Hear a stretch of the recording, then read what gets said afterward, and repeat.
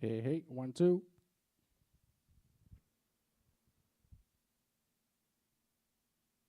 Wil je nog meer? Sinaasappelsap? Nee. Moet even daar kijken. Nee, komt inderdaad niet super hard binnen. Tsa, hey, hey, ja. Oké. 1, 2, ja.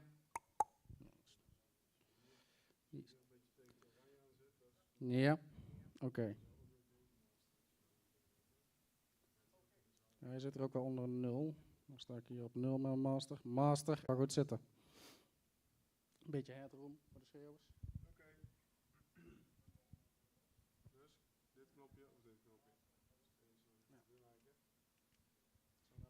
even 1 en 2 opzij?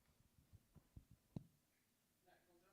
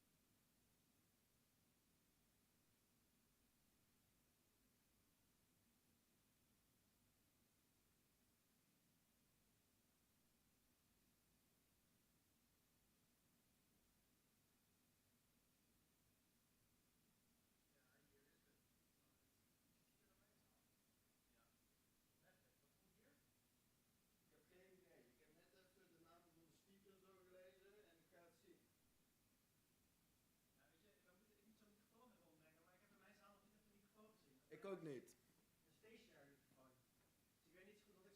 Nee, wat je meestal dus kan doen, je bent volunteer, dus je regelt gewoon ook shit. Als je geen microfoon hebt, wat de speaker meestal doet. Dus jij stelt een vraag. En ik herhaal de vraag. Herhalen. En dan... Ja, dus die volunteer zorgt gewoon, weet ik veel wat je moet doen. Maar dan moet de moderator die bijstaan wie de vraag... Ja, komt wel goed. Hier, mooi dartboard. Mooi man, dart, hè. Hoe laat begint 10 uur, toch?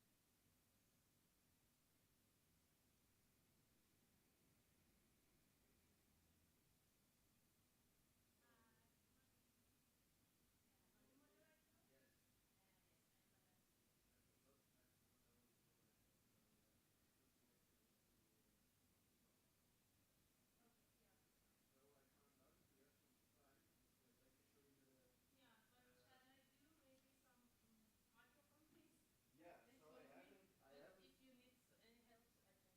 mensen hun eigen laptop gebruiken? But I have my laptop and I think... Microphone, so... Hold on.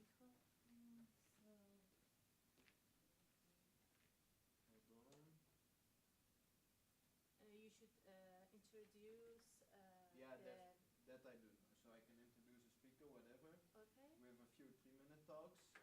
So yeah, 2-minute talks, yeah. Yeah, there I'll just skip the red and yellow card. I'll just keep it 3 minutes short. But there's some leeway in the schedule. Look, on your laptop. Yeah, I saw it last night. So we're in method, right? Yeah. So On Friday. wait, this one. Yeah. Oh, it's at 10:50 a.m. Is this the Dutch time zone? Okay. Yeah. Hold on. Those talks, see, there is some time up until the break. See, like 11 or something.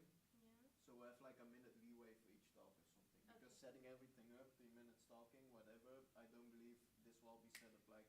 Yeah. And then with a question. So a minute of leeway for each talk. Like we'll cut it off at the end.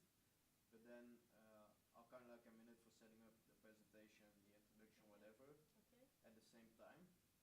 And I've read through those talks. I've prepared some questions for them quickly, just now. Okay. But they're quite specialized, you know. Okay. So I'll just ask generic questions such as where do you want to be in 5 years, you know what I mean? You should ask. if nobody asks a question, Okay, I okay. will If just the, break if the nobody, ice. Yeah, okay. I will just break the ice. Direct, okay, good. And those talks, speed is of the essence. So Okay.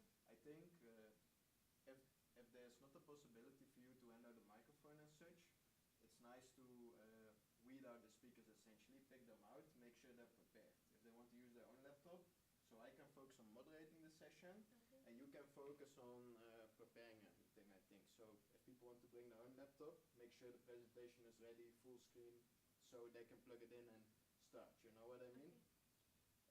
I think that would be, wait, let's find if there's a microphone. Yes. And then once the speakers come in or whatever, if they're identified as a speaker, then we'll put them in a position so we can set them up quickly. You know what I mean? So we have two There's a mic. speaker, three person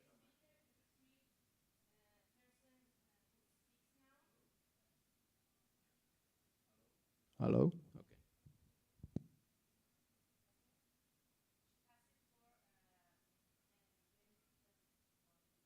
And if that doesn't happen, I'll just ask a generic question. For the 10-minute talk, so you just hurry up and get out. Hey. Hello. How are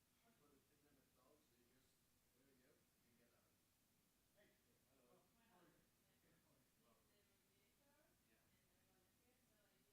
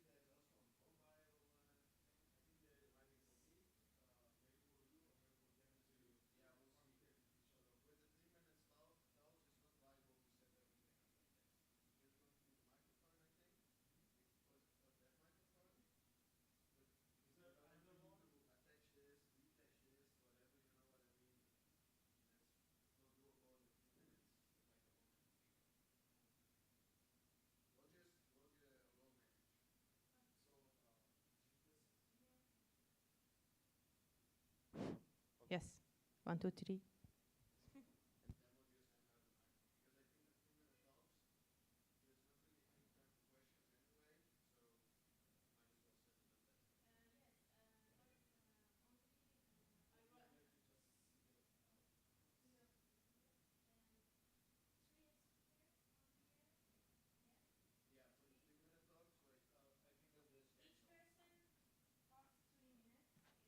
Yeah, talk and questions is 3 minutes. If it takes too long, I'll shut it off. Okay, Wait, that's okay. what I would like to verify is if there are PDF files on the. Yeah, and There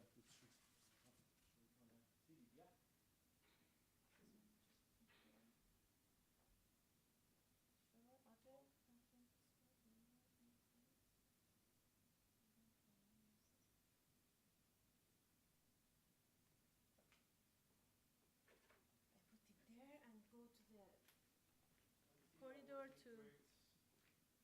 This port, your system, AV, it's okay, it's HDMI, It starts at 10:50. and this one is this one? Yeah, I'm just waiting for the speakers. This for audio, that's fine, okay.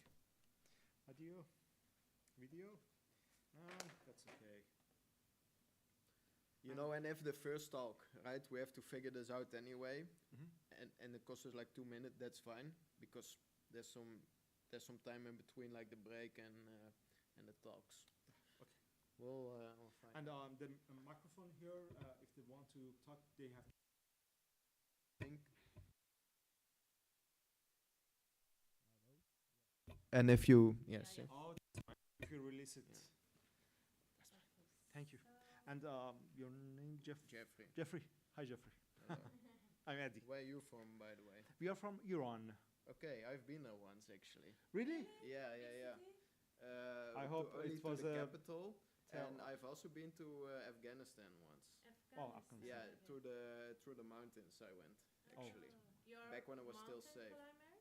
No, but we had like a guide, and they just took us around, like before the bad stuff happened. So we couldn't go to some parts of the country. Yeah. Oh, yeah. I don't even know what it was named because it was also complex, and we went to the mountains But essentially. I have to say, we don't know Okay. Afghanistan very much. and then the smaller villages, you know what I mean? So Yeah. I've been there. I think people really underestimate those countries because there's actually a lot of greenery, you know what I mean? Yeah. It's not just Yeah. a desert, because when you think of those countries, you Yeah. know, from back in the books or whatever, you think it's just a desert. Yes, Desert. on movies even Yeah. you see Yes, them. but yes, in Iran, in the north of Iran, the nature is really similar to here. Yeah, we took a train actually through some parts of Iran. Oh, When you I'm on did a that, trip, yeah. I completely don't pay attention to where I'm at. I'm just existing in the moment, kind of. Maybe if you ever go again, we can help you with a very nice cities like Yazd, Shiraz. They are very old and beautiful cities. But Tehran, capital, is no good. Yeah. At the moment, I don't know. You know, I always tend to stay away from all the politics and just exist, you know, Yeah. because, I think there's a way to survive in Iran as well, you know what I mean? But, like, yeah, most people, you know, I would say, describe as a silent majority, you know, they're just living, they're trying to survive, essentially, Yes. everywhere. Yes. In the Netherlands as well, you know, they don't have time for politics, you know, whatever. They're trying to survive. And when you're there, you know, you can always see that, you know, they're just trying to get on with life and Yeah. whatever. But I think at the moment, from what I've seen in the news and stuff, yeah, it's not good at the moment. Yeah. As for Yes. Afghanistan as well. Afghanistan Yeah. as well, Iran as well. Yeah. So just at morning, I told my wife that Dutch people, they must Thanks God, because thanks they God live in a heaven. in heaven. You Yeah. know, this country, I think, because I saw some Dutch people that say, we have always rain, the weather is cold, and I said, hey, here is heaven. If you go there in Iran, you will see that their could be, the worst place. I think most people don't understand how good they have it, right? That's maybe the right way to phrase it. And from what I've seen, especially, I don't like to call them those countries, but this area is that there's no fairness. You know what I mean? Yeah, like, yeah. Like a wall, barrier. Yeah, it's like I would call Western Europe essentially as a high trust society. Yes. Here you can, except from the usual suspects as I call them, I can just leave my bike outside in most parts of Germany, the Netherlands, whatever, and I can, keep it unlocked and nobody would steal it. You know what I mean? Yes. Like, for example, this as an effect of high trust society, or I get a guy to fix up something in my house, and I can go outside and leave go the house outside and just give my keys of the house, and I know he wouldn't take anything because in my opinion, we live in a high trust society. Lately, this is being tested by a few things, but from what I've noticed in those countries, especially, is there's no such establishment as high trust society as I. If you forgot to lock your car, Yeah. You can't expect that if you come back to your car is there, Yeah, it's not people's fault, I think, because the tough Maybe economy. situation, Yeah, exactly. Yes, they don't have enough income, Yeah. suitable jobs, so. And the government doesn't want that people culture to go in higher, Yeah. So You you're will kind of stuck. Yeah. Yeah. You can They see keep that. them poor And with the low uneducated culture. probably as Exactly. well. Yeah. When you educate people, their Yeah. knowledge is higher, they know how to interact, and everything's better. But when they have low educated people, you can expect everything from them, like stealing, like Yeah. bad behavior, or everything that you can expect. Yeah. But the point is I wouldn't call high or low education like university related necessarily, but more like Cultural. well, not only, but also the way you're raised, essentially, like good parenthood. You know what I mean? You Exactly, don't yes. have to be book smart in order to be educated well, essentially, right? Good And point. I think, Good point. yeah, like I said, this high trust society in Western Europe is really nice, but for many people, right, it's quite hard to adjust because suddenly you can trust people. You know what I mean? And then one time it turns out you couldn't trust that person, but then do you never trust someone again? You know what I mean? Yes. Many people call it naive. I just call it high trust society. Because it's nice to be able to trust people for mundane tasks and mundane things in everyday life. You know what I mean? So you don't have to question everything, look behind your back all the time. I've traveled a bit of the world, and that I've noticed, and I'm happy I live in the Netherlands. So this is to people from Iran think this is quite weird. So my grandpa is from Israel, right?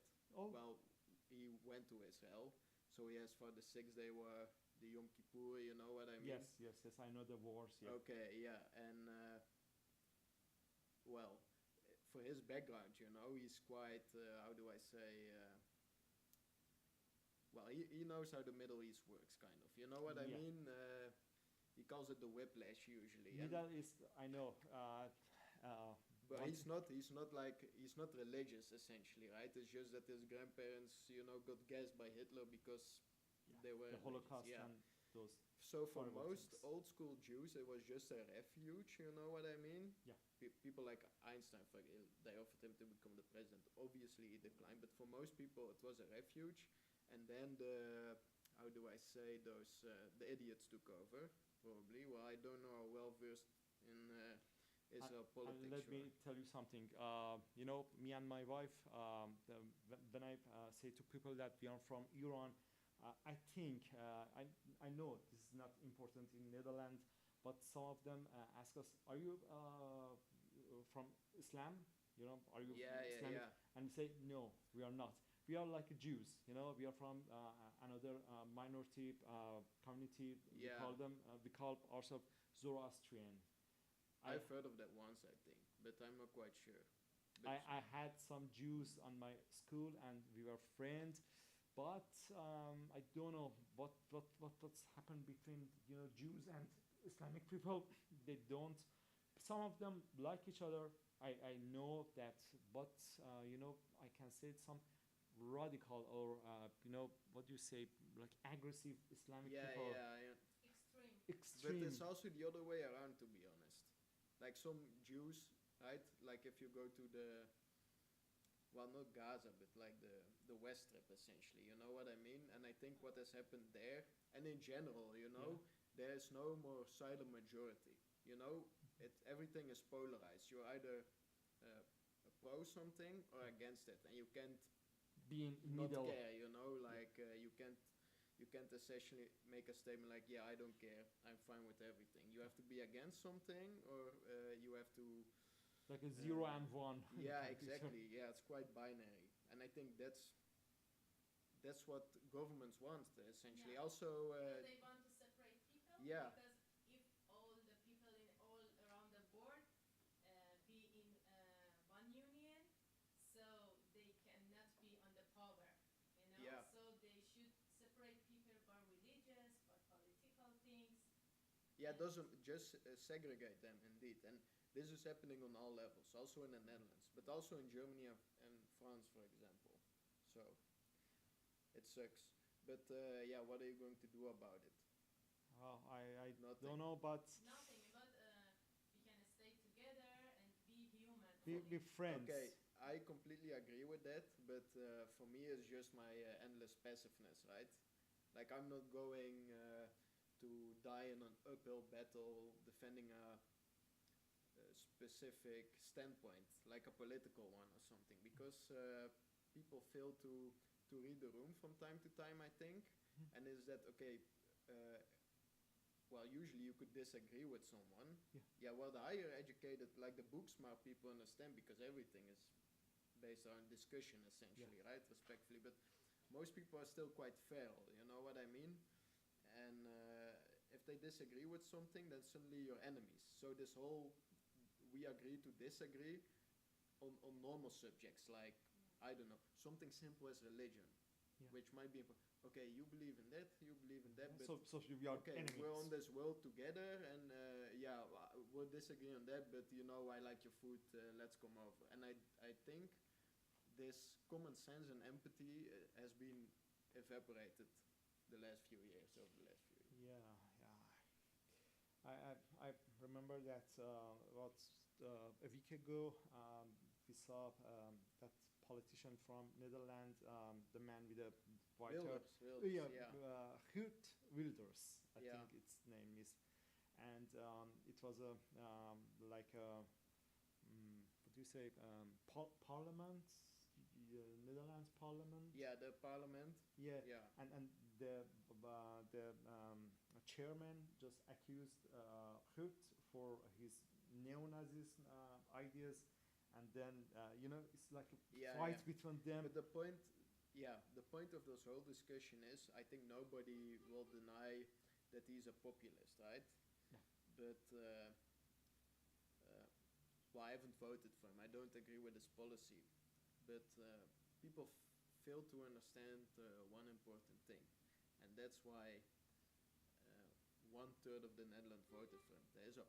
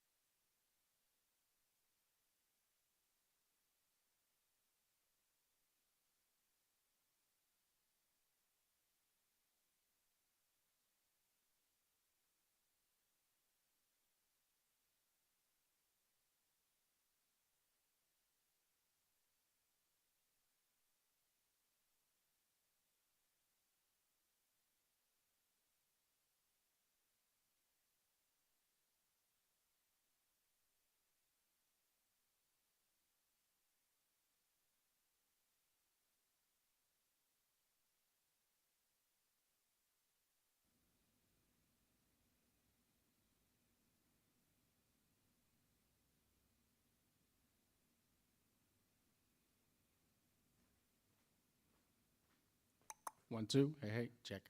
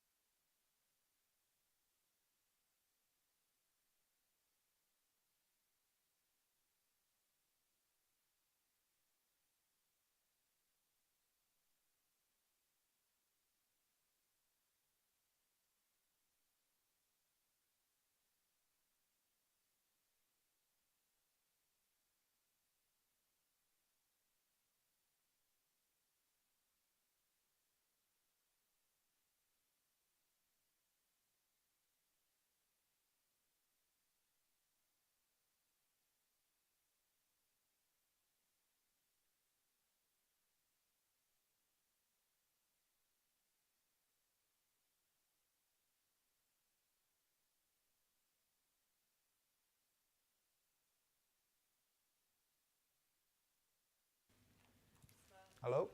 Ja. Ich war beim Elternabend in der Schule und da war es auch so die ersten 2 Reihen alle frei. Komplett leer. Yeah, it's 10:50. Oh. Sorry.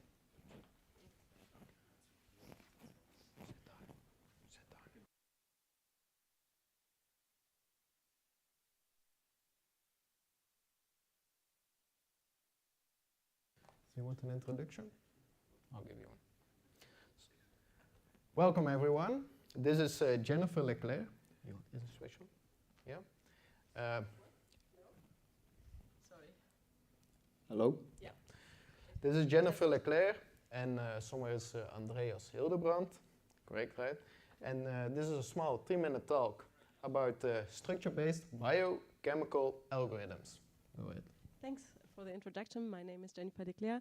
I'm a PhD student at the Scientific Computing and Bioinformatics group in Mainz, and today I would like to give you the Julia experience we had in our teaching course, Structure-Based Bioinformatics with Biochemical Algorithms JL. So, what is structure-based bioinformatics? Structure-based bioinformatics deals with 3-dimensional structures of protein or nucleic acids and tries to manipulate or modify these structures. For example, here you can see the structure of a main protease from the coronavirus. What is the challenge in this course? So we have very complicated algorithmics for molecular force fields, MD simulations, structure minimizations, and so on. And our students are coming from a heterogeneous background. They are either life science students or computer scientists. And typically they have math and physics skills at a very undergraduate level. So they have less than 1 year of programming experience and most of the time only in Python. So what are we doing with them? We are giving this course now for many years. And the course used to be working with our library BALL, Biochemical Algorithms Library, and it was it's a C++ framework developed in 1996 with a CMake build system, and even setting up this feels like a highly non-trivial task for the students, and writing your own applications is always a little bit cumbersome. And now the third thing is to apply to have a third-party library integration, which is really complicated. So the new thing is we wanted to introduce today is Biochemical Algorithms JL. So we switched to Julia and rewrote the library. Setting up now is a trivial task, and once the package is registered, this even boils down to a smaller piece of code. Writing your own applications feels now hassle-free, and dependencies can be added on the fly. Just to give you an example, what we are giving our students regularly, we want to count the contacts between 2 atom containers, and a contact is in the distance between 2 C-alpha atoms. So this is the C++ code, this is the Julia code. It's concise, it's precise, it's short, and everything feels very intuitive. The conclusion, students focus on the actual topic, then algorithms in structure-based bioinformatics. So with biochemical algorithms. And if you're now interested in biochemical algorithms, I have a main talk which starts soon in 101. Thank you for your attention. Time's up. Great. There's no more time for questions, so we have to quickly get on to the next talk. Thanks a lot for your presentation. It was clear to me. If you have discussion, questions, please take it outside of the room.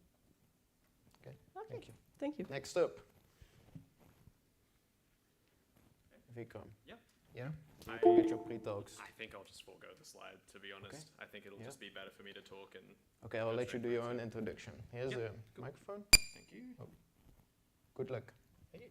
Hi everyone, my name is Vikram, and I've just recently finished my undergraduate degree. I completed an honors thesis or a minor thesis, and I did it entirely in Julia. Normally, a minor thesis is a lot of work when you're also learning a new programming language, but with Julia, I had a lot of fun in the process, and I just wanted to talk about it with all of you for a little bit. So my thesis was on discrimination in machine learning in a wide range of issues like the law enforcement, social services, And with discrimination, there are a lot of features that machine learning algorithms can use, like gender, age, ethnicity, sexuality, which are quite obvious tells for discrimination. What is less obvious, though, is that there are some features that seem neutral on the surface, but can actually model similar distributions to age, gender, these protected characteristics. So during my thesis, I created an algorithm to combat this phenomenon known as proxy discrimination. And to do that, I used a very well-known talk in Julia communities, I've heard, generalized low-rank models, or GLRMs. So that's how I first came across Julia. The creators behind GLRMs had a really great paper, and they also had a really excellent Julia code base. And I decided if I wanted to extend their work, it would be better off for me to learn Julia and just keep going from there. Now, a major part of my work was trying to write a loss function that adequately removed proxy discrimination while being fast, so it could handle large data sets. And this was a really big challenge in my work. I had to manage speed and I had to manage efficacy at the same time. Fortunately, Julia helped me achieve that goal in a very tight deadline as well, 1 year for a minor thesis. There are a wide range of reasons that was the case. First of all, Julia was high level and really easy to understand coming from Python. That was great. I used the REPL a lot for debugging, testing, all kinds of things to verify my code. But where Julia really shone was I had the opportunity to use GPUs really easily through CUDA.jl. In particular, I used CUDA arrays in place of regular arrays, and that gave me massive speed-ups in my code. Also, the benchmarking tools were incredibly intuitive, and I could find bottlenecks in my code really quickly and speed them up using CUDA.jl. And finally, the most important thing was the Julia community, actually. I had lecturers giving me one-on-one lectures. 10 seconds. I'll just mention the main challenges then, and then we'll get done. First thing, very few libraries for fair machine learning in Julia. I had to write a lot of them from scratch, particularly difficult with CUDA as well, that's adding it to that. But I really enjoyed using Julia, so thanks very much for listening to my experience, everyone. Cheers. Thank you. Thank you. I am missing the last speaker for the 3-minute talks, Romeo Valentin. Oh. I'm missing the last speaker. No? We get 1.5 extra minutes. If you would like. Yeah.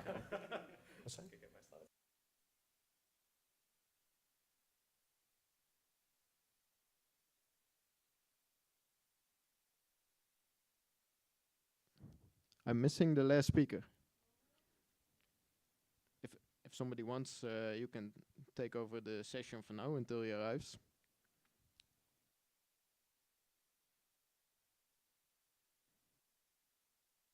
Can you head out and check if he's lost or something?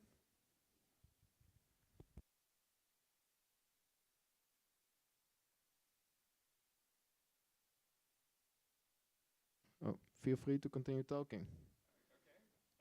Yeah, until he arrives, and then I'll just cut you off immediately. Yeah, that's fine. Yeah. Okay. Thanks. Hi, everyone, again. Good to see you. So I just thought I'd maybe talk about, I skipped over the real benefits, and this is JuliaCon, so I want to talk about how great Julia is, obviously. So yeah, CUDA was great. Benchmarking suite was excellent. I didn't talk much about the community, but I had some lecturers at my home university who just gave me one-on-one lectures because they were so passionate about Julia, about everything from distributed programming, parallel programming, things I'd never encountered before, being a machine learning major who couldn't fix a light bulb. So it was really lovely. The challenges were I had a lot of issues writing fair machine learning algorithms myself in Julia, often translating directly from Python because it didn't exist in Julia and it certainly wasn't tailored to GPUs. I also had some issues with actual compatibility of Julia libraries themselves. One of the really interesting ones I ran into was I was trying to do matrix inversion on a CUDA matrix and struggled with that because some subroutine in matrix inversion wanted 64-bit floating point numbers. CUDA arrays really like 32-bit floating point numbers. So a lot of things that were the result of a new language, but can be fixed quite easily. Yeah, that was really all I wanted to say. I'd choose Julia over Python every single time for my thesis because of the speed, the ease of use for GPUs, and also the benchmarking suite were all fantastic. And I really look forward to having more discussions on fair machine learning libraries in Julia, making that a bigger thing here and contributing to that in the future. So if anything I talked about interested you, feel free to come chat with me. I could chat forever about this, as you can see. So yeah, thanks very much, everyone. Appreciate it. Thank you. Thanks.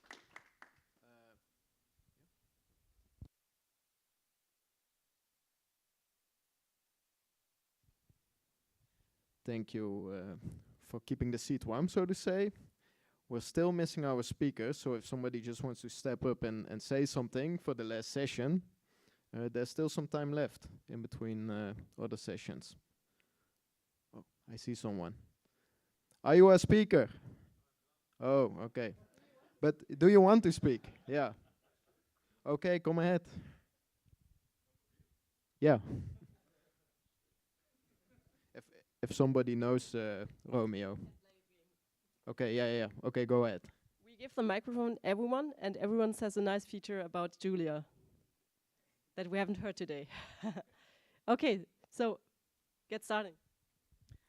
You can write intuitive code that's still fast. You can write code that looks like equations. The code native macro that shows you immediately the machine code. I can use it to use other languages and to slow how much is better.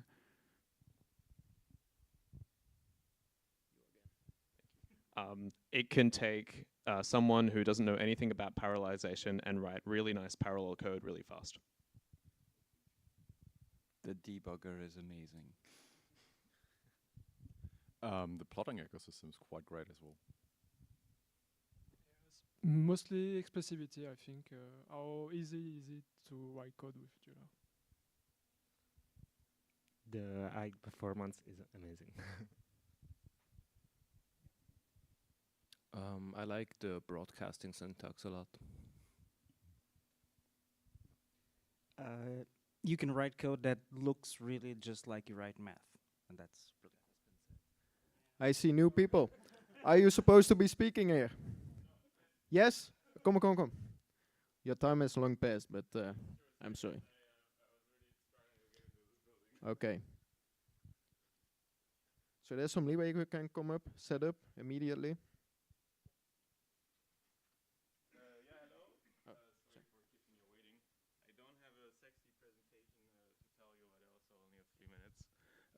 All right.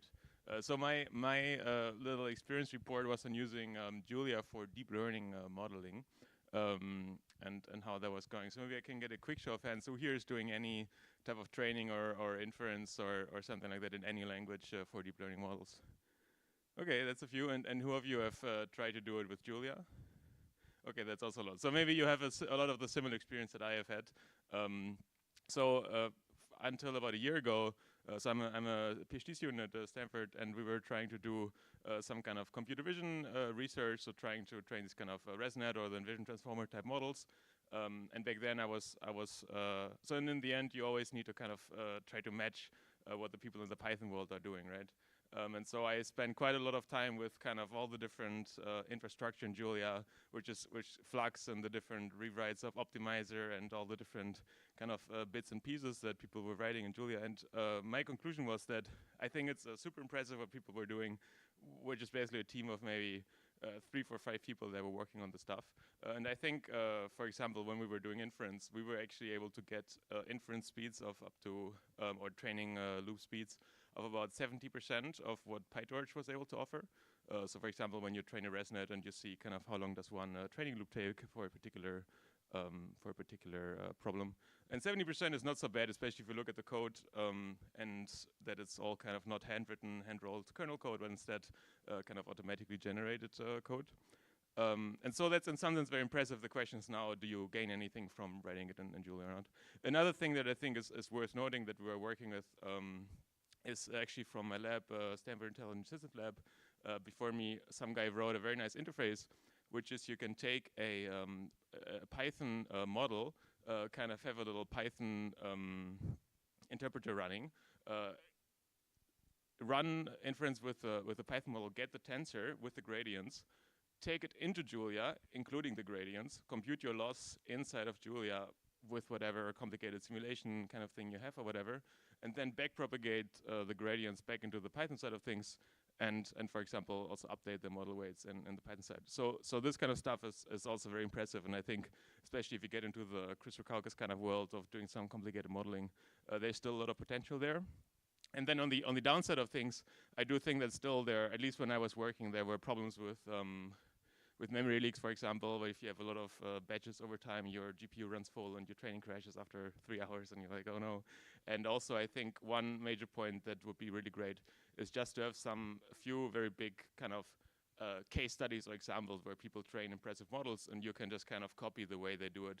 Because at least when I was working on it, there was just a lot of, you had to kind of figure out all the little different bits and pieces on how to set up a training pipeline. Thank you. And so I think there's going to be a training Llama 2 LLM in Julia, this JuliaCon. And so I hope this is going to be one of the kind of examples that you can get inspired by and kind of copy how they do it. Yeah, thank you. And you're happy to talk to me after the talk. Thanks. Thank you a lot.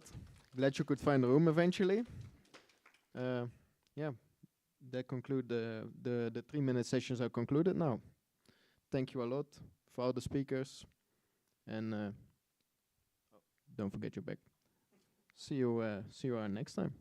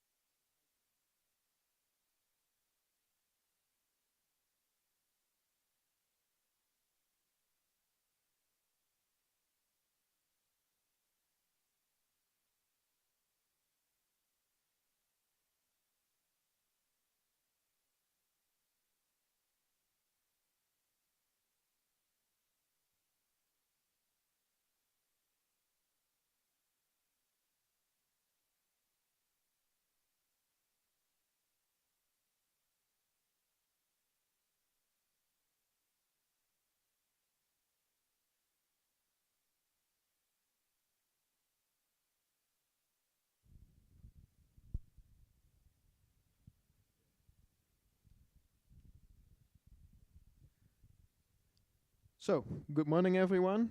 This presentation will be given by Bart de Klerk about a very interesting subject in the max entropy graphs, a library, if I'm correct. And Bart has an engineering background, and nowadays I focus on network science and AI applications for intelligence. Good luck. Hi. Oh, that's a bit strong maybe. Morning, everybody. So indeed, I'm Bart. I'm from Belgium, Brussels. I have 2 affiliations currently, so I'm wrapping up my PhD at Ghent University in Belgium.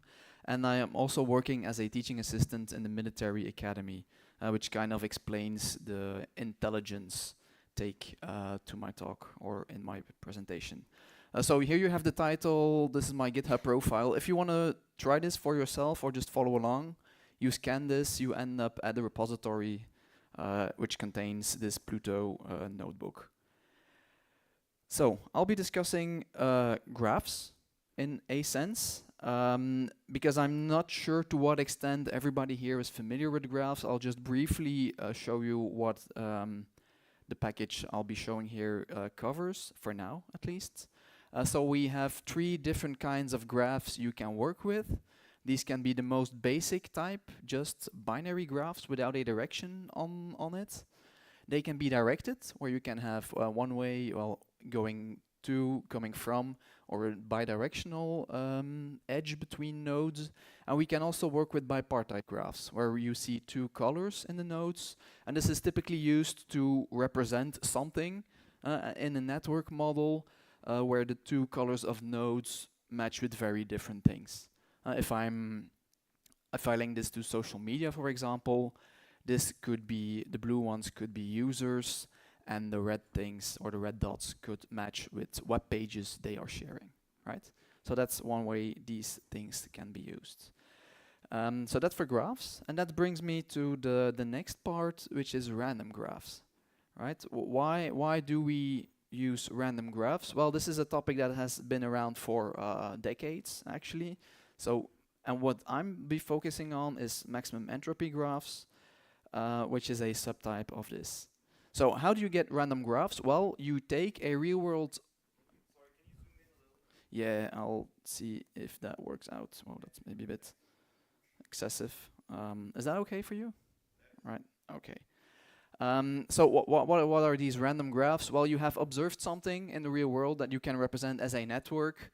You impose some constraints on this, and typically what you often see is you fix the degree sequence of each node, because you can only observe parts of your graph, and then you shuffle this around in a way or another, right? And all of these possible options you have of shuffling your graph around eventually leads to probability distribution, so the sum of all your graphs and their probability should add up to 1. There are 2, and these are very conceptually different approaches onto doing this. So if you have your graph and its constraints, you can either impose them as hard constraints, meaning that every graph in the ensemble you will generate will match the specific constraints, or you can impose them on average, which is this representation here. And this is also the framework that is being done or used in the setting of maximum entropy graphs. Well, why might you want to do this? Well, for example, if you make a measurement error because you observed something but not everything, well, if you're one measure off, the soft constraints still allow for other less strict adherence to the constraints you imposed. So that kind of works out. So what is this maximum entropy principle? Well, this exists, well, in general in information theory, and you can also apply these to ensembles of graphs. So basically the problem you want to solve is you want to maximize the entropy of your ensemble subject to a set of constraints. So up to now I have not specified what these constraints should be. I just gave you an example of degrees that you impose for each node. And that's basically a very generic framework you can use for graph randomization. And then depending on the type of constraint you will impose, well, you will come to a different model. You will have some likelihood maximizing parameters you need to determine. And if you know these, well, then you can start doing some prediction or some inference. So if you know these parameters, we can generate our ensemble. And then we can compute, and that's where things become relevant for us. You can compute either for a metric x on your graph or on your ensemble. You can compute its expected value, the variance, but you can also start doing sampling on an ensemble. And oftentimes sampling is also a very useful thing that we want to do. So why use this? I think that's maybe most interesting question to ask. This has been used in many, many domains. Has been around in biology. If you want to look at food webs, for example, how different species interact, do we see some patterns that occur there that can explain for some structures in the way species interact with one another?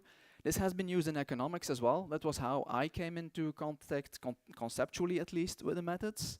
If you look at the exchanges between banks over time, like I think it was even the Dutch interbanking network, if you see how that evolves over time, following these approach. There were 3 years preceding the 28 financial crisis, there were actually indicators in the global system that something was off, right? Obviously this was done a posteriori, but nevertheless, still an interesting observation. What else? Well, and this is the way I use it mostly in my day-to-day research, is validated projections of a bipartite graph. We'll get to that later on, but basically what this allows you to do is to take a very large graph and filter out and only keep the interactions that are actually relevant for you or the thing you are studying. Okay. So, architecture-wise, doesn't this already exist? Well, yes, it does. However, the M word was mentioned during one of the main topics. So obviously here you have the license being a big issue. This is not open and free to use for everybody. And what is available to do these types of analyses? Well, documentation is often lacking. And as I mentioned, you will often use these to generate random graphs. So you will need to sample from an ensemble. And then the way you obtain the sample, that varies between approaches. If you do it here with MATLAB with available tools, you get an adjacency matrix. Okay, fine. It can definitely be used to represent the graph. If you do it in Python, well, you will get an edge list as a txt file. And whereas if you use it in Julia, you get out of the box, you will just get a graph, which is great. Also, the day-to-day analysis capabilities, both here and here to some extent, is an issue. For those of you who are working with Python, I think you can very much adhere to this meme in the middle.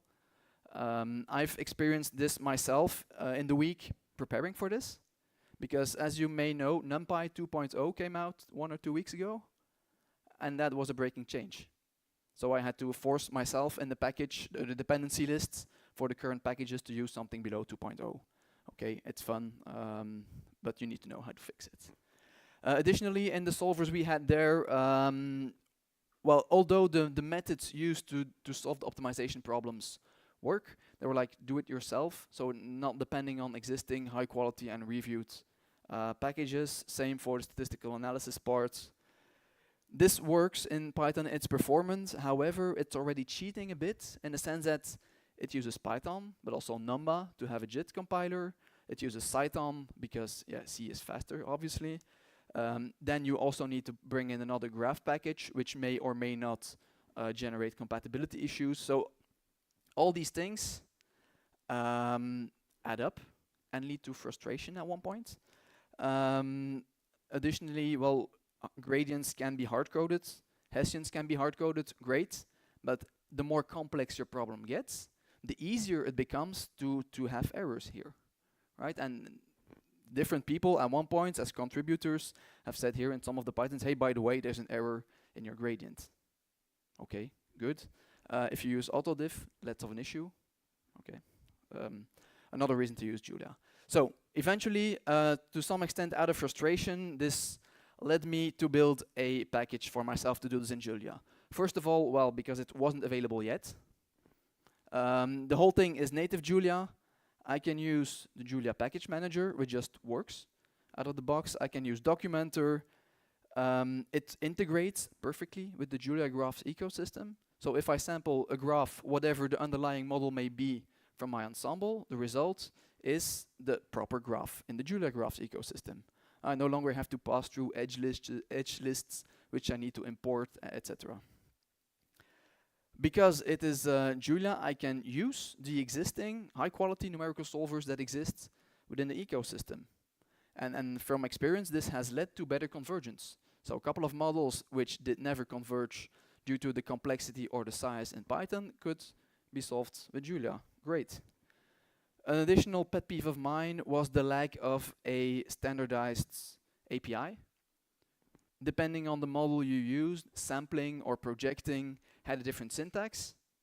Frustrating. So kind of smoothen that out and just standardized API.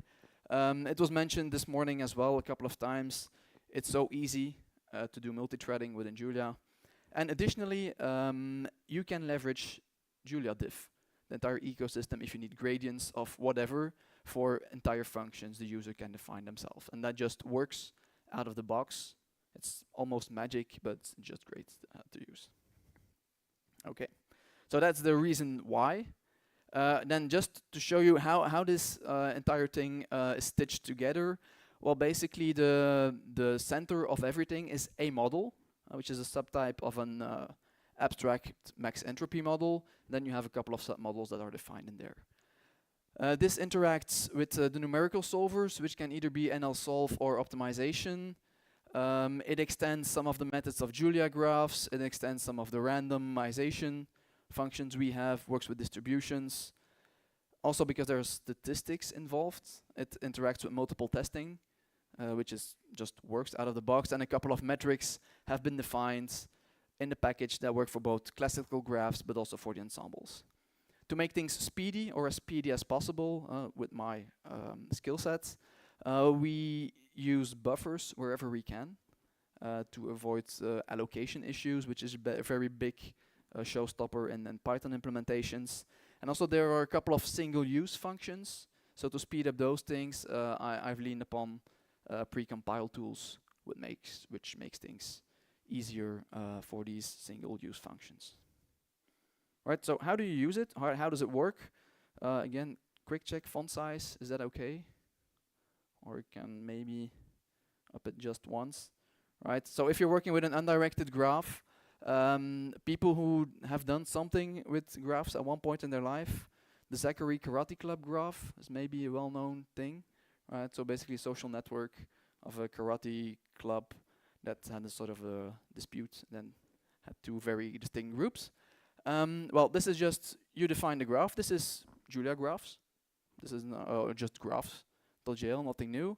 You can generate a model from this. So the UBCM, that's just one of the different models that exists within the package. You can solve the model to obtain the likelihood maximizing parameters. And then you can just generate a random sample, in this case of 1,000 graphs following this specific model. All right, so you saw the time. The first one was 4 seconds. This just takes me 11 milliseconds to generate this. So that's nice. To keep things light, because these are all small, if you go at larger scale, there's one downside, I'd say, of using these models, is that the adjacency matrix of any of these models just gives you a probability of a connection. So by default, it is dense. Right, so there's very little gains you can make by making it sparse. And so by default, these are not computed. However, you can ask to compute the expected adjacency matrix. You can compute the variance of each element in your adjacency matrix. And then once you have those, well, you can actually start building or doing some statistical tests. Like for example, you want to check if there is a degree assortativity in your graph. What does this mean? Well, do nodes with a high degree tend to connect with other nodes with a high degree? And one way of quantifying this is a metric called the average nearest neighbor degree. It's literally, its description is in its name. So you can compute the degree for each node. You can see what was observed in your graph. So this will be my reference value. And then I can also compute this metric for my entire sample.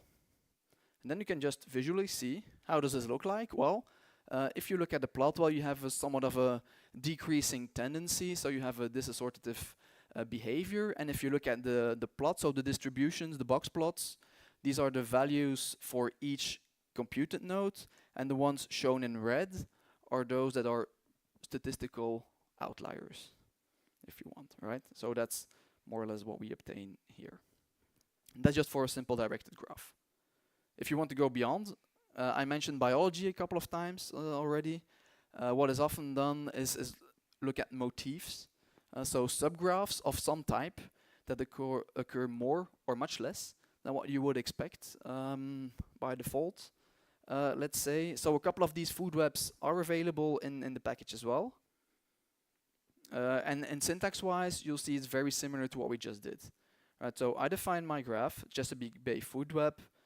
I define my model. This time it's a directed model because the edges go both ways. I solve it, I generate a sample, and then from this specific sample I can see, well, is it a anomaly or not? If need be, well, again, you can compute the expected adjacency matrices and their variance. And now, how do I need to, can I do my statistical analyses? Well, I pick a metric function. So here it's just called x to be very generic. I can get my estimate either from the ensemble directly, or I can compute it from the sample as well. Right, you see I have the distinction between x hat e, so this is computed on the ensemble, or I get an estimate from my sample of 1,000 graphs. And this again leads me to do a statistical analysis, and here nothing seems out of order, let's say. All right. Final thing, or final approach, is bipartite graphs.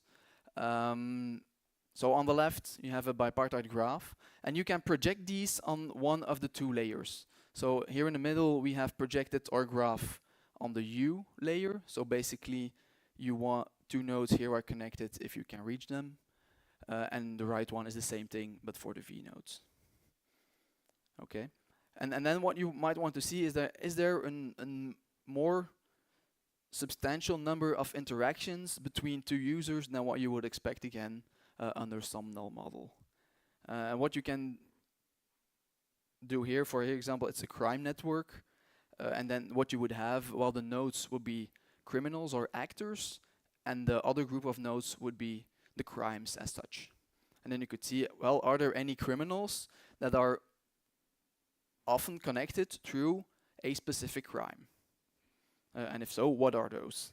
Well, again, you can define a bipartite network from this. This can be projected, so this is implemented by default as well. If you want to do this projection, this works for a bipartite network by default. Again, standardized syntax. I want to generate a new model, solve the model, and I can also get my filtered network. So again, this is the same syntax again. This just takes the original graph and this projects the model. So here, my statistical validation is already included.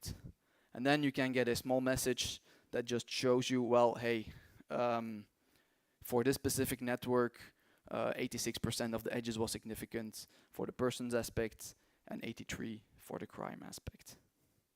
All right, so that's just a quick overview of the functionalities. And then I also have a quick word on performance.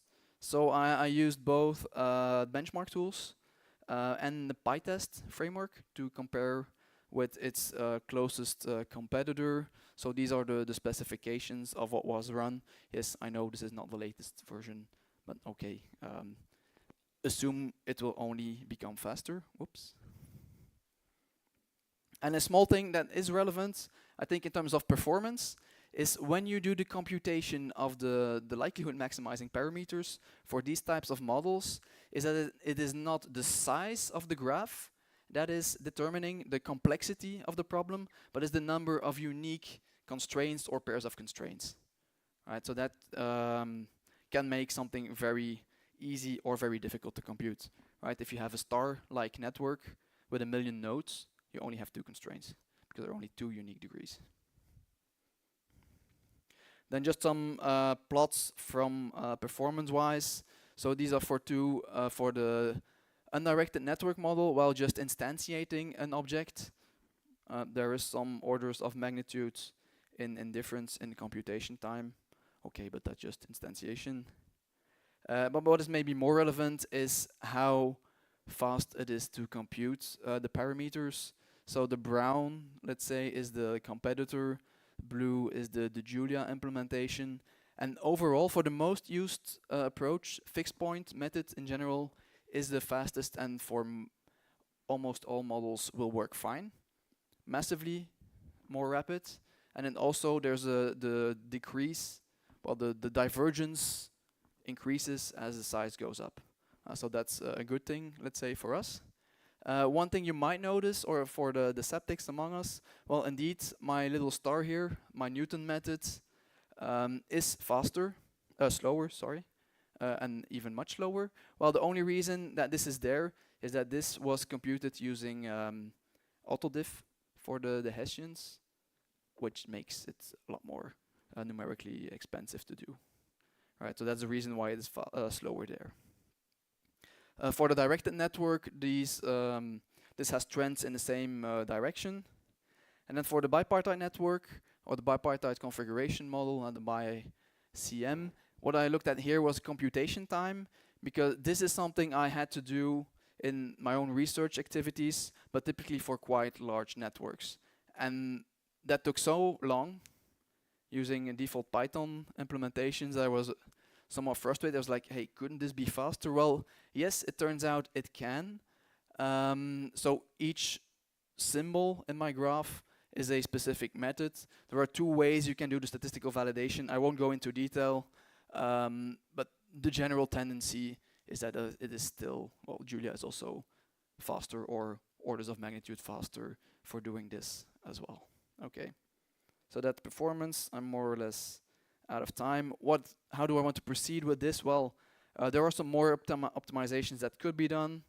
I would like to add more maximum entropy models in general, because it's a very broad family of domains that also work for like hypergraphs and multi-layer graphs and so forth.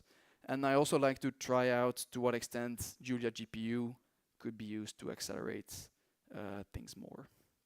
Right, and if you have any tips or suggestions, please reach out. Also, the GitHub for the project is available. There is a documentation that shows you how it works, how to install. So if you have any questions on that, feel free to reach out.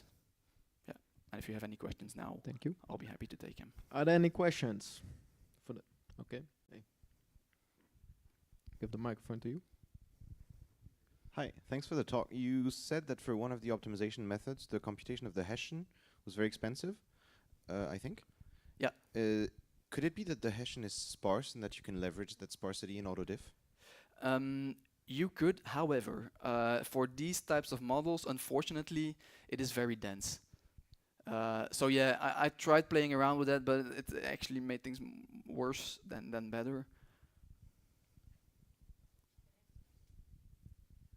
Are there any other questions? No hands? 7 minutes left. Thank you. Yeah, stupid question maybe, but I don't fully understand what happens when you take the Karate Club graph, for example. What does it do when you call solve? How does it get statistical information from that, or is it already in the source data? No, just by calling solve, what you obtain are the parameters that define the ensemble of your random networks having that constraints matching your original network.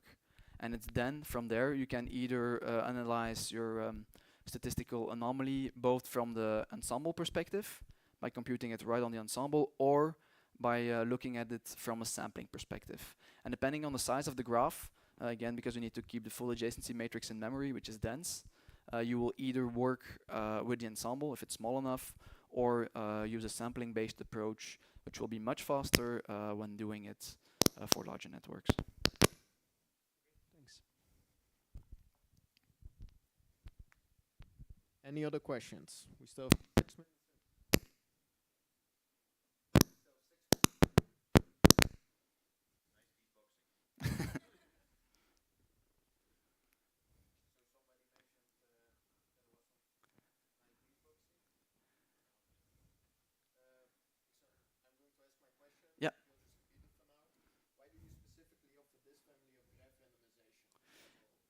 Yeah, so the question is why do we consider specifically this family of graph randomization? Well, it is true that there are a lot of randomization algorithms and approaches that exists. There are multiple reasons. This works quite well at scale, which was the issue we were trying to tackle at the time, because social networks, when studying those, they unfortunately tend to be very large. And so using something like ergom from R, for example, is not really suited to run this at scale. Additionally, they also allow for errors, and because you don't strictly impose the constraints, you can just look at a distribution, and for everything that's based on a real-world observation, well, it's my belief it's always better to allow for some natural variability instead of just imposing hard constraints. But it could also be like in biology, or for if you have some underlying reason, it could very well be that you need another randomization model. But for now, there are not so many available in Julia, in the Julia Graphs ecosystem. So there's also some room for work or collaboration there as well, I think. Okay, thank you very much. Thank you for your presentation and time. So have a bit of time left, but I think a round of applause will be in order. Thank you.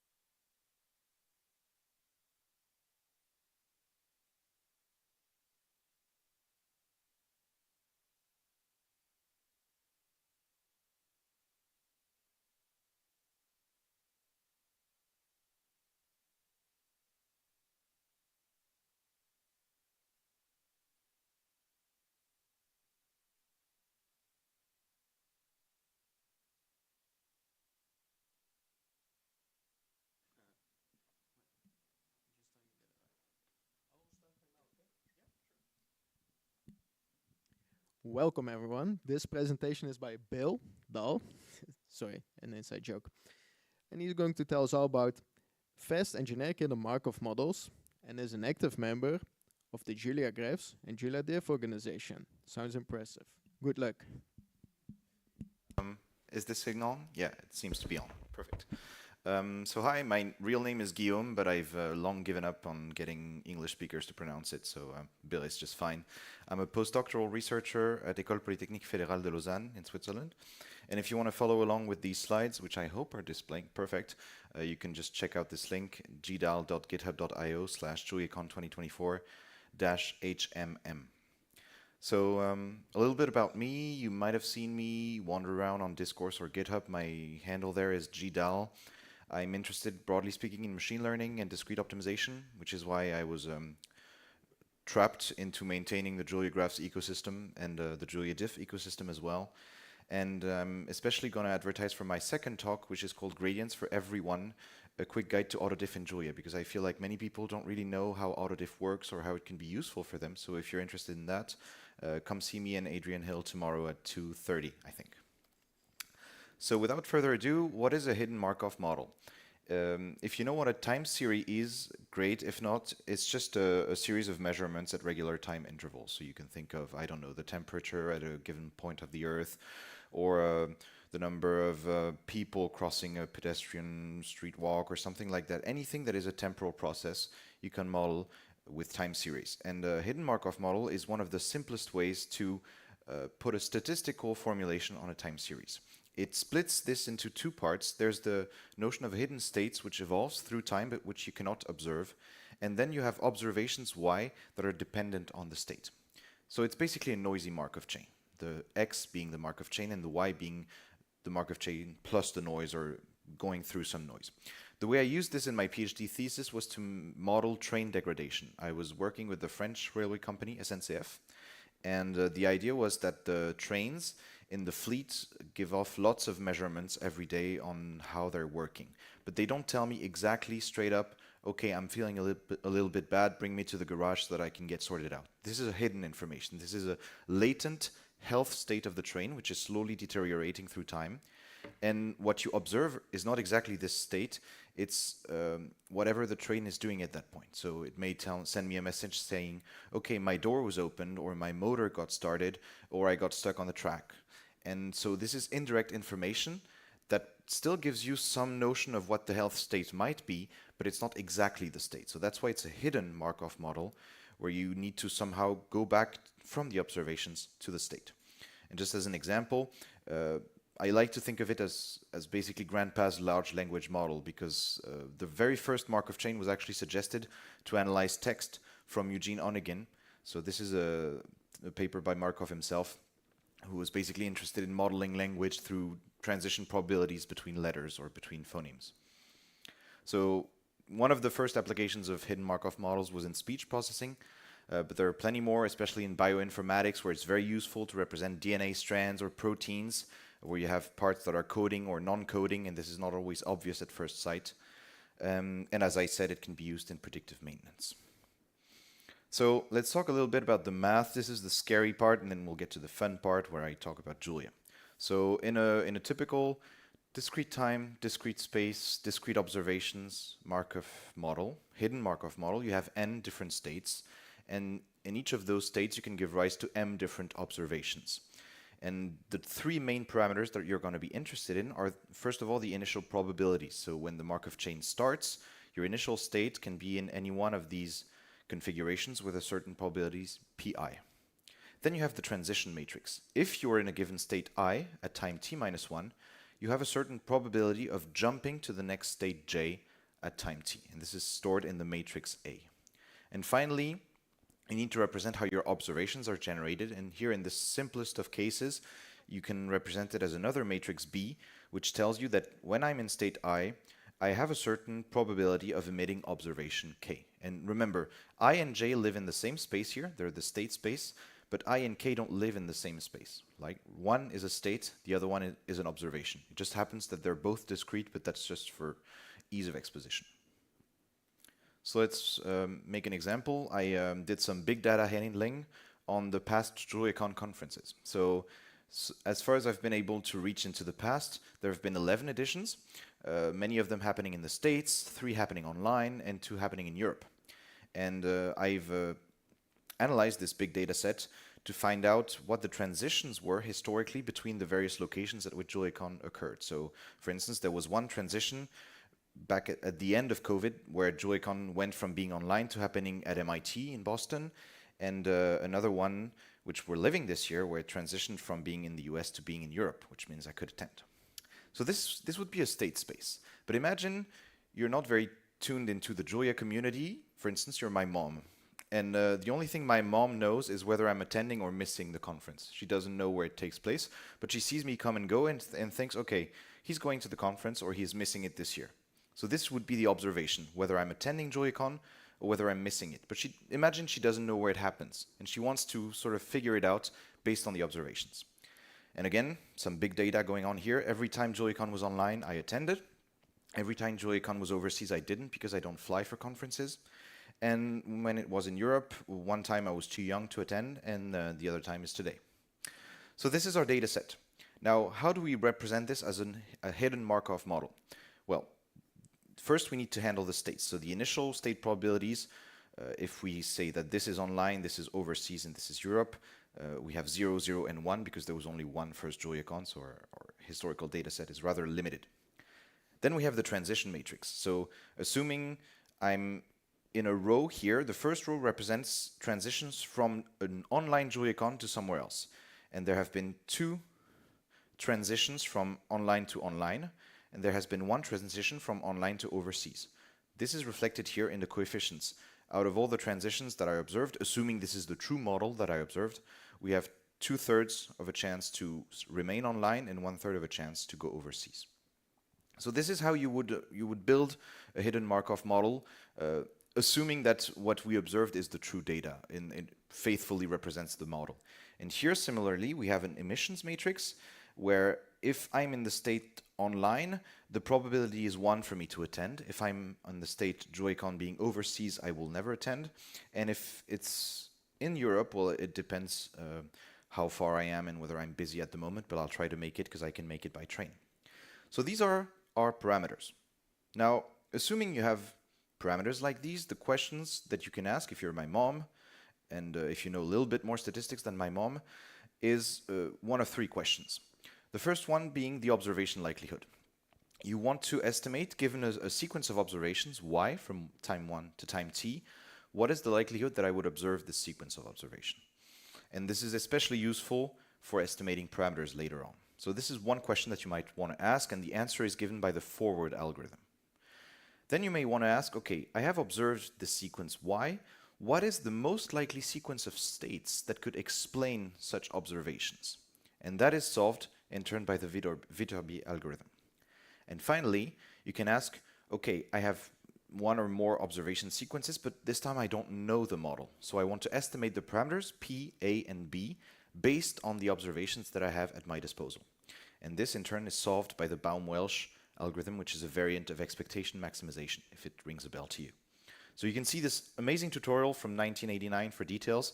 Here I'm mostly going to focus on what it looks like in practice and how you can use it for your own applications. So let's talk about how I implemented these in Julia, and then we'll talk about why I implemented these in Julia. So my package is called hiddenmarkovmodels.jl. You can find it on GitHub. It's registered. You can just install it very easily. Here I'm demonstrating how it works using observations that are generated by distributions.jl. So here you're going to recognize my faithful JuliaCon attendance dataset, where I just reproduced the initial vector of probabilities, the transition matrix between states, and the emissions matrix, which links states to observations. There's a slight tweak here because from this emissions matrix, what my model actually eats as an input is a vector of distributions. So it's not enough to give it probabilities. I have to turn each row of the matrix B into a categorical distribution telling me that when I'm in this specific state, I have this and that probability to attend or not attend. So initialization, transition matrix, observation distributions, that's all you need to build a hidden Markov model.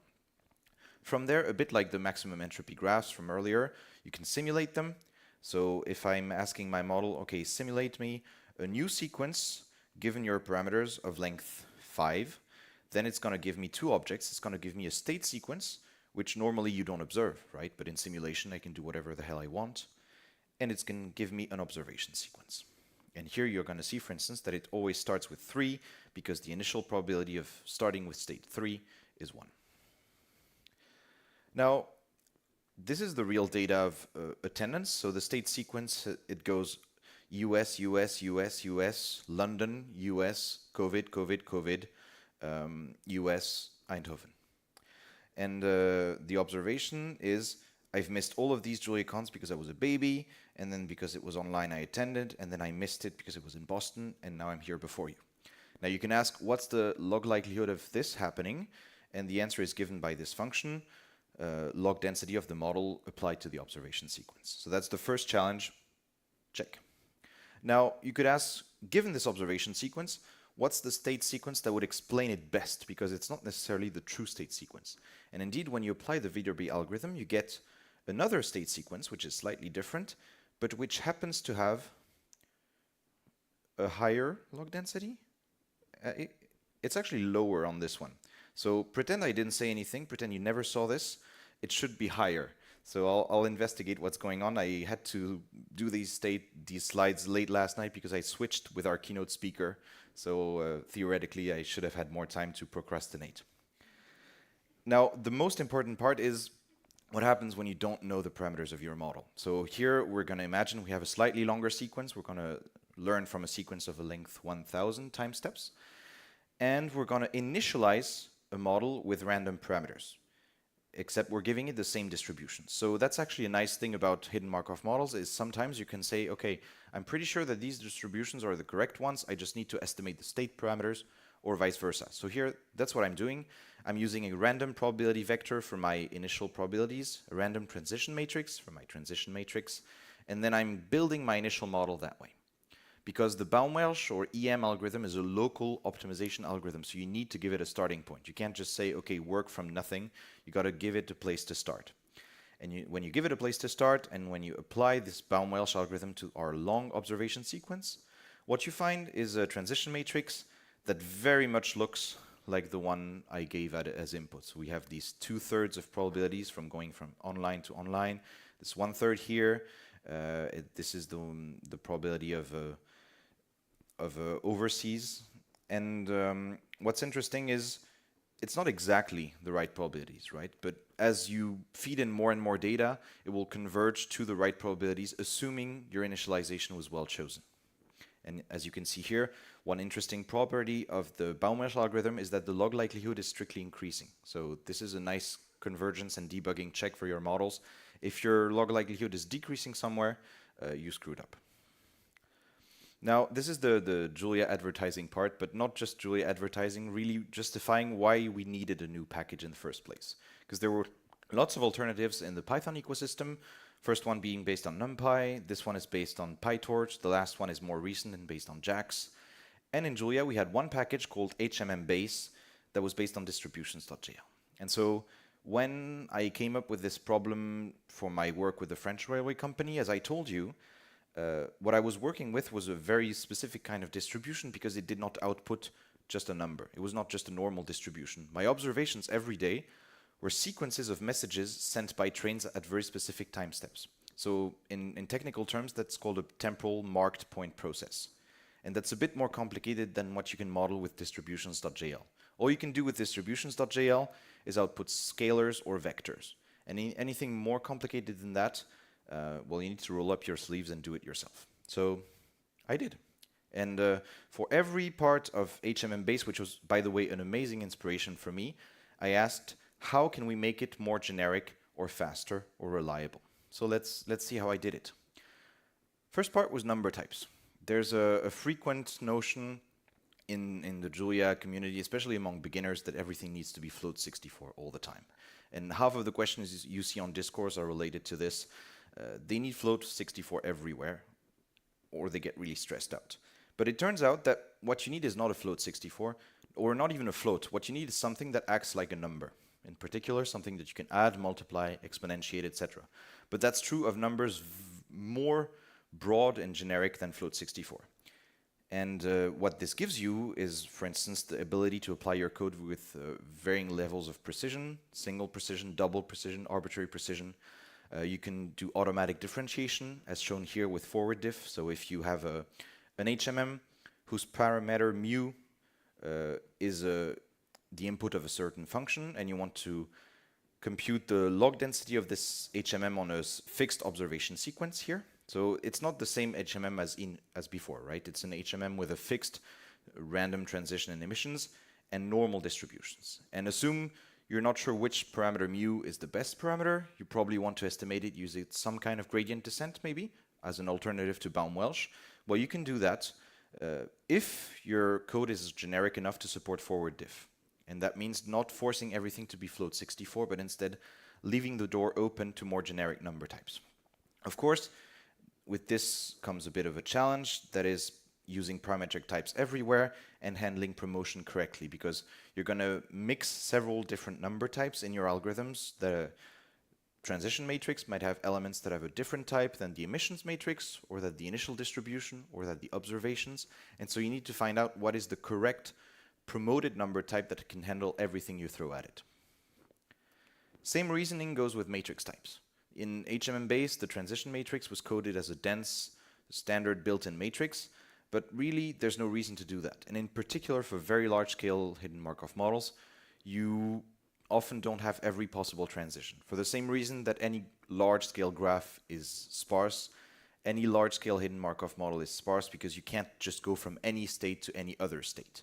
And so in this case, what I show on the left is that you can build an HMM with a sparse matrix, and when you apply this local optimization algorithm that estimates the parameters, you end up with something that's also sparse in the end. So the sparsity pattern is preserved by the Baum-Welsh algorithm, which is another very nice property. The benefits of that is that it allows you to scale to much larger state spaces and handle realistic transition structures. But of course, it becomes a bit tricky when you have to handle basically abstract matrices during parameter estimation. Now, as I told you, my main motivation for this was to go beyond distributions.jl. And what you need to realize to do this is that you don't really need all of the fuss that comes with distributions.jl. The only two things that you need to build an HMM with a certain observation distribution is, one, a way to sample it, so draw random samples from it, and two, a way to compute log likelihoods. And if you have these two things, then it doesn't matter if it's a distributions.jl or something from measuretheory.jl or a point process, you're good to go. So here I give you an example. I define a custom struct that's called mydist, which just has a length. And here I'm only doing the sampling part. I'm going to say, okay, as soon as I sampled something from a mydist object, you're just going to give me a random string of the given length. And using that, you can build an HMM with this custom distribution types. Here you see that there's one mydist object per state, and they're parameterized by an integer going from 1 to 3. So there's 3 states and 3 observation distributions. And when you sample from it, it goes exactly as you would expect, except that your observation sequence is no longer numbers or arrays, it's strings of various lengths. So just by leveraging the fact that I can use rand, because, well, this is the commonly agreed upon way to sample for something, I can build HMMs that are very, very, very more generic than distributions.jl. But of course, this raises the question, what is the correct interface to specify something that acts like a distribution? And this is a frequent problem in the Julia ecosystem. The notion of interface is not well defined. Now, I've already mentioned automatic differentiation with forward diff. If you're a bit well versed in this domain, you know that you can use other types of automatic differentiation like reverse mode with zygote. And to do that, it's actually a bit tricky because it doesn't handle code that has mutations in it. As soon as you want to access and modify something inside an array, zygote will roll up on the floor and cry. So what you need to do here is you need to write some custom differentiation rules that bypass the mutations in your code and that tell zygote how to proceed in this case. And the benefit that you get is that for large-scale parametric systems, gradients in reverse mode are much more efficient. But no spoilers, you'll get more information about that in our AutoDiff talk with Adrian. And finally, in my application case with the French railway company, we also had a layer of controls because the trains were not in an isolated environment. The trains were submitted to more or less intense activities. For instance, they might travel more or less distance in a given day, they might make a given number of stops, and all that puts different levels of pressure on our system. If you travel more kilometers, if you stop at more stations, then you're going to age quicker and your degradation will happen faster. So it's not just a hidden Markov model, it's a hidden Markov model where the state evolution and the observations are influenced by exogenous variables or controls. And again, this is enabled by interfaces that I baked into the package so that this kind of temporal heterogeneity can be modeled, so that you can have a system whose evolution is not constant through time, but depends on whatever external action is thrust upon it. But of course, it makes the estimation methods a bit more complicated. So here is an example where I define a structure that is essentially a Dirac distribution, so it just always returns the same value. And then I define a struct that is a Dirac HMM. And what it's going to do is it's going to have a certain number of states. The initialization and transition matrix are going to be very simple, just uniform probabilities everywhere, 1 over n. And the observation distributions, given a control variable here, it's just going to be the Dirac of that control. So it's a stupid HMM, right? You give it a control variable, it's going to output a control variable. But it's just a 3-liner to show you that all you need to do to handle these control layers is redefine 3 functions. The 3 functions that make up your model: initialization, transition matrix, observation distributions. And this is what I call the abstract HMM interface. And once you do that, you can do whatever you want with your HMM, custom controls, custom estimation procedures, etc. Now, of course, what we all want is more speed. So I added some type stability checks that are tested with JET for all the major subroutines. And this is essential because when you want custom types, you also want to generate efficient lower level code for them. I made sure that none of the central subroutines allocated any memory at all. So everything happens in place if you want it to. And I extended this capability to multiple sequences because when HMMs are involved, handling multiple sequences is embarrassingly parallel, so you can just multi-thread it and you get an instant speedup that is almost equivalent to the number of sequences. Now, finally, I tried to do a package that is a bit more reliable than the Python and Julia counterparts, using unit tests, of course, but also writing documentation and tutorials with literate.jl, which I heavily recommend for translating Julia files into Documenter web pages. And I ran benchmarks against every competitor out there. So the Julia competitor and the 3 Python ones. Ours are the blue ones with the stars because we are the stars in this domain. And as you can see, we're basically faster on every one of the main algorithms, except for this one, where Dynamax does better than us in JAX. Now, I want to briefly conclude by highlighting the role of interfaces. And I have another talk about this, but really I want to get you to think about what it means to define an interface. I rely heavily on those in the package. I rely on the number interface because I manipulate numbers without imposing that they should be float 64. I rely on abstract arrays for transition matrices. For observation distributions, I took my function log density from somewhere, and that somewhere is called density interface. And I define myself an abstract HMM interface with a handful of functions that can handle everything from random simulations to learning.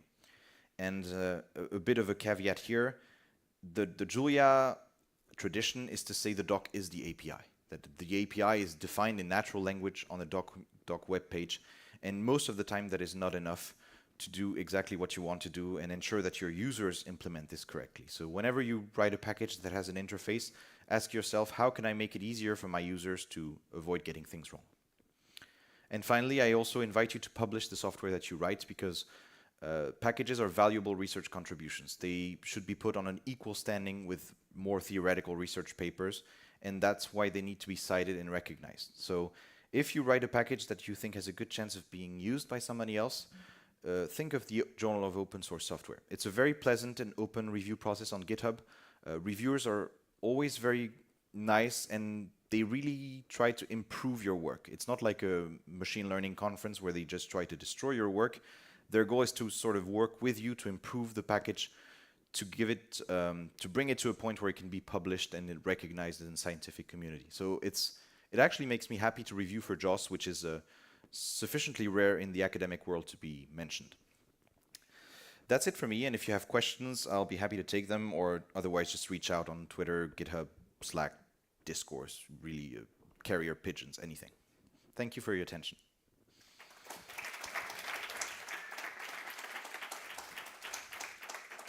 So thank you, Bill. I think you've timed this presentation excellently. There are 5 minutes for questions. Who has a question? Okay, I'll just go for the first guy. Thank you so much for the talk. For those algorithms, map estimation, etc., you had many options to pick those inference algorithms. Why did you pick those 3? Actually, I don't have many options. So for generic probabilistic graphical models, you have many options because the estimation algorithms are not closed form and they're not polynomial. So you have options between approximate algorithms like MCMC or variational inference. For hidden Markov models, it just so happens that the structure of the model is a tree, and that means that every estimation or inference algorithm is actually polynomial. And so there's one way to do it. There's one good way, and it's that way. So in simplest cases, that is basically all you want. When you go to very large state spaces or fancy situations, you might want something else, but for, let's say, 99% of cases, there's one right way, and this is the one that everyone has in their package. Another question, the question of interface caught my attention. I was curious about your take in order to enforce a kind of a more formal or obvious and reliable interface. I experimented with several solutions for defining interfaces. I ended up using none in this package, so I'm a bit of a fake advertiser, but I'm giving a talk tomorrow on one of these solutions, which is interfaces.jl. And there's another one called required interfaces.jl. There's yet another one called ducktyping.jl, which popped up recently.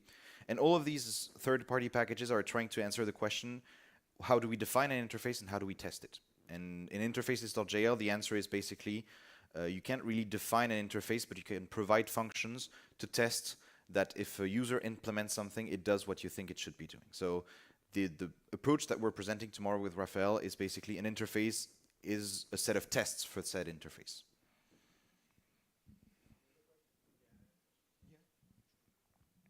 Thanks so much for the talk. It was great. This is probably a more general question because I'm very new to all of this. But when you're talking about the interfaces you used and the interfaces you found online, do you have a way of kind of thinking, okay, I've got this package I need to write. Has someone already written it? Where would I find the right package or the right interface online amidst all of these, 250,000 packages or something like that? Do you have a way of going about finding the right package for your work? So, as you'll notice, even my benchmark of the ecosystem is very partial because I didn't mention R. And the reason is very simple. I can't code in R, so I wouldn't have been able to benchmark it anyway. I have no doubt that there are epic packages in R for HMMs. So I searched the 2 languages I knew how to compare, Python and Julia. For Julia specifically, 99.9% of packages are on GitHub. So the first thing you should do is look either on GitHub or JuliaHub for the keywords to your package. And that's incidentally also why I advocate for explicit package names. Please don't name your packages with acronyms or shortcuts, because you may not know what an HMM is, but you might find it if you look for hidden Markov model. So while the acronym may seem standard in statistics, it's not in general. So yeah, the first place to go is GitHub, and then I try to keep updated on what happens in the community by following the discourse posts. Package announcements usually end up there. And then once you find whatever's state of the art in the ecosystem, it becomes a question of, do you want to contribute to it, or build something new? And in that case, I reached out to the developer of HMM Base, Maxime Mouchet, and chatted with him about why he did it the way he did and what could be improved in his package. And I tried to learn all the lessons from what he did well and improve what he didn't do well enough. And at the end, he agreed to designate hidden Markov models.jl as sort of the successor official package of his own. So I think the biggest question is not how to find what's already there. It's more like what you do once you find them. Is it really justified to start from scratch? Or can you improve what's already there, and even if it means spending more time and frustration in pull requests that never land or things like that? So that's not a solved problem because we're missing manpower in Julia in the whole ecosystem. But yeah, for this one, I chose to start everything from scratch. In other cases, like the graphs ecosystem that I'm maintaining, obviously we're not gonna start from scratch, so we're trying to fix the bugs and pull out fires. So it's time. Thank you. Great questions. Maybe a round of applause.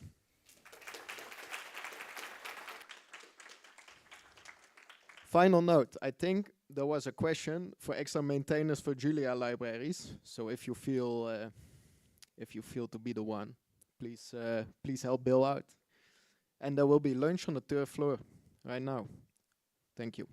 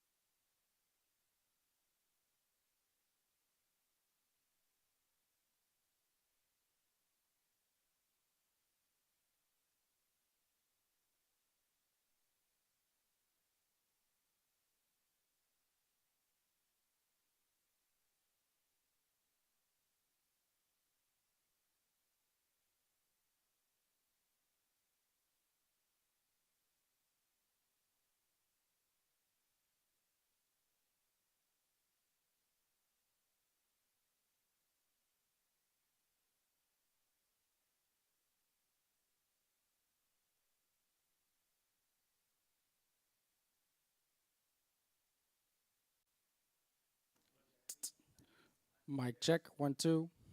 Mic check.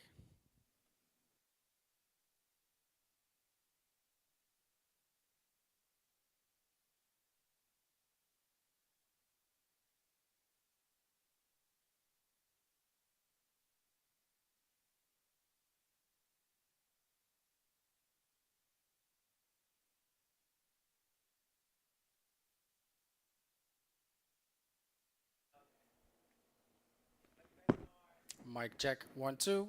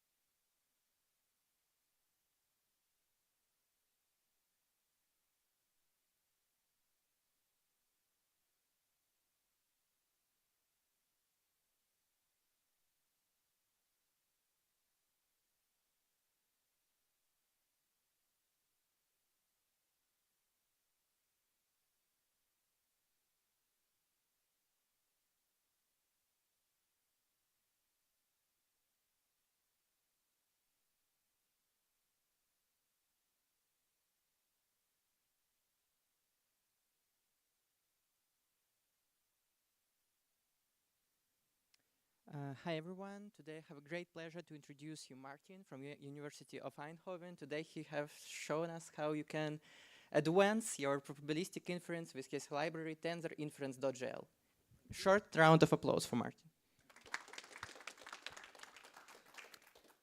Thank you very much. My name is Martin Roa Vilescas.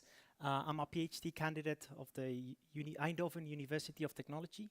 I will be talking about tensor-inference.jl, which is a package for probabilistic inference using contraction of tensor networks.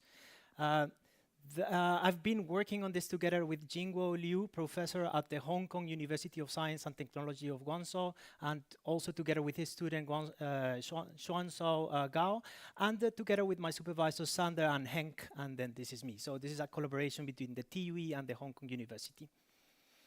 So this is the outline. First, I'm going to motivate why we are interested, at least in the research groups I've been involved in model-based machine learning. And I'm going to very quickly walk you through what it means to do probabilistic inference. And then I will introduce the package tensor-inference.jl. We'll start with an example. Then I'll tell you a little bit more about the inner workings of the package.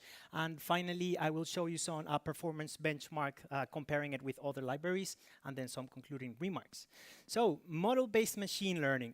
So there is a very interesting parallel between the way that animal intelligence has evolved compared with the way that AI is evolving. So if we go back 600 million years ago, we had the first animals that were out there were sponges, jellyfish, flatworms, and they were really about instincts, yeah, about stimuli and response.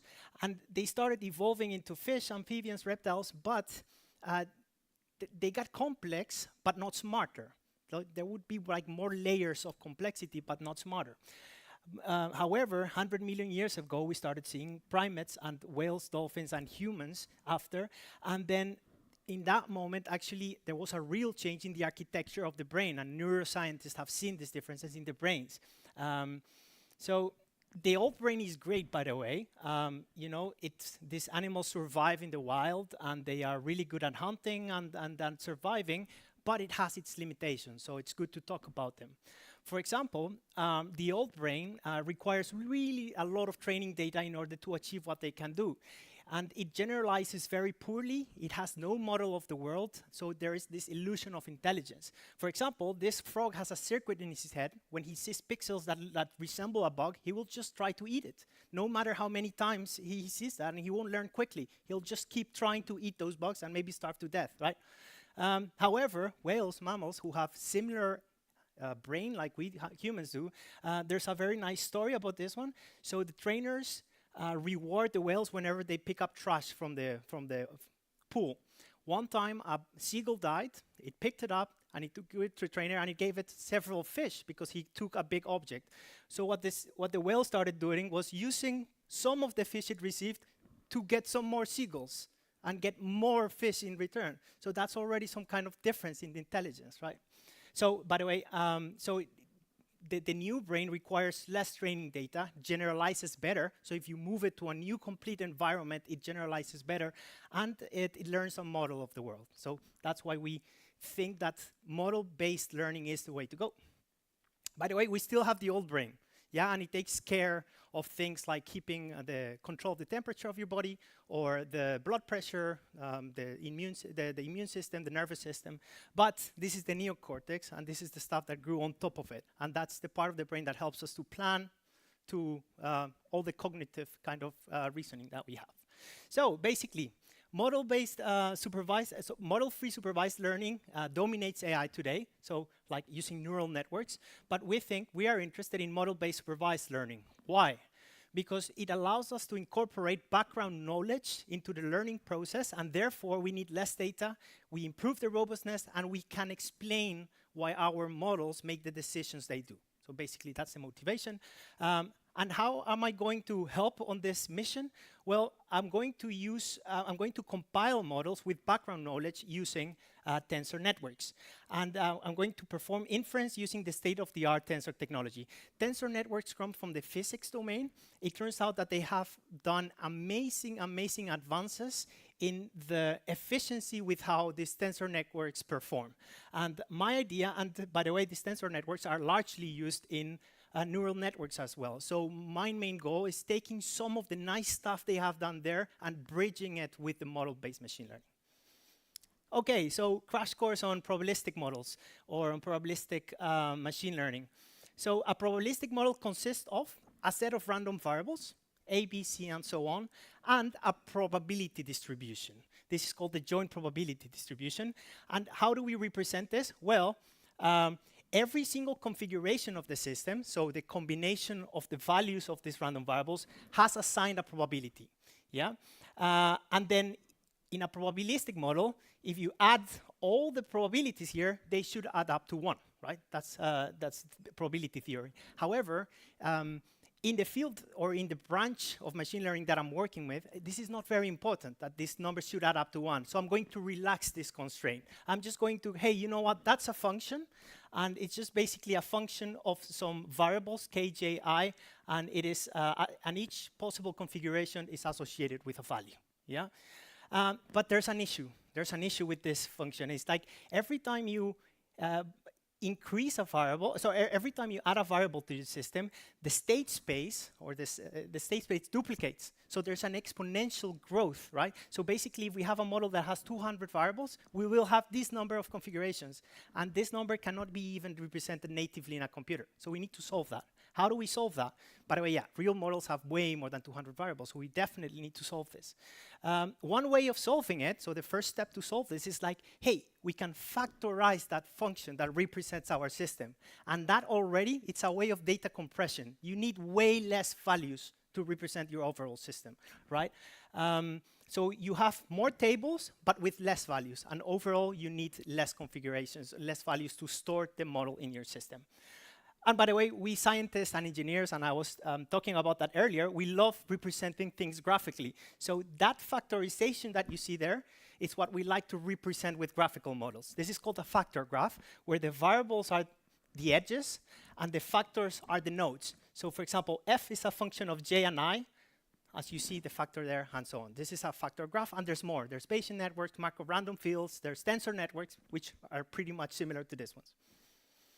So here we go. So what is probabilistic inference? Well, probabilistic inference is the process of evaluating this formula, which is basically you want to find the probability of one or a subset of the variables of your model. That means that you have to sum out or marginalize, is the term that they use in machine learning. They use contract in the quantum world, the tensor networks. And then you want to contract or marginalize all the variables that you are not interested in. So in this case, we're interested in a function that is only a function of IKL, so we have to marginalize J. So one way to proceed is like, hey, you know what? Let's just multiply all those factors, and then we just sum out J. But hey, this is a naive solution. Why? Because then we're going to the previous problem, where this table is going to be huge. Suppose that we have many, many variables, this table is not going to be feasible to represent in a computer.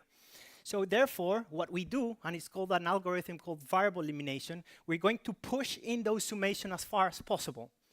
And then here the largest factor is going to be over 4 variables, and here the largest factor that occurs is going to be over 3 variables. And remember, a variable difference, we're talking about exponential changes. So it does make a very big difference.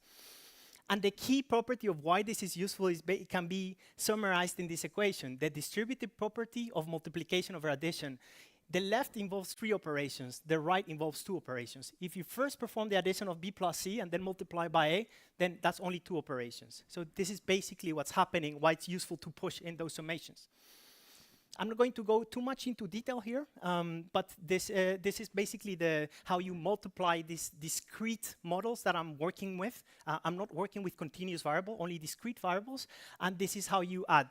So basically, those are the 2 operations that we do, but we need to do them very efficiently in order to handle very big models, and that's where I'm going to later.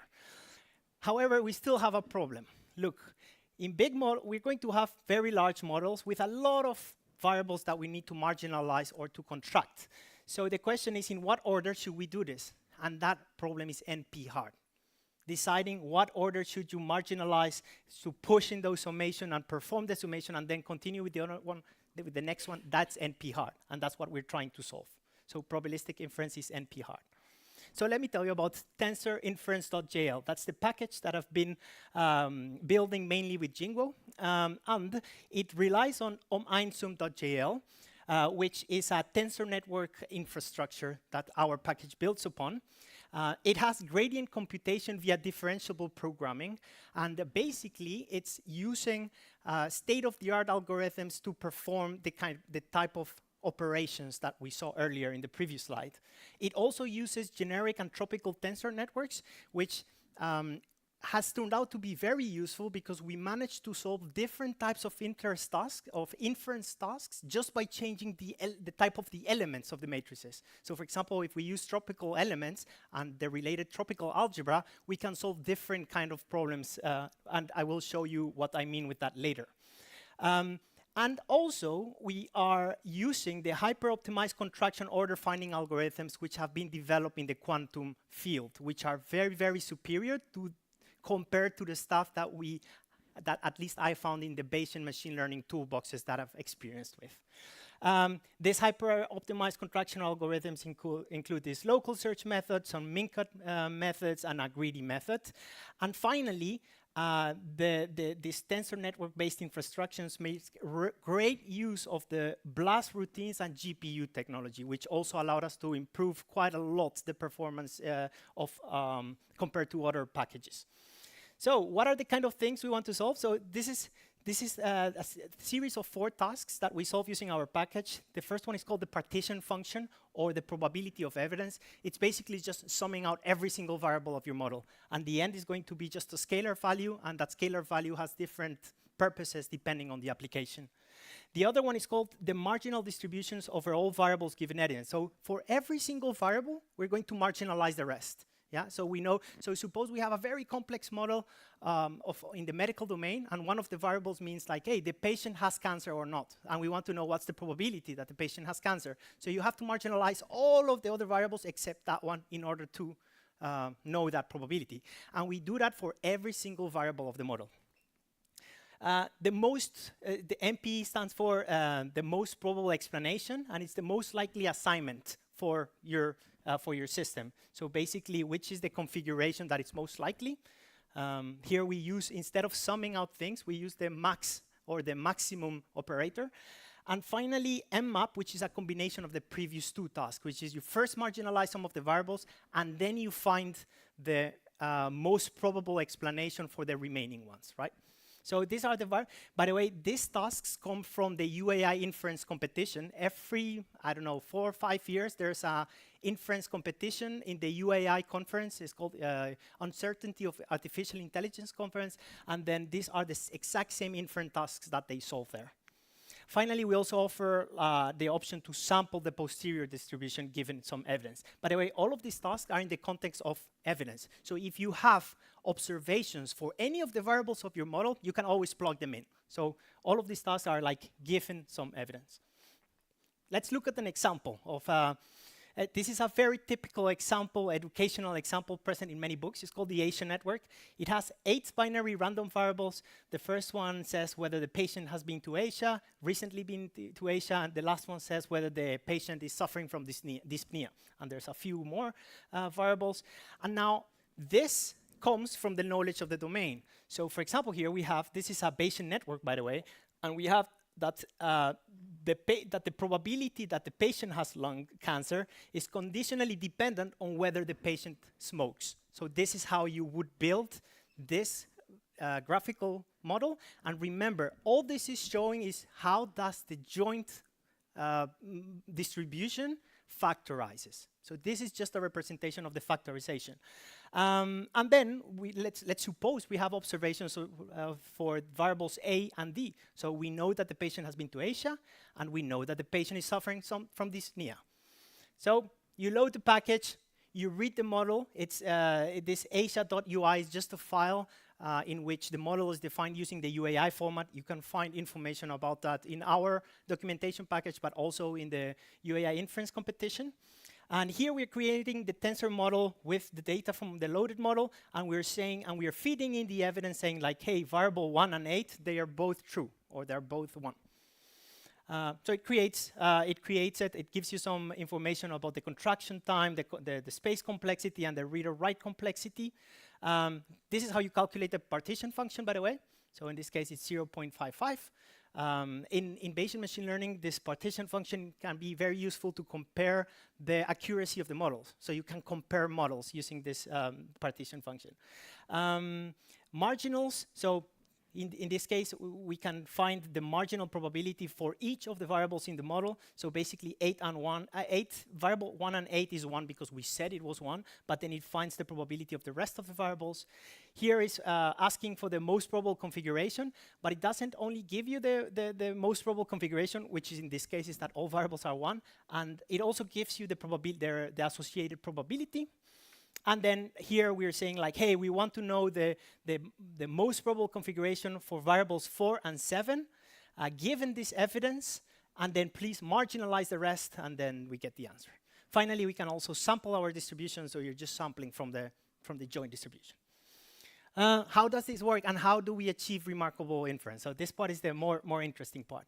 So this is the kind of equations that this is the kind of formula that needs to evaluate it many times in an application. So we need to make sure that this is done extremely efficiently, and it's just a product of factors, and then we sum out some of its variables. So the first step is that we find an optimal pairwise contraction order of the input factors for minimal memory use. I'll explain that more in detail in the next slide. And after we formulate each pairwise factor contraction as a batched general matrix multiply. And this is also helping a lot in our performance. So what does it mean to find the optimal pairwise contraction order? So let's simplify this equation. Let's just say that we have A, B, C, D, E, F as factors. So it's coming up with a schedule like this, like, hey, first you need to multiply F and D, and then you store it on an intermediate result. You store it in 1, then you contract it with B, and so on. So how do we and the question is, how do we come up with this order using this algorithm? Basically, it's just we are just finding step by step the 2 factors that produce the result with minimal space complexity, and that's what the memory cost function does.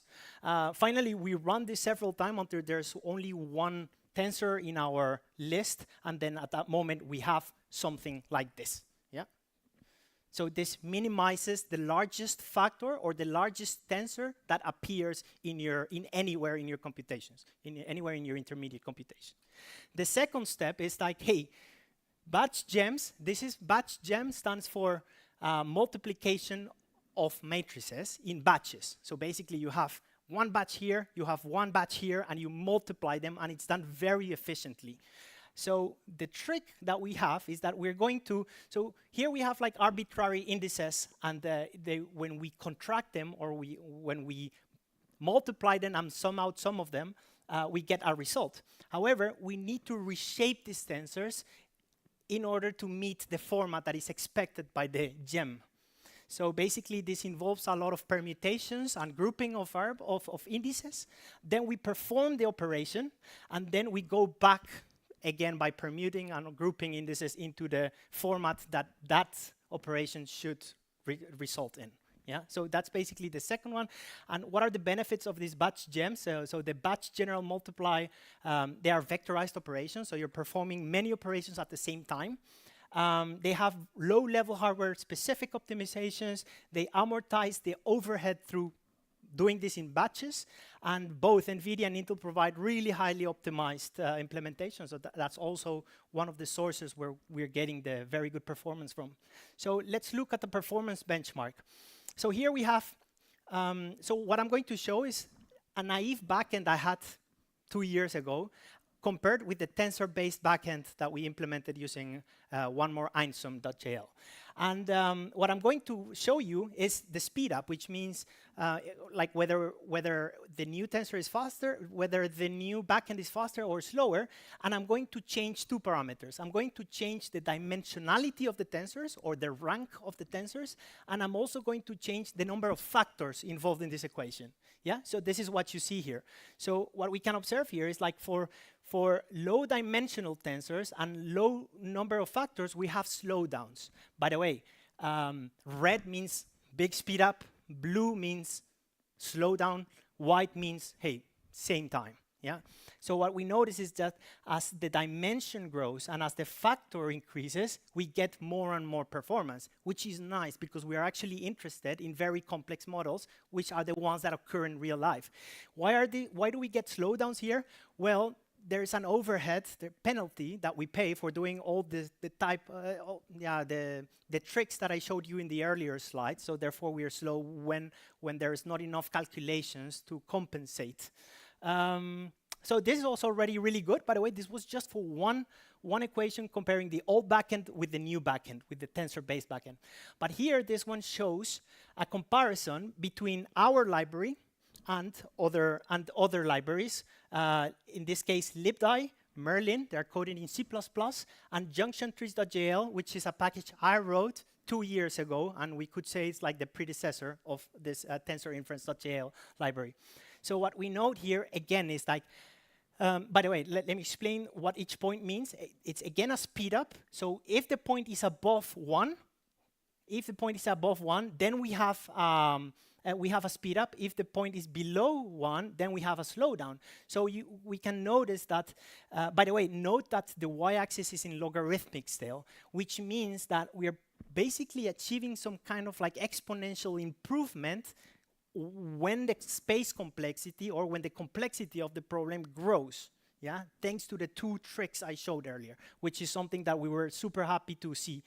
And these are, each graph corresponds to the different tasks. The trend is quite similar. In this one, we had to use a different benchmark because not all the libraries supported this task, and the original benchmark, that one was meant for approximate algorithms, not for exact algorithms, which is what I am focusing in. And we also integrated a GPU, the GPU, and indeed we also noticed that the space complexity has to be quite high in order to achieve speed as with the space complexity. Otherwise, we will have slowdowns. Concluding remarks. The ecosystem is growing in the Bayesian inference community in the Julia context. Tensorinference.jl is very nice to when your models have discrete variables. Junctiontrees.jl is basically deprecated since we have tensorinference.jl, that's my old package. rxinfer.jl, also a package developed in the Eindhoven University of Technology by the Bias Lab group. It is excellent for real-time performance, mainly for continuous variables, mainly for continuous variables. And it uses like a reactive paradigm, which is also very interesting. Turing.jl is really nice because it's very universal. It uses sampling methods or stochastic sampling methods to compute the posterior probabilities. So probably some models, so probably that's one of the drawbacks of rxinfer.jl, that is not as universal as Turing.jl, but when the model is compatible from rxinfer.jl, then you probably get much better performance. And it supports real-time, which I'm not sure whether Turing.jl does. Gent.jl, to be honest, this one, I just found out about this one recently, and I saw it has a lot of stars in GitHub, so I'm definitely going to look into this library. I think it was developed in the MIT, so I'm curious about it. Looks pretty good. The summary. Tensorinference.jl, a Julia package for tensor-based inference in discrete models, scales well with model complexity, supports the most common probabilistic inference task in this discrete domain. It has GPU support, and it's already being employed for quantum error correction, so don't miss the talk. The package is called Tensor Quantum Error Correction, and it's going to be presented tomorrow. So if you're interested in these topics, make sure you don't miss it.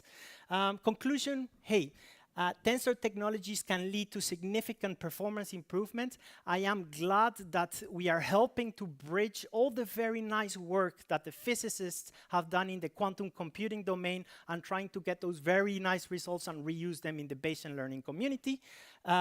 Here's the URL if you're interested in the package. Please go and visit, maybe open an issue or start using it and let us know what you think. And we've already published a few papers related to this package. So if you want to go more into the details of how this is exactly done, you can look at these ones. Yeah, thank you very much.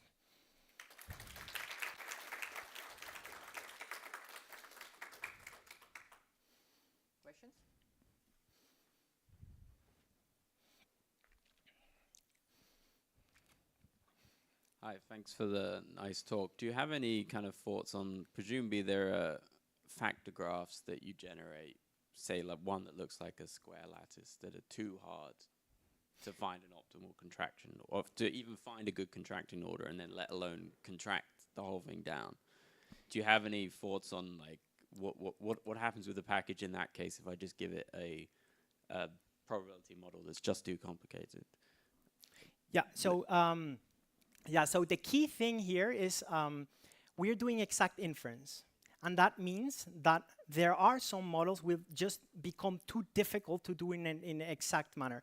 And that is determined by, in general terms, is determined by the tree width of the factor graph that we're talking about, right? If it just results in too big to compute the exact way, that's the moment where you should really go for the approximate versions. And there's variational inference for that purpose, and there's also the sampling methods, right? Like Monte Carlo methods. So the question would be, is like, what is the tree width of the factor graph that we're talking about? If it's under, I don't know, like a tree width of under 30, I think our method will be able to deal with it, and you will get exact results. So that's one of the issues with the approximate versions, that there is no guarantee that the posterior distribution that you're inferring is the correct one. Sometimes these sampling methods or even the variational inference methods, they just give you really wrong results, but in some cases, for some models, yeah. So I think it's been kind of half answered, but you are focused on exact contraction. Is approximation supported in this package as well nonetheless, or is that like something where I should go a different package then? Yeah, good question. We're only doing exact inference so far. There is actually a pretty straightforward way to create approximate versions of this. We could actually create a threshold for the different values, and if they're below a certain threshold, you can actually just make those probabilities go to 0. And that already also creates more sparsity in our tensors, and then you could do approximate versions of this. But that's something that is not on our package yet. It might be like something we might implement in the future. Yeah. We have one more question, and I think we should go to stop. Yeah, thanks a lot for your talk. The question is basically about the model construction. Do you always use yeah, you showed the example from UI, but is there like an API or like function call how to construct these graphs within the package? Good question. Yeah. So indeed, like our focus in our research has been that these models are given to us, right? But there's a huge loads of theory of how to learn these models from data. Sometimes you just can learn them from statistics. For example, we can see like what is the statistics that somebody has a given disease, right? So you can read that from the medical domain. But if you have a lot of data, there's also a lot of theory that explains how you can come up with these graphical models based on that existing data. And there is a very good book on Darwich. He has several chapters devoted on how to learn these models, right? What I focused on is just, hey, we have the model and we need to perform fast inference. Yeah, it was a great talk. Thank you, Martin. And I think that I was really inspired. I will try to steal something for Ericsson for .gl. So, round of applause for our speaker. Thank you very much. Thank you.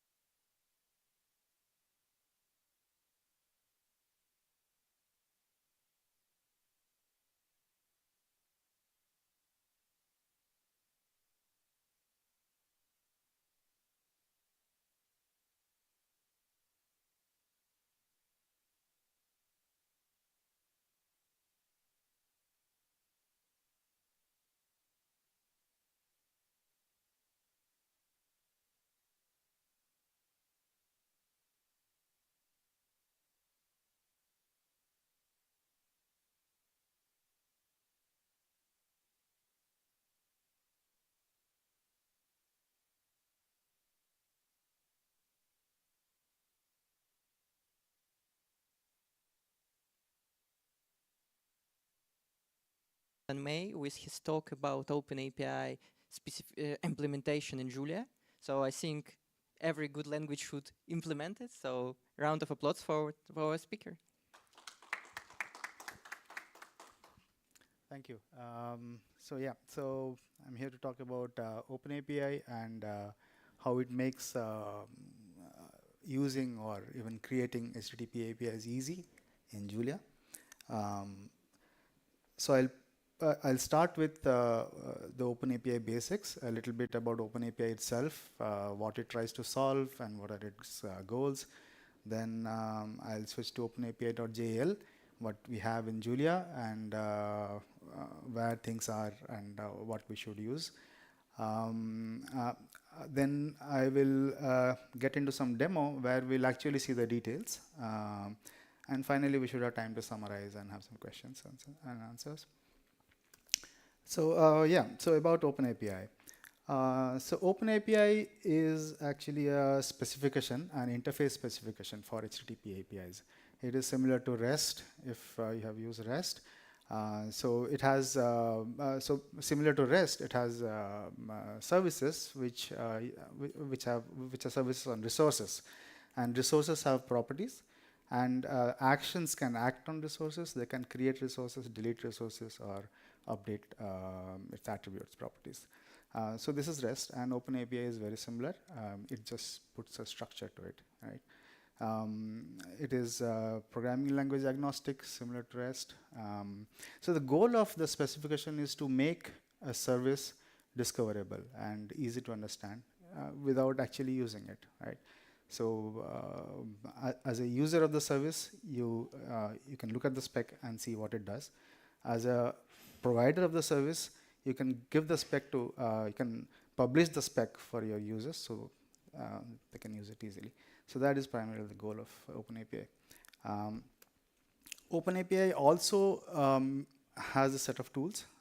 So when we say OpenAPI, we mean the specification and also the tools around it. So the most popular tools are probably the tools from Swagger, because they were the initial creators of the spec and they contributed the spec to the OpenAPI initiative. But now there are a lot of OpenAPI tools available. So there are very good ones also around. So So to summarize, OpenAPI is the specification and the tools around it, and the USP, so to say, of OpenAPI is the simplicity it brings, because of it's based on REST. It is very widely understood and it is simple. And compared to the other things out there like gRPC, GraphQL, and SOAP maybe, OpenAPI is more general purpose. And so unless you need something that the other protocols are bringing in, you're probably better off using OpenAPI, and it is simpler that way. Yeah. A little bit about how the specification looks. The spec is a JSON file or JSON-like file. So it could be a YAML, for example, or it could be JSON. It has sections for servers, which mention where the API can be found. It has tags, which let us categorize the APIs into different types of APIs. And then the APIs themselves. APIs are basically paths, the resource path, and the methods that act on it. The methods may take parameters, and they have responses. And it lets us create components out of the things there, of the parameters and responses and methods, so that we can reuse them as modules. So we shall see some more details. Let's see one example of, I guess, something happened.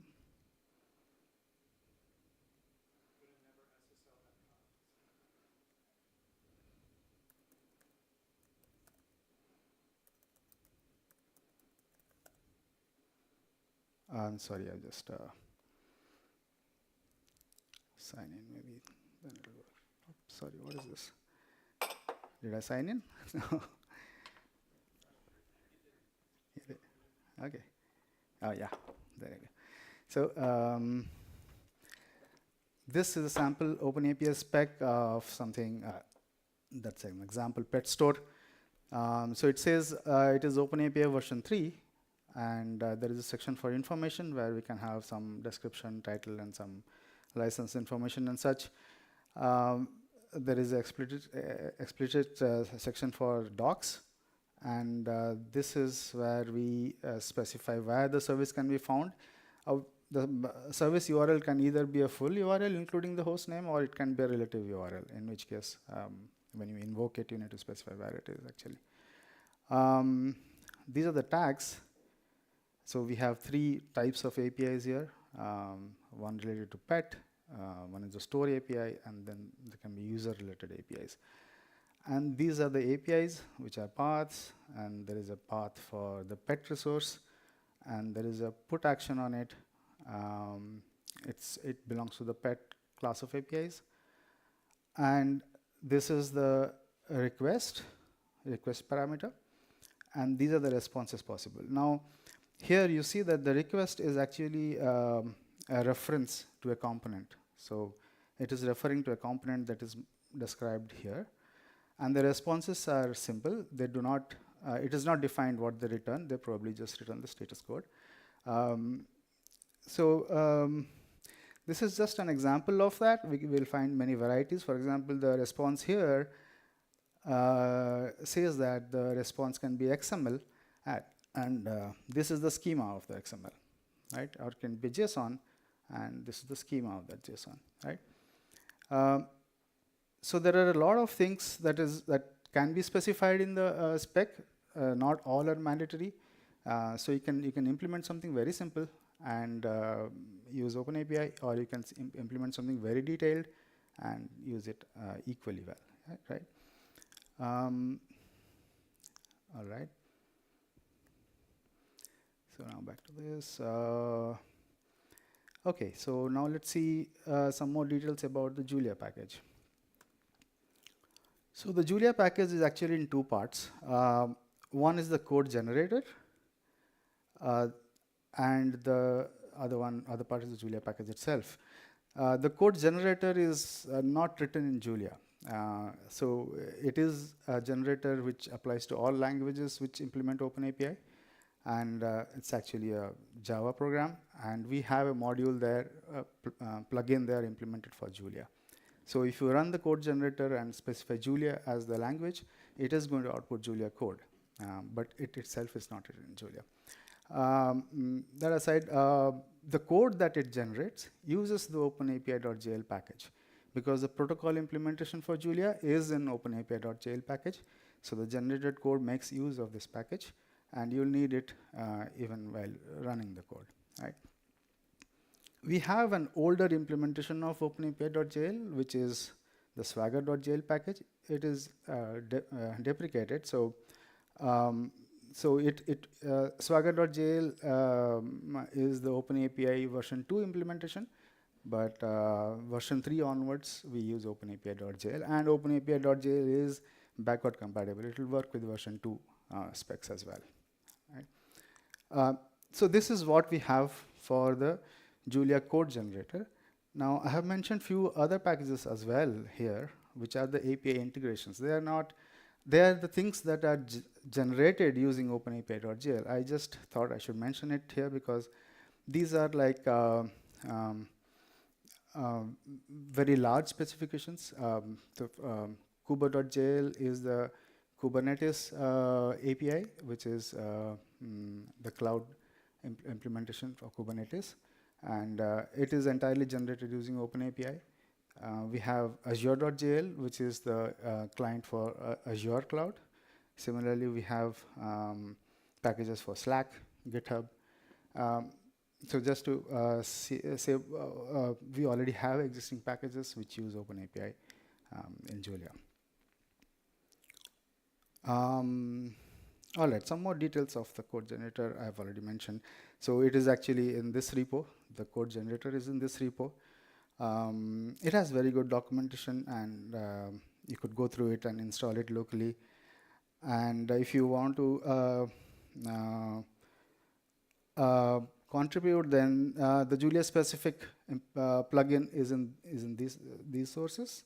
So in case you are interested in contributing, this is where you should look at.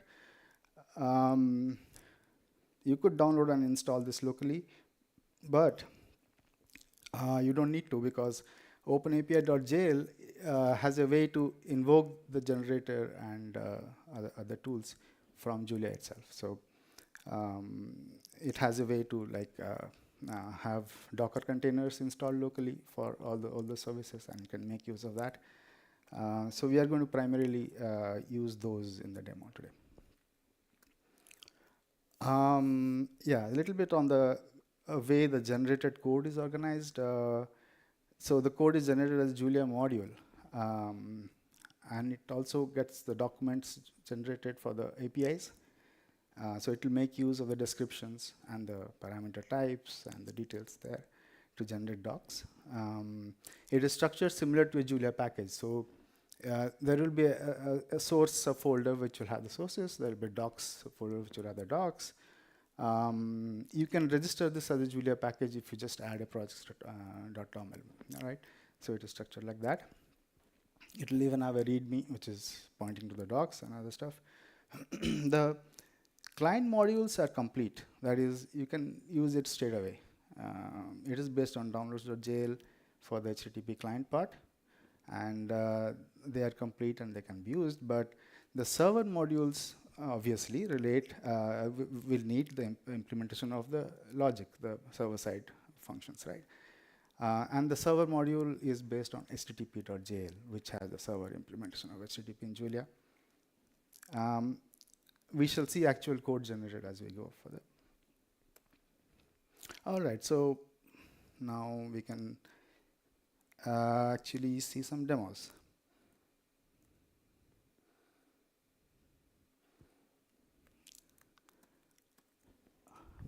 This one says good. Yeah. A little more? We'll actually be mostly using the Jupyter lab, so I should increase the font size here. Is this okay?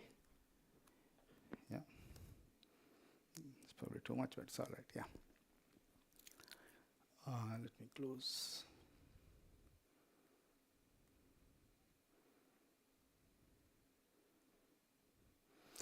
Okay, so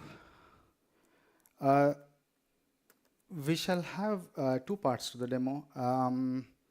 To start with, we shall look at a specification and generate a client out of the specification, because I feel that is the most common thing that we would most likely do, because we have some HTTP service which has published a spec.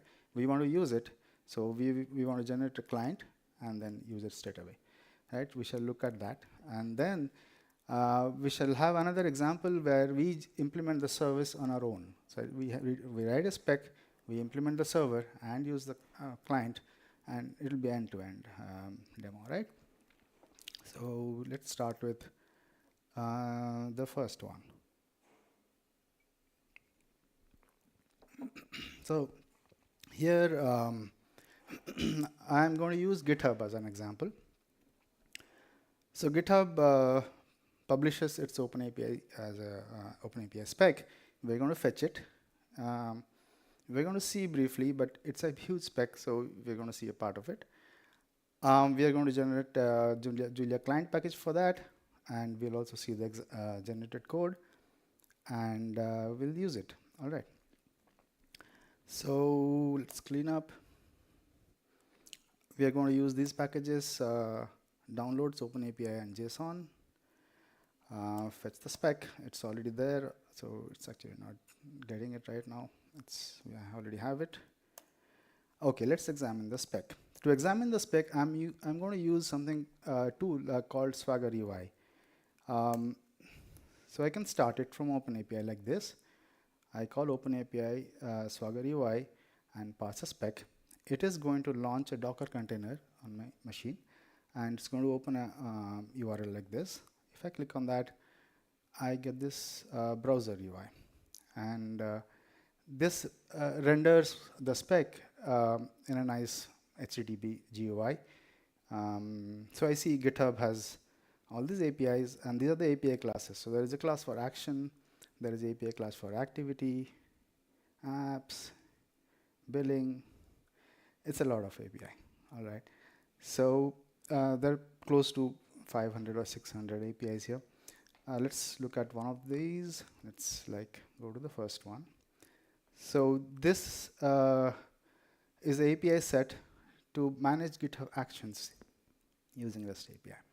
The first one is to get GitHub Actions cache usage, right? So there is some description, and there is some pointer to more documentation, and it shows what parameters I can pass and what responses I can expect. So this is the struct I can expect, and it lets me try it out too. So if I click on this button and I have everything hooked up, my authentication tokens and everything, I can actually pass some parameter here and execute and get the result, right? So this is what the Swagger UI tool provides.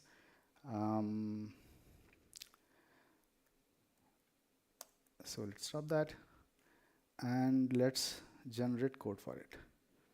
So I start another service, which is the OpenAPI generator, and then I can now call it from Julia. So I pass my spec to it and ask it to generate a client. So it is going to send the spec to the service. Service is going to churn out source code, and we are going to get the source code here.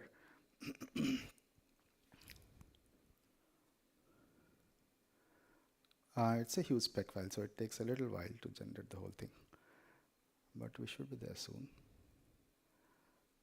All right, we have it. I'm going to stop the generator. And as I mentioned, it is structured like a Julia package. We have source, we have docs, README, and inside source, this is the main module. It can be registered as a package also. Now let's try and use it. I'm going to include the main module. Then to use the client, I have to create a client instance of the API set I'm interested in. So we saw there are many API sets in the GitHub spec. I'm interested in the repos API, let's say. So I'm going to create a client for the repos API. And once I have the client, I can invoke an API on it, invoke a method on it. So I'm interested in the repos get method, which gets the details of a repo. So I'm going to query for details of the Julia repo, which is there in the Julia Lang org, right? So if I execute that, it's going to go to GitHub API service and is pulling out details of Julia repo. And the results are a lot of details I've got, and it is in the form of a Julia struct, right? And I can access the struct. And let's see how many stars the Julia repo has. It has close to 45,000 stars, which is great. All right, so in this demo, we picked up a spec, we generated a client and used it in a very short time. Next, let's try and define our own spec. For that, I have a simple prime number service from which I'm going to generate client and server, right? So clean up, and let's launch the spec editor. Now, similar to the viewer, we also have a tool to edit the spec, right? So I can call that from the URL it publishes. I have already passed an initial file to it, which has the spec. My spec was here. It is going to display an editor for that spec. So here, this is the spec I have created. I have one resource, one action, which is API call to generate prime numbers in a range of numbers. And I'm going to pass a request, which is the the request parameter, which is the range in which I want to generate the primes, and I'm going to get a response, which are the prime numbers in that range. And the request is an object which has two attributes, from and to, right? They both are integers, and the response is an array of integers, right? So I just have one API in this. Right? And this editor lets me edit the code live. So like if I change something here, it will reflect in the view, and I can use it for live editing and testing the spec. Once I have edited and saved, I can go ahead and generate code out of that. So I invoke the same code generator, and this time I am asking it to generate both the client and the server. And that's done. And let's stop the generator. Let's move to the server. First, let's implement the server. All right, so this is my server. Here, if I look at the code generated for the server, this is the main module, and the docs ask me to implement this method. The following server methods must be implemented, and I need to implement this method, right? Generate in range, which takes this request and has to give an output like this. So let's try and do that here. So I'm going to need the primes package. We have already seen the files it generates, and let's load the module. And this is the method that I have implemented, right? It's the same signature. I get a request which has the range of numbers. I call the primes method from the primes package, and I get a list of primes which I send back, right? So I implement this method, and then I register the module in which my method is present, right, which is this current module. I pass it to the server to register, and my router is set up. I can run a HTTP server using the router, and my server is up, right? So now let's go back to the client. So this is a client. I'm sorry. This is the notebook. Yeah. So it's very similar to the GitHub client that we saw. We start using OpenAPI, include the client module, create an API instance, create the request, which is the range in which I want the prime numbers from 5 to 20, and call a Julia method to list the primes. And I should get a vector of numbers in that range. So yeah, so we implemented a server and a client, and we defined our own spec.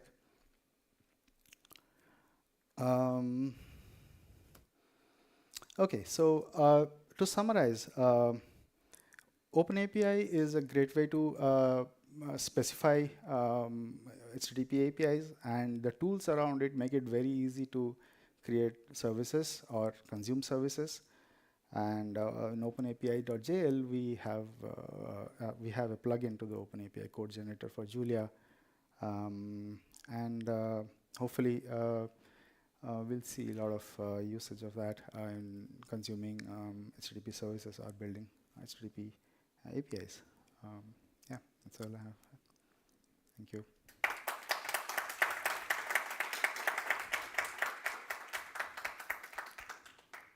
Any questions?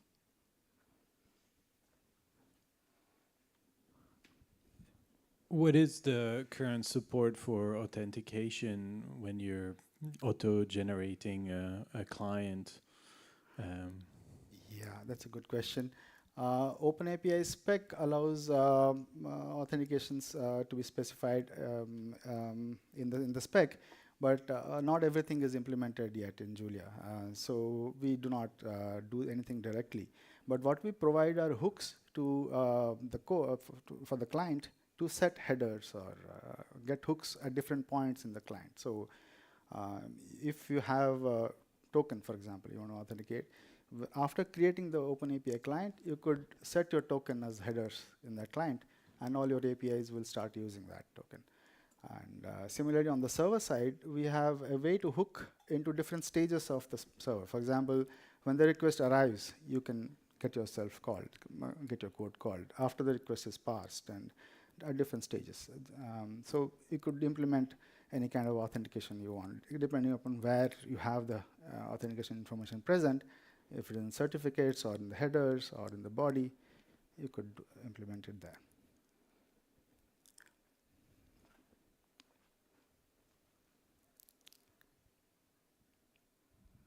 I have just one little question. It wasn't quite clear. So in your prime example for the server, if you add new endpoints or modify the response or anything like that, and I regenerate the code, does it regenerate over top of what I've done? Does it do it in addition to? Like, how smart is the code?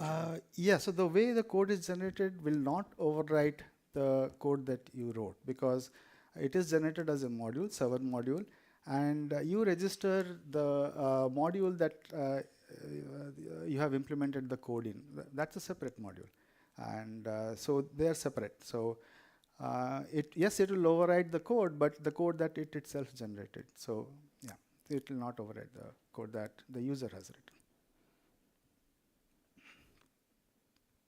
Yeah, I have one small question also. I see you have already implemented Azure.gl, but do you have any plans on AWS.gl implementation maybe? The thing is, AWS.jl does not publish OpenAPI spec for whatever reasons, probably. I don't know.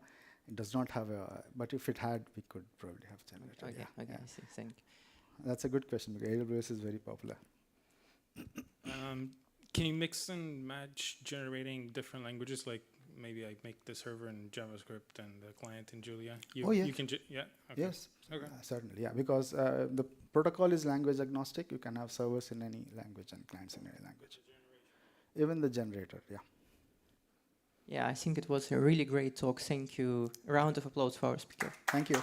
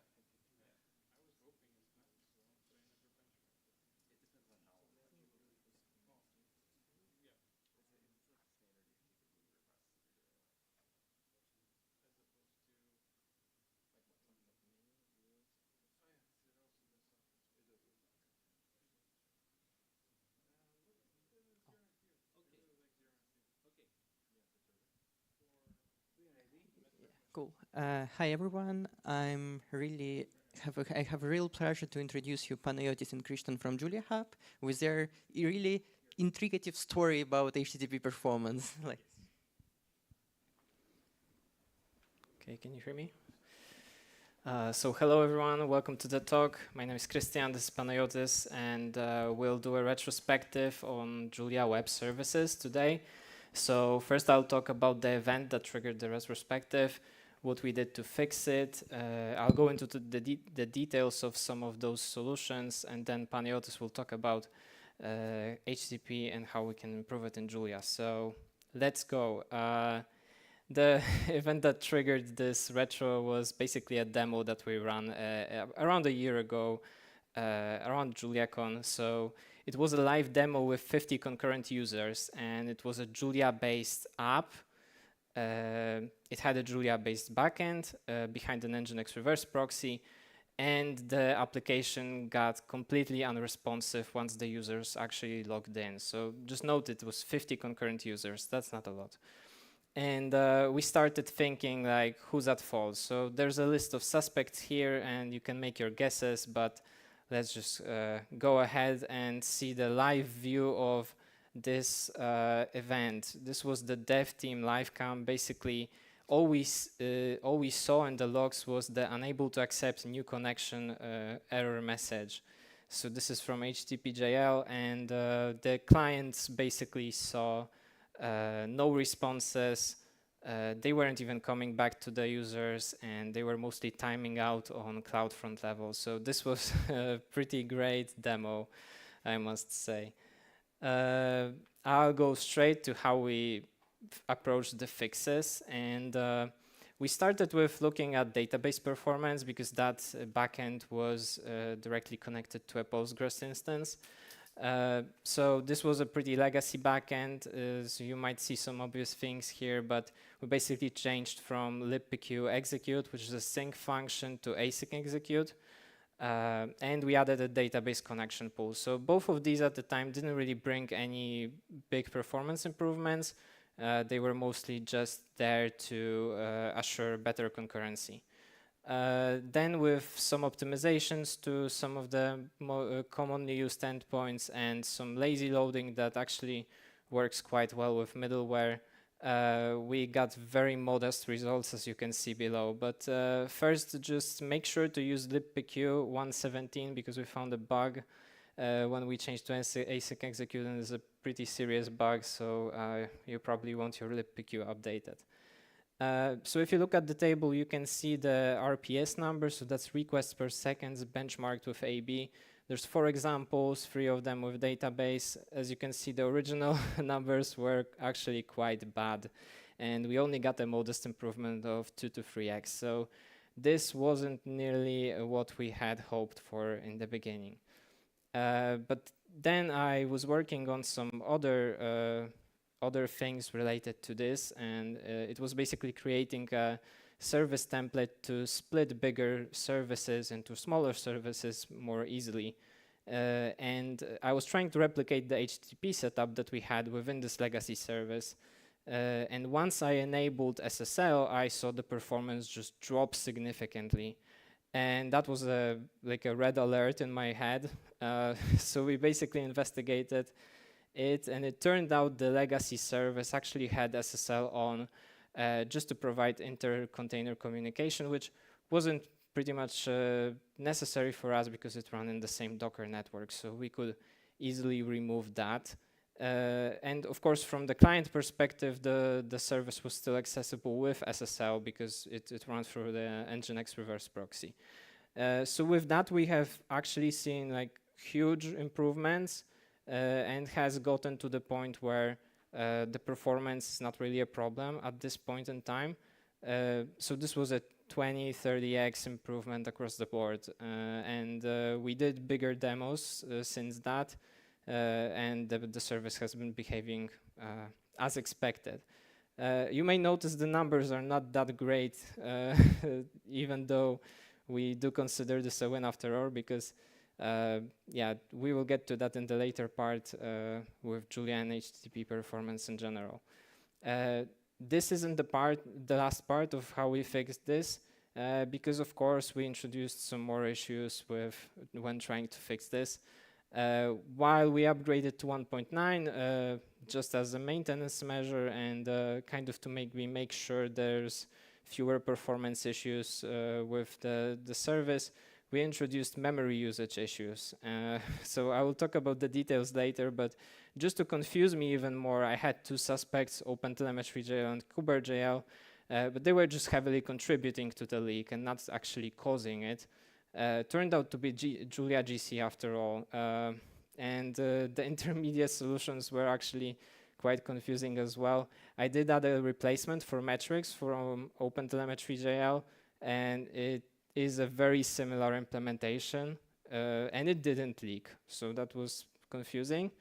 Then we found a lead that running GC full passes often actually makes the leak go away. So this was quite confusing as well, and we call this, I will call this in the presentation auto GC later. So this just basically means you run GC often. And this is a slide that kind of tells where we are today. So I mentioned the service template, and with the service template we split off 3 smaller services. So that just allows easier debugging and better scaling in general. We got rid of the memory issues mostly by applying memory limits and this AutoGC strategy. And I noticed after upgrading to 1.10, most of the memory issues are actually gone. So this is certainly an upgrade, and you will see it in the graphs later.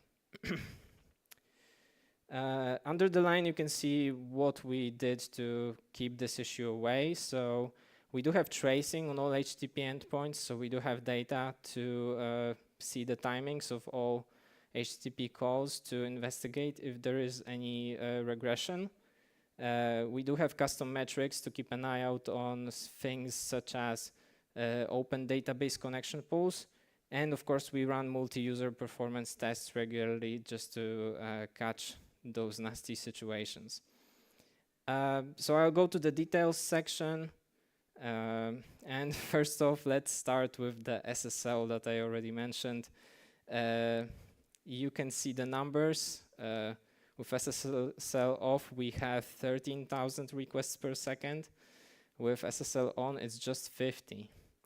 So this is a huge foot gun. It's maybe a foot shotgun, to be honest. So you should probably not use SSL. And yeah, there is an example where your HTTP server can even lock up completely. So in the second example linked above here. There is a quite confusing setup with HTTP jail and threads, and Julia 1.9 I think introduced thread pools. So you do have the interactive thread pool now, and then HTTP will run on it. It's just that it makes the situation even more confusing than it already was. So if you launch Julia like this, like threads 2,1, you will have one interactive thread, and HTTP will run on it, as well as the I/O loop, as well as your handlers, because HTTP JL uses @async to spawn handler tasks instead of threads at spawn, and @async basically glues the task to the thread that it was spawned on. So you may have seen warnings not to use async, and yeah, you should not use async. There is a workaround if you do have heavy handlers that take a lot of time to execute. If you threads at spawn to the default thread pool from the handler, the task will move to the default thread pool. So if you do have a handler that takes, I don't know, a second to run, it's already worthwhile to move it to the default thread pool. Yeah, and you can see the example of how to do it. You just basically spawn and fetch within the handler. So this setup is specifically 2,1, so 2 default threads, 1 interactive thread. I found it to be the performance sweet spot. not really benchmarking too well, but I am thinking of trying out 2,2, so 2 interactive threads. But so far I have been having like mixed results, so it's not always better. So do your own benchmarking if you are trying to make decisions on how to set this up. Just one watch out, your code needs to be multi-threading safe to apply this strategy. If it isn't, you sadly have to run with one thread. So your service should already be concurrency safe, but multi-threading safe is just another level that you have to go to use this effectively. As far as database improvements go, I will speak generally because this doesn't always apply to libpq. But technically you should always use async interfaces. Sync calls in Julia will block the thread until they return. So it's a huge waste of time, and as the embed TLS example should show you how much of a performance penalty it actually is. Another cool thing we found was that serializing JSON within the SQL query is sometimes faster than doing it in Julia. But that only like appeared with huge objects with like 1,000 of elements, especially arrays. So you can try it out if you are returning some more data than usual in a specific endpoint. We found a lot of unnecessary database calls in middleware, and you may be surprised how much can sneak up to the middleware, and just try to log every database call that you do, and you will see that you're doing way more of them than you probably should. So some strategies can be applied here, such as lazy loading structs, and this was pretty effective at solving this issue. And obviously optimize your SQL. That's probably the lowest hanging fruit out there if you didn't do this yet. I mentioned memory usage issues, and it seems that this is only happening on 1.9 as far as my research goes. And the behavior is that if you look at GC statistics, the GC works technically fine. But the OS reports huge memory usage, and it just seems that the GC is pretty greedy. Just note that this happens with long-running async loops and big strings specifically, mostly in HTTP handlers, so this is a pretty specific situation. It's not that Julia 1.9 is always leaky, it is leaky in this case, and also note that it's not always leaky in this case, so this is a pretty specific example, although I do have a reproducer with OpenTelemetry.jl.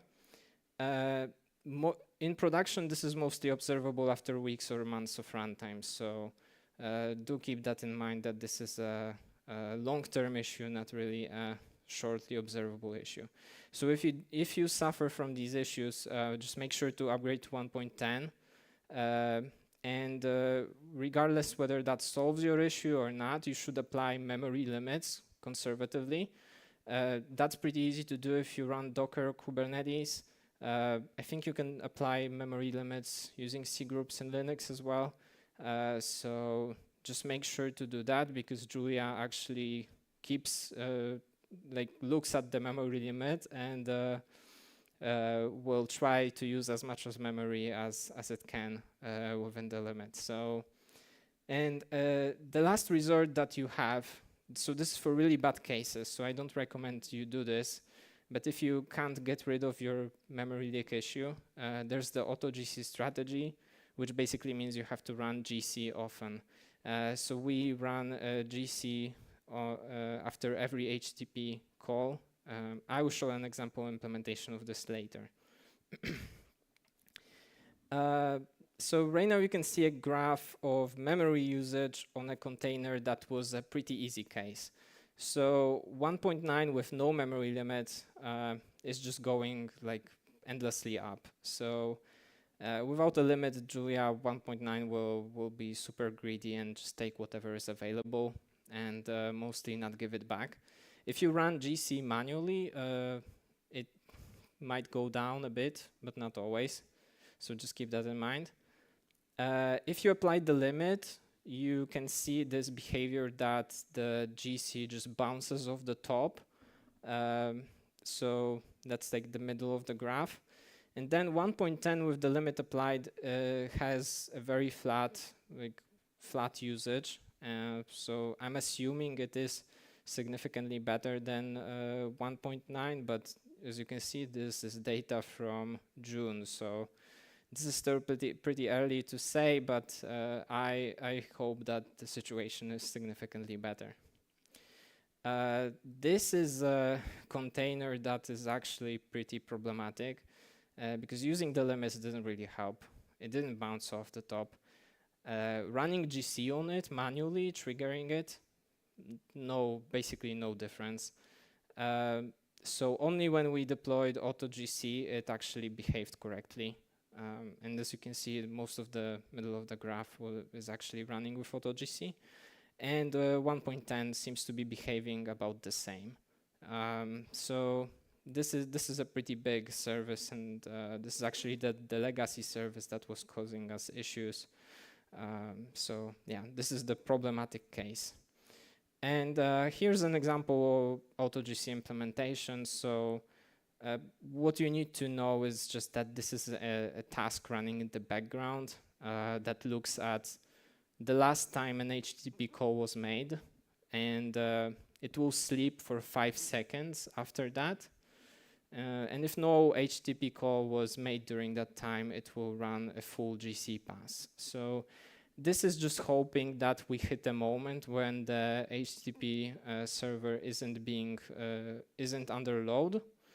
And we run GC during that time because running GC a full pass is actually quite a bit of a performance degradation. So it waits for all threads to stop, and then it runs GC. So you should not do this often, and you should only use AutoGC if you actually suffer from a heavy case of memory leaks on 1.9.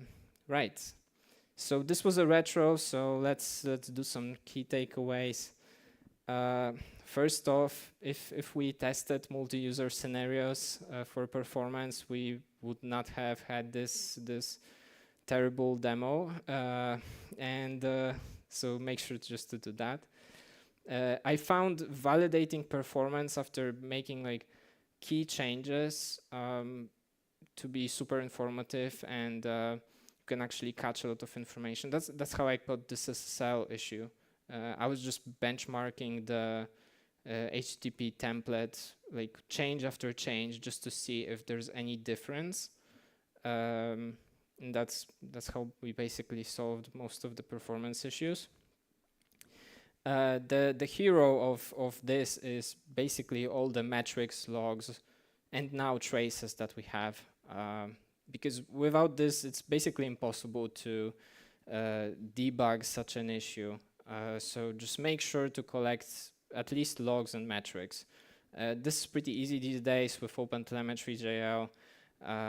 You can set up Grafana pretty easily. There's other open source alternatives. So make sure you have that definitely. Next, just within the ecosystem, we have a ton of great packages, but you may find some usage of a package that is not really production ready.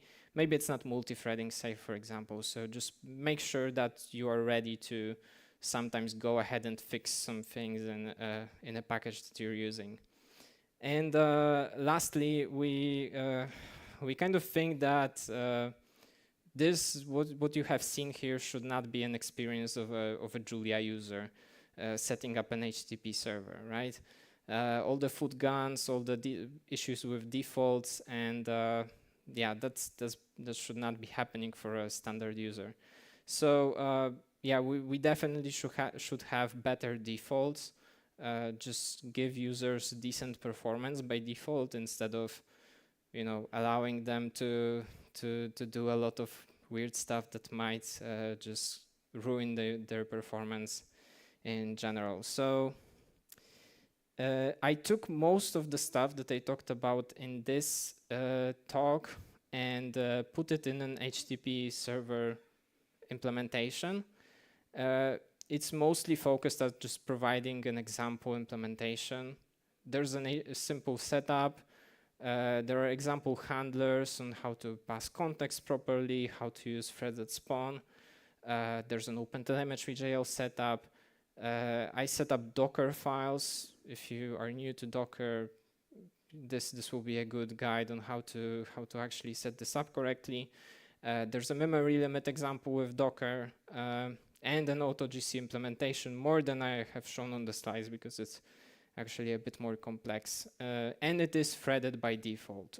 So make sure to check it out if you are trying out maybe HTTP.jl or creating a new service, or maybe you're looking for some inspiration for your existing HTTP server.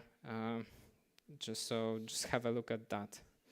And with this, turning over to Panayotis. Thank you, Christian. Okay, so let's get back to the oopsie. Like, you can hear me, right? So who is at fault? Like, we don't want to blame anyone, but Julia, right? Okay, so how do we answer this question? It's not actually easy to say that a program misbehaves. Like, is it Julia or is it the author of, your code? You're responsible for the code you're running. So is it us or is it Julia? Or where is the problem? Where does the problem lie? This is not an easy question. An easier question is, like, is the simple case in Julia to blame, right? I'm a developer and I just want to run the example on the tutorial. Is that bad? And the answer is yes, that's bad, right? Julia is very, very dynamic, threaded, the GC is great, etc. But if you just take the examples, the simple stuff, and you put it somewhere, and you run that as a service, everything is wrong, as Christian said. So on a different work stream, like we run the framework benchmarks, which is like a package that tries to standardize like how you test web frameworks. And if you put the defaults there for Julia, it doesn't even run. Like, it doesn't even run fast enough for the benchmark to be included in the final test set. And the Oxygen folks, I don't know if you have anyone here, are doing a second iteration. I'm not sure if that passed. I'm pretty sure it won't pass for the reasons why, mostly what Christian discussed, but let's take a quick look. So the analysis I'm going to talk about is from this thread that you can take a look at. It's on Discourse. And basically the analysis, this analysis says that it's not really running fast, okay? And the question is why? Actually, let's take a step back. Like, why are we in this situation where a web service with 50 users doesn't run? Like, why is it bad? And the answer is, no one is doing that. Like, there are 3 companies that do that. Like, it's my problem, Christian's problem, and I don't know, 3 other people in the world. No one is running Julia for web services. Like 60% of the people I asked, of 55 voters, don't do that. And another 29 don't have enough traffic. So if you have one request, like if you run an analysis, an MTK model, and you just wait for data and then you reply, and that's like 1 response every 10 minutes, then you don't care about the decryption taking a second, right? So yeah, 2 people said that they agree. Like maybe it's 4 people, 9%. 1 is me, so it doesn't really count. Anyway, so the defaults. Why are we saying that these defaults are wrong? Okay, and I'm probably getting out of the screen, so I'm not going to go there. So the setup Christian showed has 2 interactive threads and 2 default threads, right? What problems can you have when you run code? When we say that when you get into a C call, everything blocks, like I don't know if you can grasp right now how catastrophic that is. Like when Julia goes away and decrypts something for a second, the scheduler doesn't run, IO doesn't run on any thread. You may think that you are sleeping, but you're not sleeping. You are in a coma. Okay, and that's different. Yeah, because when you sleep on a file read, other things can run, timers can run, right? When you sleep on embed DLS do handshake, nothing runs. When you sleep on a libpq query, not the async version, the sync version, nothing runs. The scheduler doesn't run. And what is the default, right? You run Julia, it's one thread, that's it. So IO is there, schedulers are there, everything is there. So the defaults don't work. Okay, so what do we suggest? We suggest 4 threads, two thread pools, right? One, out of the interactive pool, you will have one thread that does I/O. It should not precompile. liblLLVM will also block you. Like, blocking means that nothing runs. If you block on thread 1, the scheduler won't run. Maybe that changed in 1.11, I'm not sure. But the scheduler doesn't run means that the threads will yield and then wait for thread 1 to start re-waking them up. Like, this is very catastrophic. This is why you got the 999. The 999 error you saw where in the this is fine meme means that there are 512 connections waiting on the socket, right? How can... You can get in that situation if Julia is in a coma. And Julia gets in a coma if you do a blocking C call, right? So, precompilation is a blocking C call. You can do a precompilation in another thread. So, if something precompiles, send it thread.spawn it. Look at the template. So, if you do spawn interactive, in Julia 1.11, it will always run on the second thread or another thread because the thread that runs I/O is out of the interactive thread pool, right? And we hope that the thread that does I/O gets, its own land. But basically, this small table says like where you should put your threads in order for stuff to work. Now, you will notice the question mark here, like where do I put the HTTP server? And the answer, like this is what Christian said, that the results are not clear. The results are not clear because if you do something heavy in the HTTP on thread 1, then it may interact with other threads I/O. Because remember that all the threads I/O go to thread 1, right? So if your handlers are heavy by themselves, not the calls they do, then it will interfere with the I/O of the other threads. You probably don't want that if you have something that long running. If you don't have something that long running and you don't do much I/O, just leave everything on thread 1. So the gist of it is better defaults, right? We should not be thinking about this. We should be thinking about input and output. Now there are a lot of ideas on how we can improve that, like not doing I/O in Julia, basically. And that's all.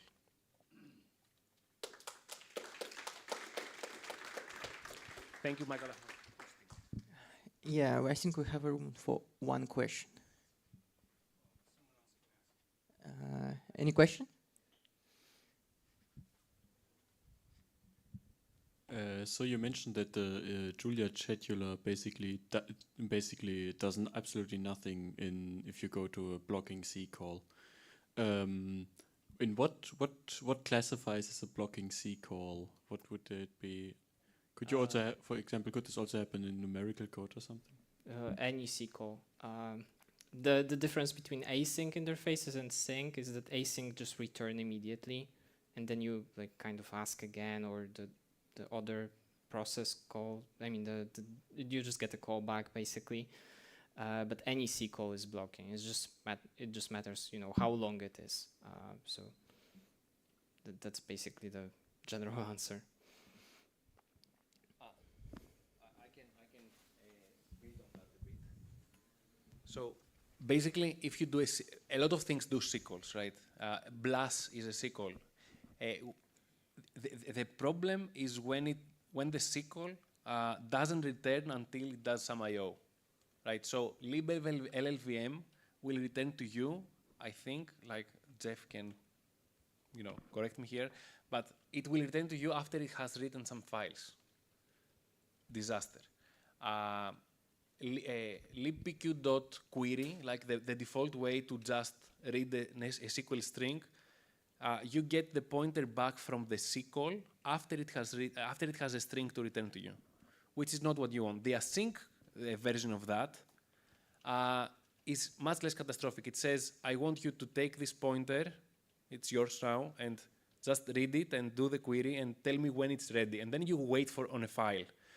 Note that this has a 3 millisecond overhead, like that you pay all the time. A SQL that just returns might be faster. So the async query interface, and with that PR that we have in libpq, is slower if the database is in the same machine, like always there.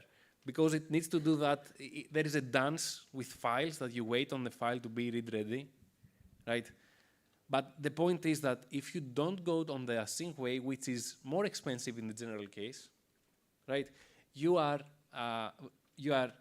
vulnerable to catastrophic comatose situations, right? Because if Postgres goes down, you don't run the scheduler, right? Tasks will yield and wait. And then you have these 43 responses per second in the slide with the embed TLS. So you want to avoid the comatose situation in any scenarios. Thank you. Yeah, and thank you for our speakers for such talk. Yeah, I hope we will find more Genie peaks to run HTTP servers at Julia. Yeah, round of applause.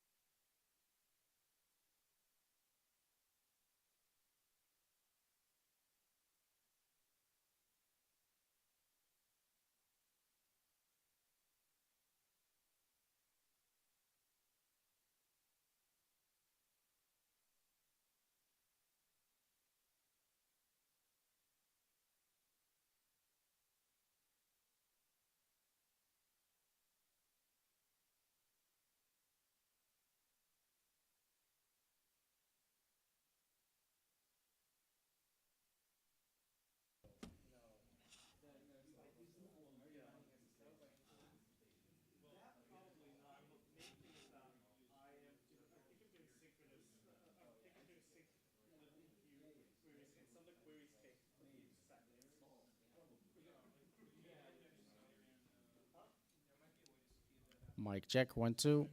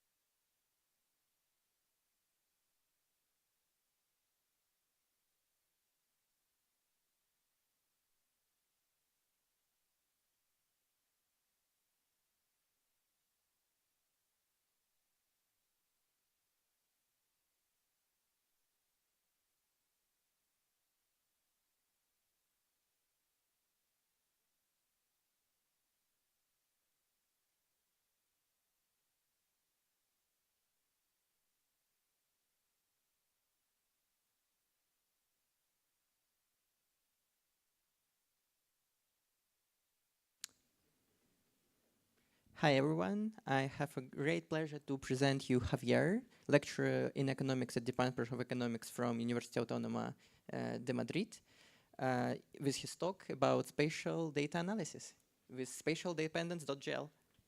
Round of applause for our speaker.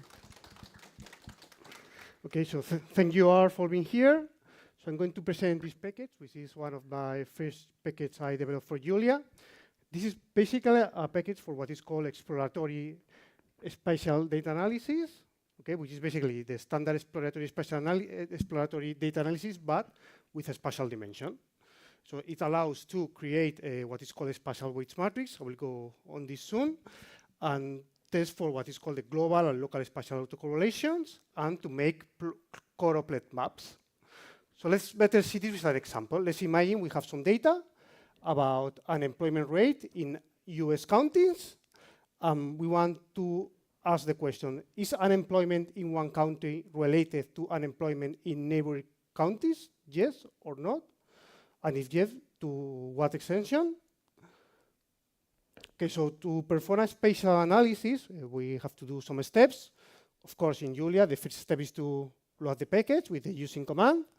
And then we need to import some geographic data, and then we can start making some map, create a spatial weight matrix that collects the relationship between our spatial observations, and then compute some statistics for a spatial autocorrelation. So for importing data, here we take advantage of the geointerface.gl, this interface for working with geographic information, geographic data. And in fact, thanks to this geointerface, we can read data from many Julia packages like shapefile.gl or geodataframes.gl. This is very easily. We just read the shapefile or the geodata frame, and with a single command from geodata frames, we can read our geographic data. And once we read this data, we are ready to use the spatial dependence package. So the first thing we can do is to make choroplet map, which is this map where we have, for example, here, all the counties in the US with their employment rates, and we can set colors based on equal intervals or quantiles of our data or natural breaks to have pretty maps. We can also what is called some statistical maps that to classify these observations based on the standard deviation or percentiles. Okay, we can also have other kinds of maps, unique values. And to make this map is basically because we take advantage of the Julia interconnection between packages. So using the plot function from the plot package, we can use say plot. We pass the data object, the geographic data object we have read before, then the variable we want to plot, and the kind of map. It can be a quantile map or a natural break maps, for instance. Then we also have functions to compute a spatial weight matrix, which is basically a matrix that contains the information of how our spatial units are related. Let's imagine we are this red box here, and let's ask which are the neighbors of this US county. So the neighbors are the dark blue boxes, the dark blue polygons. And we can create this matrix very easily with just one single command called pollinate. And then we create an internal object that is used before for the autocorrelation statistics. We can create a spatial weight matrix from polygons like US counties or European countries or European regions or whatever. Or for instance, if we have that our observations are firms or households, we can create this connection matrix based on a distance threshold or a k-nearest neighbors algorithm. Then we can compute a spatial autocorrelation statistics, which basically to answer the question, is variable X correlated with the value of its neighbors? The most famous spatial autocorrelation statistics is called the Moran index. We can compute this with a single command. Just set which variable we want to compute, and the spatial weight matrix we have calculated before, and then we get the results, and we can print the results in Julia very easily. We basically get a correlation coefficient that goes from -1 to 1. Here we get a strong, and we also have statistics for significance. And thanks to Julia, because this statistics is made with random permutations of the data, thanks to Julia, this also works in multi-threading and is very, very fast. We can also make plots, what is called like a spatial Moran scatter plot that relates one variable, which the value in its neighbors, and then we can make a map very easy in Julia. But also we can look at what is called local spatial autocorrelation, is to test or to check if there are spatial clusters in our data. Here we have an example for the unemployment rate in US counties. And for instance, we can see that these dark blue colors, the dark blue counties are counties with very low unemployment rate, whereas the dark red are counties with very high unemployment rate. So we can see that there are some spatial patterns and spatial clusters in our data. And now a bit to finish about my experience developing this package. I want to say that this was a very fun and rewarding experience for me. I learned a lot of Julia and how Julia works internally, like for example, how to do multiple dispatch, how to optimize code, how to use multi-threading, how to work with geo interface and other interface in Julia.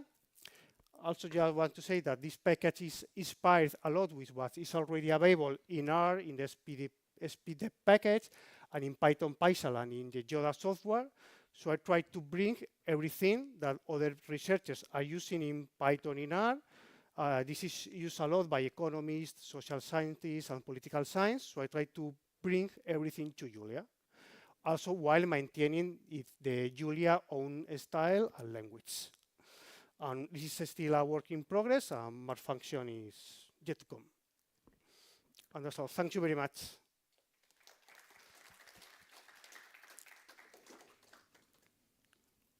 Any questions? Yeah. Thank you for your presentation.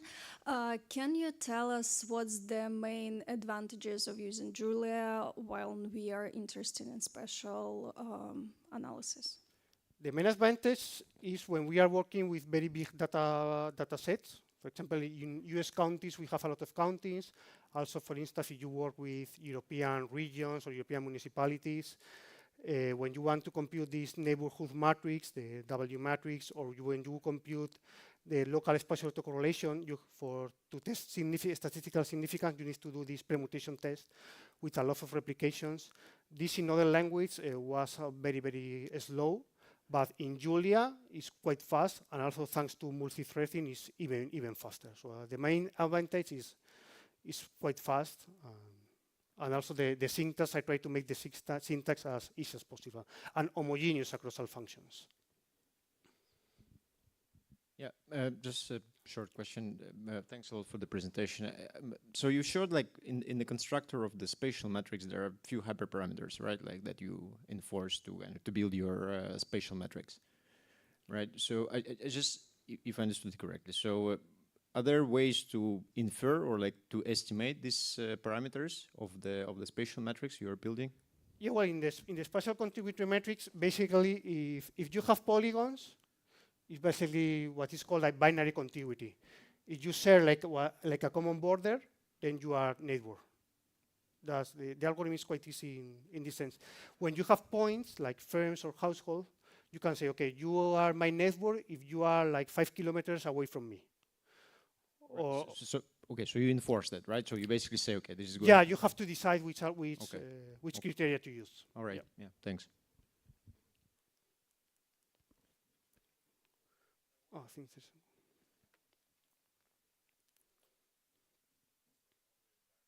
No problem. Thanks for the presentation. Just the previous question triggered a question for me. How do you handle geographic units versus projected coordinate systems? So do you account for that? Let's say latitude and longitude versus things in meters? Well, for this kind of analysis, this is not very relevant, because when you build the contiguity matrix, the relation matrix, you can say it will be 5 kilometers or it will be 10 kilometers or whatever. And for the distance, we use the distance package. So in theory, we use the units embedded in the geographic system. Okay, thanks.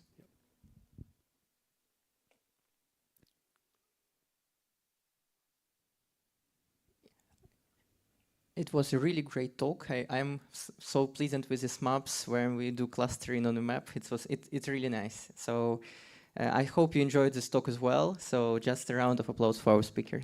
Thank you very much.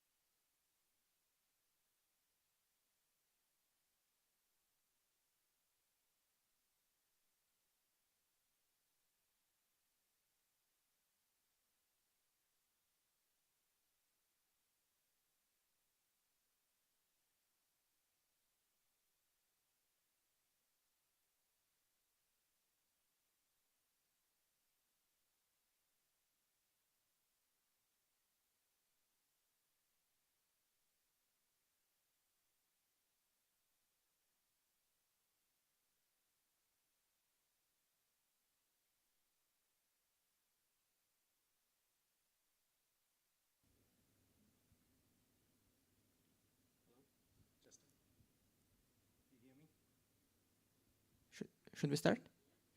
Hi everyone. I have a great pleasure to introduce you Philip Tellis from Akamai. He's a principal RAM distiller there. He's also author of a Boomerang JavaScript framework, contributor for many Julia packages. So round of applause for our speaker with his talk about curling with Julia. Thank you.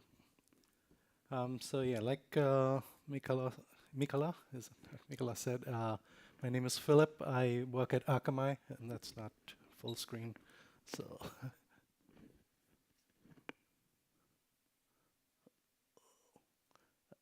I can't even see. Is that?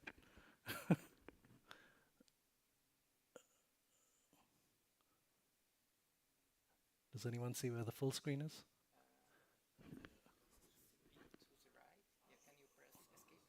Oh, escape. Is that one? Here? No, I mean there should be a enter full screen. In view, right? Command F. Okay, here. All right. No, that is for me. Sorry. It was on view. Is that it? Good. There we go. All right, so my name is Philip. I work at Akamai. I'm the principal RAM distiller. RAM stands for Real User Measurement. It's performance data we collect from users as they browse the web. It's JavaScript sits in a web page, and it just measures how long it takes the page to load up, sends that back to our services, and I do the analysis on that data. So today I'm going to be talking to you about a module we wrote called curl HTTP. that is based on libcurl. It's a more Julia-like way of using libcurl in Julia, rather than using libcurl, which is more C-like. How do I take away this search box up there? That's better. So, very quickly, if you wanted to get curl HTTP, it's available in the package registry. It's called curl HTTP package add. Current version is 0.1.3. And there are docs for pretty much the entire library. There's also tests, so it's very well tested. So first, we'll just go over a brief overview of how do you do HTTP in Julia. Right, there are various ways to do HTTP. Obviously, Julia has HTTP client built in. That's how you can download packages and install them. That's based on downloads.jl, which in turn is based on libcurl.jl. Libcurl itself is a very low level.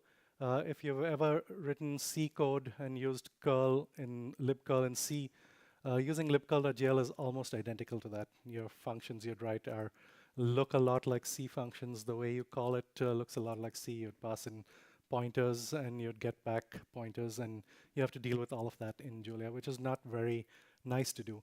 There's also some functions which allocate memory inside the function, and then you have to figure out whether you need to free it or let libcurl free it. So it is not, if you're just trying to write an application in Julia, trying to work through all of those things is not the best use of your time. HTTP.jl is a higher level API. It's pretty good. It's got client and server modes. So libcurl itself is client only. HTTP.jl is both. It's kind of complicated to do mutual TLS. It's okay to do TLS.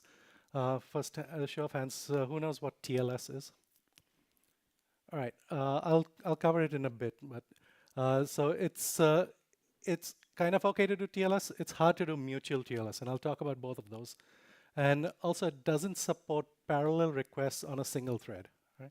If you wanted to do parallel requests in HTTP.jl, you have to spawn multiple Julia threads and do a download from each of them. Then there's, of course, downloads.jl, which is a very high level. You give it a URL, it downloads it. That's pretty much all it does. A few configurations you can pass in, but that's what it does. And so that leaves us to curl HTTP, which we wrote because none of these three ways solved our use case. And I'm going to talk about that in the rest of this talk.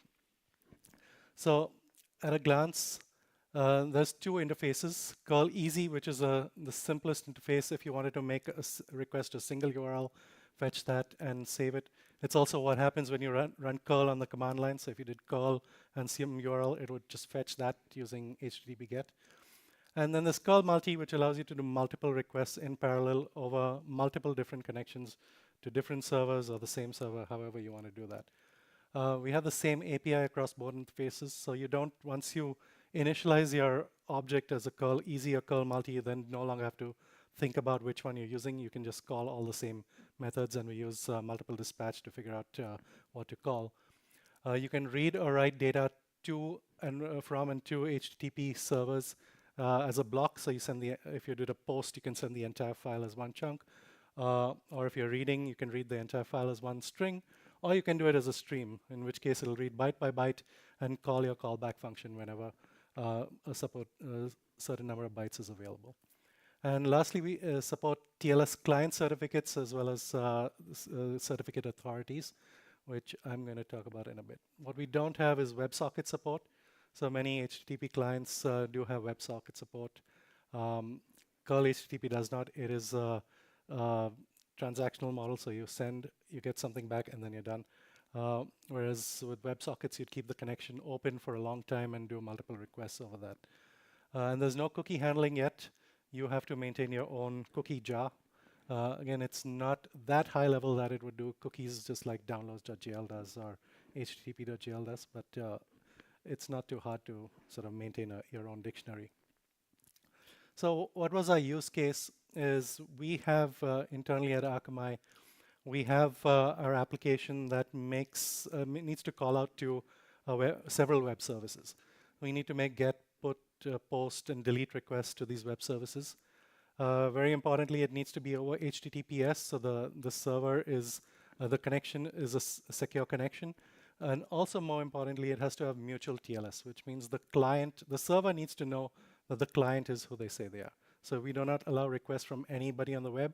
It has to be a certain host that's making the request, and we decide that by using a client certificate. We need to use a custom certificate authority, because internally in Akamai, we'd have our own certificate authority that only signs things inside of Akamai, whereas outside of Akamai, you'd have a public certificate authority that all of your browsers know and can connect to. And we need to process the response data, which is JSON stream data.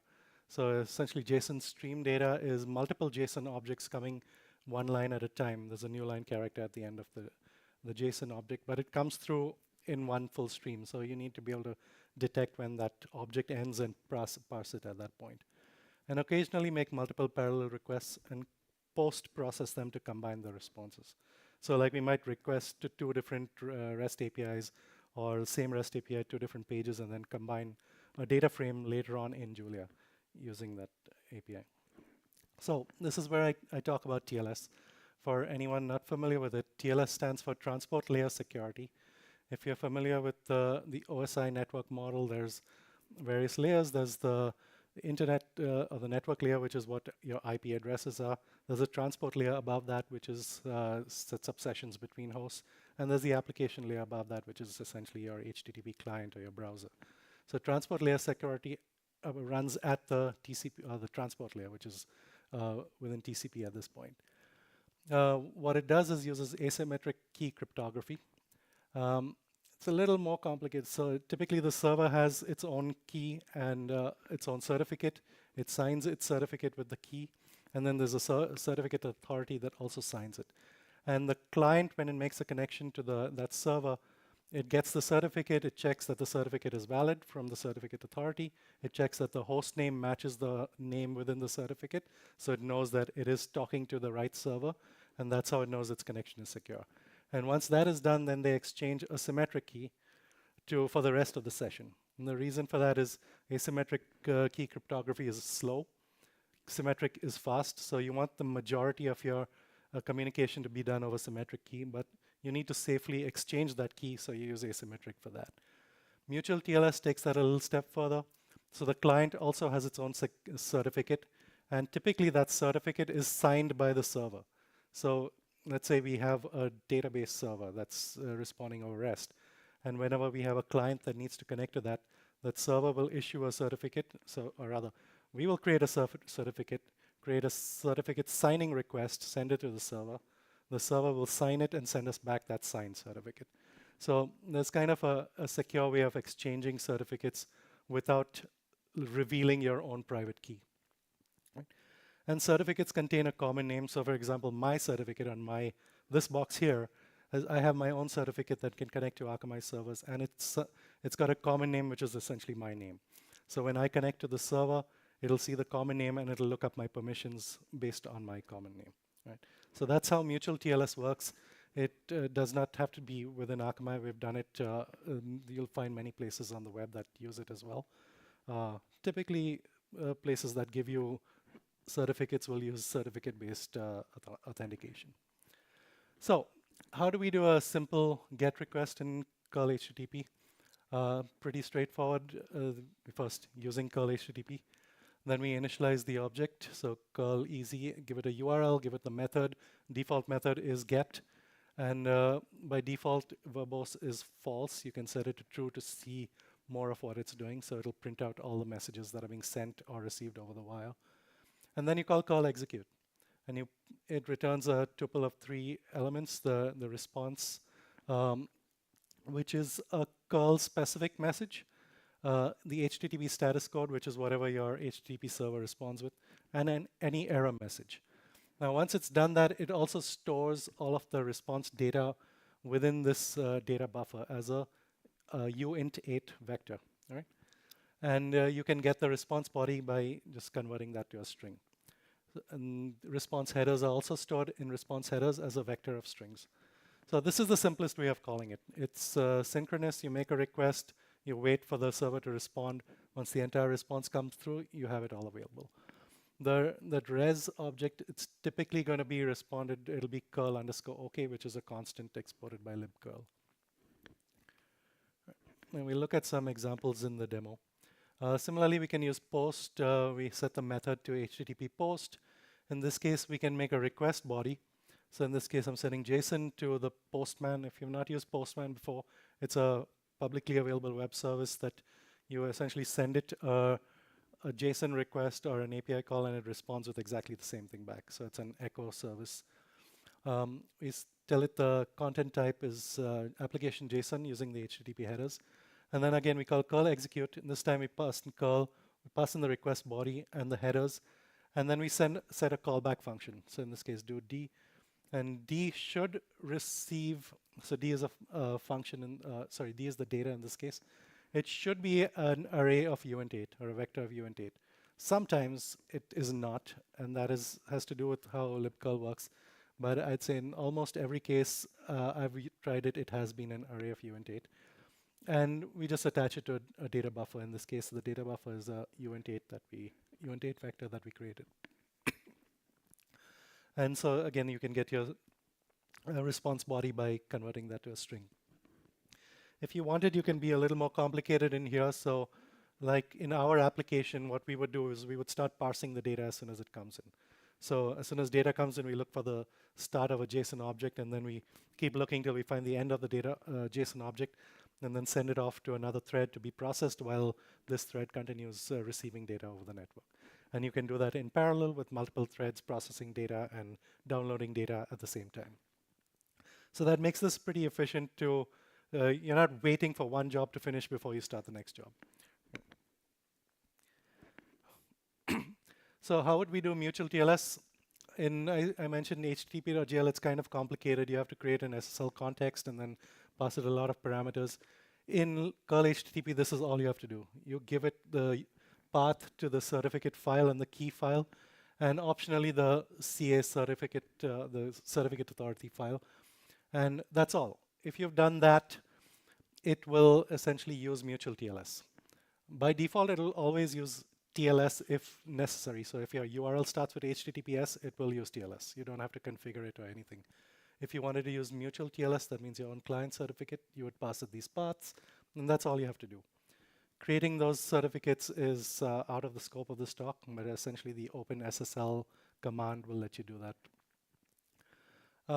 You can also make all of these into one single file, right? So essentially you take these three files, concatenate into one, you put the certificate and certificate chain first, then you put the private key, and then you put the CA certificate, all in one file.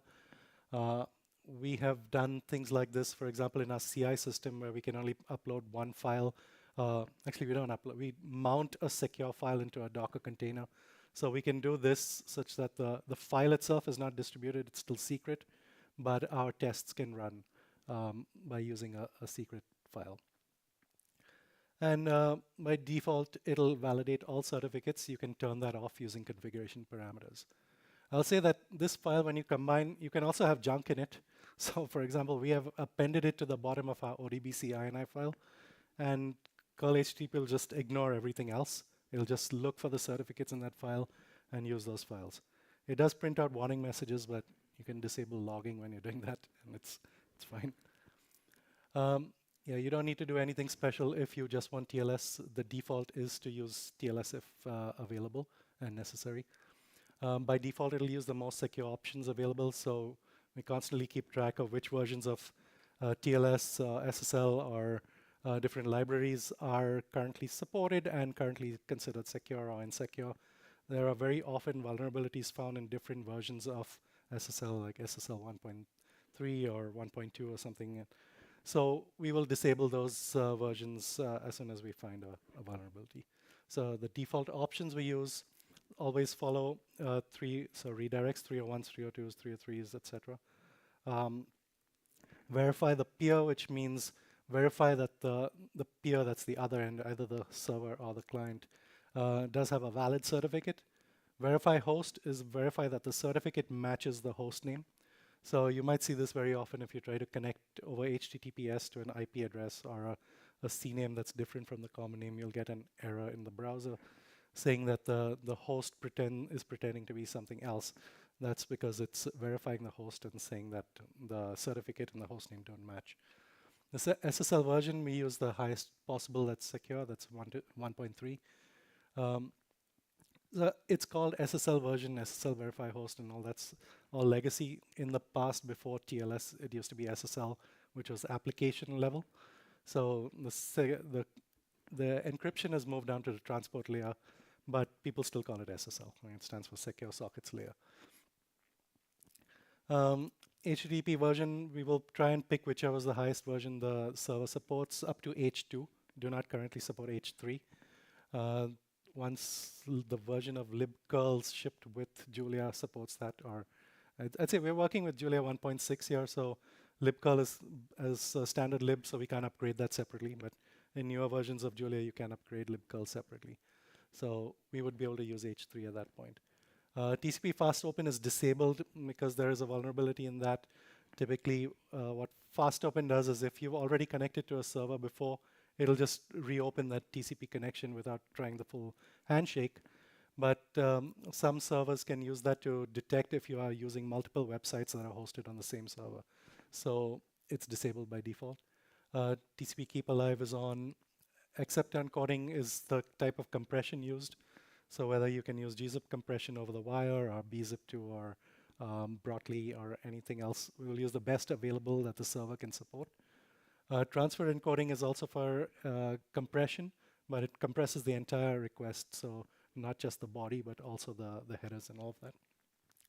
And DNS cache timeout is disabled, so by default, curl has its DNS cache on its own and will has its own timeout. We just disable the DNS cache because your DNS server should be doing the caching and not your application.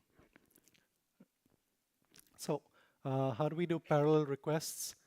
Again, not too hard. Like I said, you have curl easy, so you would create multiple curl easy objects, and then you would add them to a single curl multi object. So in this case, right at the bottom, we have multi is equal to curl multi, and the pool, which is an array of curl easy objects, and then you call curl execute on that. If you can have different callbacks for each of the requests. So when curl execute is called, all those requests go out in parallel. They come back, the responses come back asynchronously in parallel. The callbacks are called asynchronously, and they will run all in the same thread.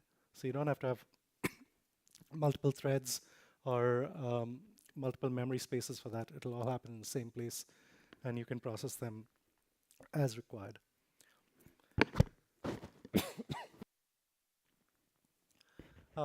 So the requests are only made when we call curl execute. You can keep adding curl easy objects to it, but nothing happens until you call curl execute on the multi object.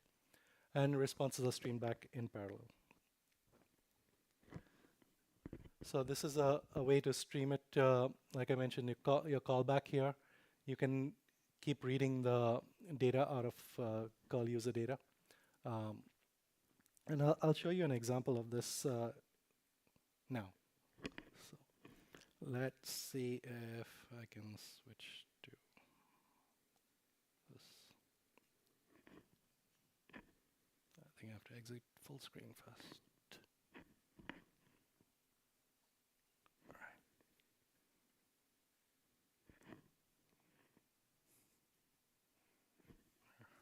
This is going to be fun because I can't see what I'm typing.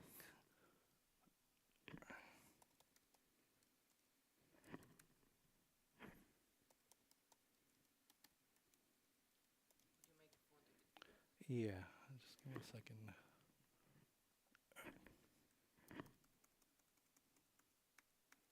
How's that? Is that readable? All right. So, readable to the people at the back? All right. Let's go into shell mode. So rather than typing everything, I wrote the code down as a as a file, which I will just execute. So I'm using curl HTTP JSON 3. Don't worry about that no body. It's just a constant so that I know I don't have any body.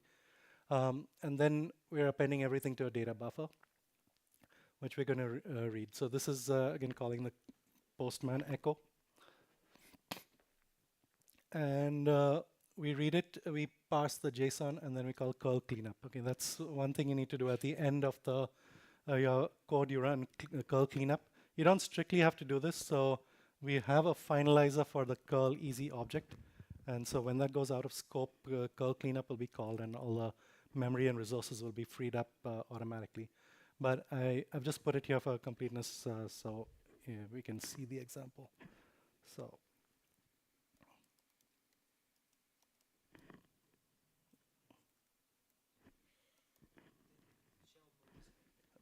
shell mode is enabled, you're right.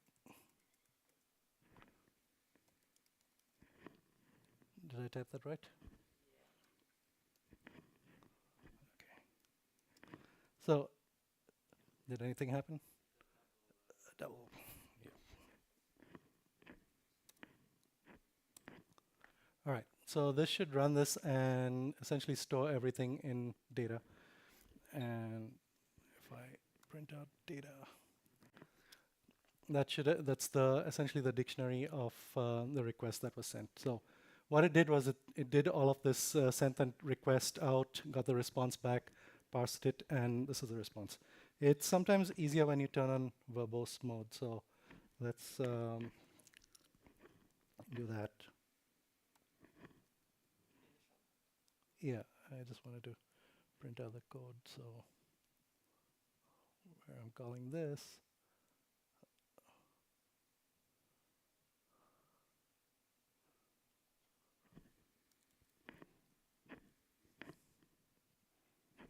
And I know you can't see the, let me just move that out of the way. All right, does that look right? Verbose equals true. All right, so it's created the object, and you can see that's the object. It contains a pointer, that's the actual libcurl object, and a bunch of other things that are stored internally. Right. And what was the second line there? We already have a data buffer. Let's just call the request to call execute.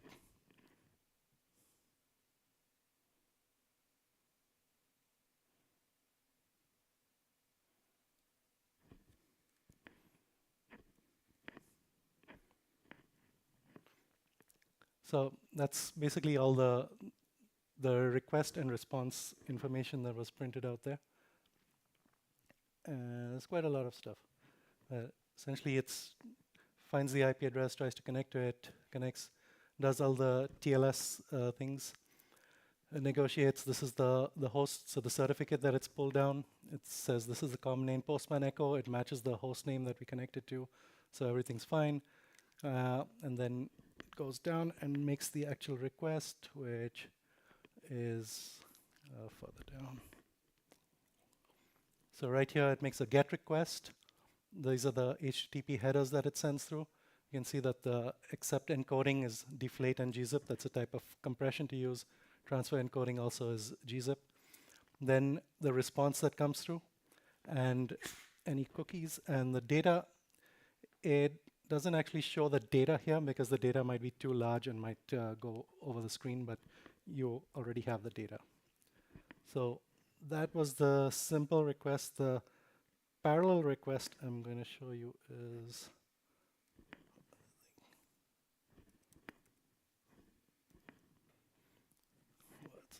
multi-post.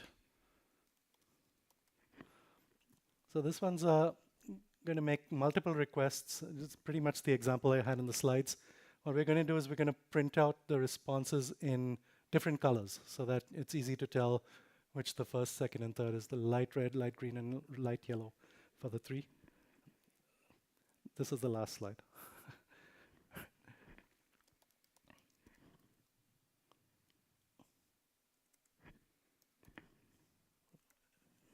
I'm in shell mode still.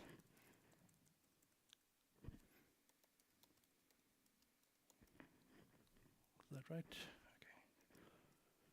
So it makes multiple requests, and you see here, this is one of the responses, which it should say this is handle number 2, which came in third. This is handle number 1, which came in second, and handle number 3, which came in first. So it sent out three requests in parallel, got back the responses at different times, and printed them out whenever it got the response. Right, so that is pretty much it. It's my last slide. It's a summary. There are some enhancements over existing ways of doing HTTP. Mainly mutual TLS and single task parallel requests are easy. We have open issues. If you try to use it, open an issue, try to respond as quickly as possible. Thank you.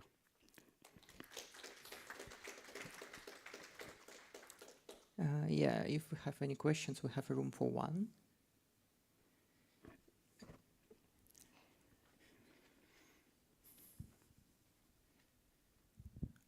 Thank you for the talk and the package. I just one question: is this multi-threaded safe, the client? Yeah. So libcurl itself is multi-thread, is thread safe. You can use it. There are some functions so some of the memory locations like error buffers and stuff are not always. So I would say to read the libcurl manual for the features you're using. So most of the documentation here is for curl HTTP. There'll be more documentation on libcurl, which is the C documentation. So I'd say specifically look for those things, like the error buffer. Is it going to be shared across threads? Because otherwise you'll have one error overwriting the other. In the way we are doing it, it does not happen, right? But there might be other cases. Like it typically allocates the error object inside libcurl, and you have to free it outside. So there's some bit of complication there when you have multiple threads. Oh, so is there a way to pass options so that it becomes thread safe? Yeah, you can pass options to curl through curl HTTP. So there's the curl set opt method that you can pass in. Okay, thank you.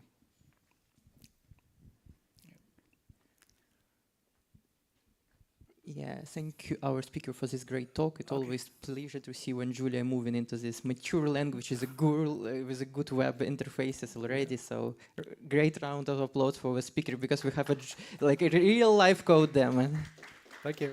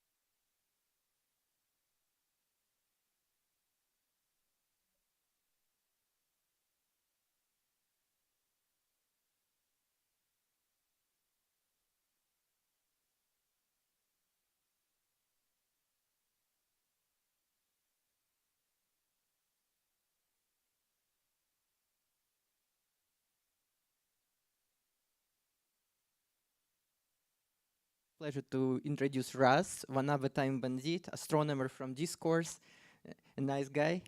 Yeah, just round of applause for our speaker with his new library, editboundary.gl. Right. So thank you, everyone. My name is Miguel Raz. I'll be, oh my God, it had to die on the worst moment. Where did my terminal go? Oh, this is hard mode then. Is it in the presentation? I need to. Yeah, but here, is it include menu? Yes. That's the demo. Okay, so I just realized you can't see the one I'm looking at. It's that one. Yeah. Okay, so hello everyone, my name is Miguel Rasguzman Macedo. I'm presenting this work as a co-author of both Ivan Mendez and Pablo Barrera, who are part of a research group at the Faculty of Science in UNAM, my home university in Mexico, and I'm very proud to present this. I got to be a small part of this project. I'll show you in a second. This is what I did, and I'm going to tell you the bigger research agenda of what it represents. So this is a, I just realized I can't see my mouse. Is there any way to mirror the display here? Because that would be way better. There's a solution. Thank you very much. Normally you can extend or duplicate your screen. This is fine. Yeah? Yep. All right. Excellent. And so there's folks watching at home. Thank you very much. Muchas gracias por el apoyo. So what this is this is La Presa de la Amistad. This is a water body in Mexico. Somebody gave us this map. No? It happens that there happen to be 10,000 points in this map. If you know anything about image processing maps, that somebody comes with you and says like, hey, would you please kindly, model the water surrounding this dam? You have to run a differential equation. You have to make a finite version of this map. And so that depends on the number of points. And some of the algorithms that you have to run on are very, very dependent on the number of points. And the larger the number of points, your processing can take almost, I think there's some worst case scenarios when some processing can go as bad as O(n) squared. So getting rid of the number of points is just crucial for you finishing your simulations in hours, days, and not months, years, or heat death of the universe. So this project basically offers you the ability to have this GUI built on Mackie. Please let me know how I'm supposed to pronounce it. I never really know. And so the original data is in blue. If you have this slider, I'll be talking about the method in just a second. Then you're going to be able to see in basically real time, once again, there we go, how close you can get to the source domain. And then at the end, you can just click on the save. You're done with and then you can reuse this geospatial data to continue on with your processing with, at the bottom it says, about 90% of the points deleted. So a really funky domain, you can do this once, and then you can save yourself some processing time later down the line. Okay? That's the thrust of what I'm presenting. Now, where did my mouse go? Okay. Give me just a second, I'm switching presentations. There we go. So now I'm going to be explaining to you all of the magic behind that, right? So there's a part where we do line simplification, there's noise detection, methods for polygonal approximation, and then where we can take this further.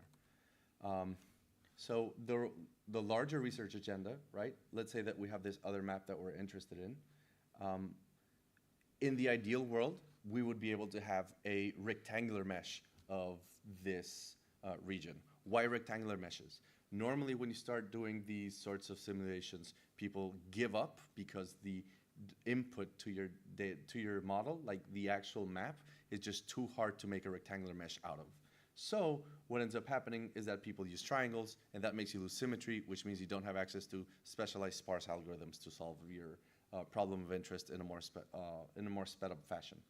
However, if you take time and care in order to pre-process some of this data, and one of the tools that I helped build, Edit Boundary, helps you with this pre-processing step, then you can have a nicer input data so that you can recover these symmetries later. So what does this look like? At first, you may have a large number of points. Let's zoom in here. No?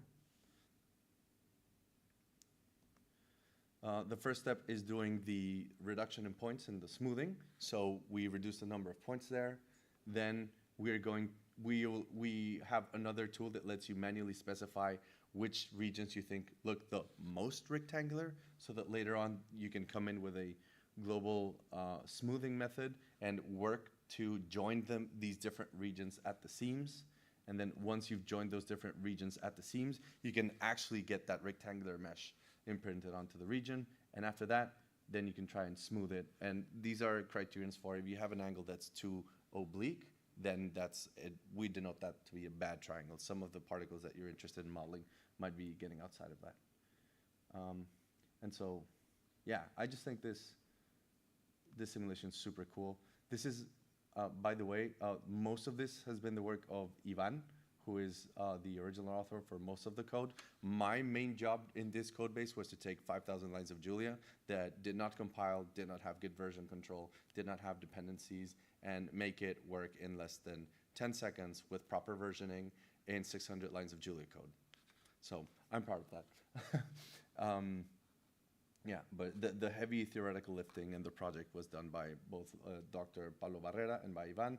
I came in as the Julia guy who wanted to help out. So there's something magnificent that exists in Mexico. If the internet is kind enough, then this map will pull up. But we have the INEGI, which is the, oh God, I'm going to bail this, Instituto Nacional de Estudios, Geografía Información, I believe that the name for it is in Spanish. But the point is that the INEGI is, we have a national bureau that collects statistics and helps us process that. So if you want to get maps of every region, if you want to know how many people live on average in a certain place in Mexico, then you'll query, they have online databases where you can just query for, oh, what's the official layout for my constituency where I can vote? Like that's the amount of information that you can have. So we can query them for these regions, no? And in theory, we'd like to be able to work with domains of interest. INEGI just happens to provide good dealings of these. What ends up happening is that there is no God algorithm to just take a arbitrary map and smooth it out according to a preset that we would be happy with. Like there is no one size fits all here. This is going to be eventually based on some heuristic. And the takeaway that the team came up with was, we might as well just make you have a nice GUI where people can select what is appropriate for their use case, have it done once, and then afterwards you don't need to keep reprocessing the same data, right? So you just load up the map once, choose the setting that is working for you, right? Maybe that's the one that you choose, or that one, and then after that, you're good to go with your simulation. So this method was actually published with a IEEE associated journal. It's been coding Julia. It's part of the larger name of the project is called Una Malla 6. That's a fabulous pun in Spanish. No, it means mesh. I just showed you the demo of the Presa de la Amistad, right? Older versions of this were in MATLAB originally. Also, they hail from 12 years ago, and Una Malla 5 is from 1214. It was very hard to keep the shape of the contours with the level of detail that was required. There's some previous algorithms that they were based on, and none of them really hit the spot. The smoothing wasn't as controllable as we wanted to. Now there are some established algorithms in the literature for how points are eliminated usually, or how the smoothing is done. We came up with this point elimination method that's based on the triangle measures with the circumradius, which I'll be talking about in just a second. And we try and test for noise detection. There's a really cool graph that if you learn nothing else during this talk, you'll look at that and you'll be like, oh, I hadn't thought of that. That's interesting that that works out that way. So let's talk about line simplification. There we go. Oof, thank you. Okay, so if you have a polygon P and a tolerance, in the ideal world, we'd like for the new polygons, P prime, to have a fewer number of vertices than the newer polygon, and for those vertices to be contained within the old one. And also, if we try and score, right, how much of the previous polygon is inside of the how much of the new polygon is inside of the previous one, then you'd have an idea of how much you simplified it, right? So here, if I reduce the number of points from the total, actually I'd like to show you the full image first, right? If we start with the full number of points and then we take about half of them, that looks almost the same. And if we reduce it to about a fifth of them, then we're missing out on some of them. So there's some numbers that you can try and use to objectively qualify or quantify how much you're deviating from a measure of how far away you are from your original image. The method is based on this old, or rather established, idea of when you have a polygon on a map, you can start looking at these successive triangles, no? So you'll have the first 3 vertices, and then you can build a triangle out of that.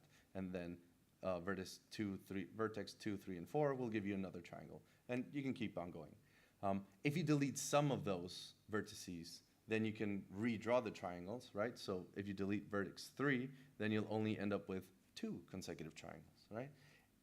The big point of the paper is that you can be clever about this and then add some global optimization and then get the results we meant, okay? So there's other known algorithms that come, like I believe that one, Westphalinger Wyatt, and others that are available in the geo packages that many other people use. It's ongoing work to pull request this one onto those packages. So usually people just take those successive triangles and then say, all right, if you give me a number, if you give me a threshold epsilon, then I'll just cut off the one with the smallest area below that number, right? This is just what people used to do. So you can choose the epsilon equals to 10 or 100. And so if you're above the 1% of that, then you're going to be cut out. If the area of one of your small triangles is below the 1%, then you'll be cut with this method, no? However, there's some problems that arise from just using the area itself, and that's why I believe it's Ivan came up with this idea of replacing the areas of the triangles in the area method with the circumradius. And the idea here is to try and take away triangles that, yes, have a small area, but also tend to be very flat or far away from the radius, so that they're not as chunky. Like if both big R and small r were closer together, then that might give you a triangle with a more significant area. We're trying to use this as a heuristic for this triangle. Not only do we know it's small, but we know it's not giving you as much shape to it. If those two were closer together, then you'd have a chunkier triangle that is farther away from that, right? Conveniently, the measure of that area is related by Blunden's inequality, and it just means that when we're calculating this number that we want to see if we cut off your triangle with, we can just get that directly from the product of the areas and dividing by the sum of them. So with this radius method, right, you can, you'll still choose like a number at the end of the day and then see how much your region is simplified, no? And you can keep repeating this for as many points as you feel comfortable as match the target domain that you're interested in. So because we have a number that we can compare on how much we've reduced this map, then we can just put them up on tables. Comparing these, then we can see that the simplification for the previous method was 26, 66, and 87%, just about. And with the other lagoon, we can get 48, 72, and 87%, right? We're pulling these maps from the AmeriGeos database, which is also widely available and you can download these same maps. Unfortunately, the original work relied on a bespoke data format that some of us needed to read in the data, so it's not using standard shapefile or GeoJSON. Changing that over to a Julian interface that can read that data is work that I should do for the hackathon. We can look at these graphs of how the area score changes for both of these maps given different threshold. intervals. No, I kind of like that there's like a peak and then a valley in both of these at first. I don't know what that would mean for any given arbitrary map in general, but you know, it happened for this one. All right, so now I think is the most interesting part, which is not only you can get, so this is, I think, the most interesting part of the paper to me, which is when someone gives you a map or that they've pre-processing with the usual algorithms, they'll just pixelate along integer coordinates, right? And if you take the areas of successive triangles and you sort them, then there's a lot of triangles that basically have the same area. And that's what you're seeing here. That's the area comparison, right? Like that is the value of the area and then the index of which triangles had that. So when you see the step function there, that means there's like 200 rectangles that all had basically a little bit less than 0.1 area, but they all had that same floating point value, which is weird. Like, until you think about the fact that if you have a small grid of points and you only have, and you have a, you know, a pixelating algorithm, you're only going to have so many small triangles within the same 1, 2, or 3 coordinates, right? There's not that many areas that you can actually offer. So once you do, so they call it, I think they call this the plot, the area decay plot. So if you see that staircase, that means that you have a lot of small triangles that aren't contributing to the final shape that you're actually interested in, and that's sort of inviting you to smooth out some of the, smooth out those triangles away so that you get the green curve. And so here, this is a part where I think we use optim.jl for it. You can, if you end up using the infinite norm distance and also a threshold, then we can try and optimize the perimeter so that you reduce the perimeter, and so that's going to, there we go. This is the before and after, right? So we're going to try and reduce not only the number of points first, but also the global perimeter. And we will give you a threshold for choosing that.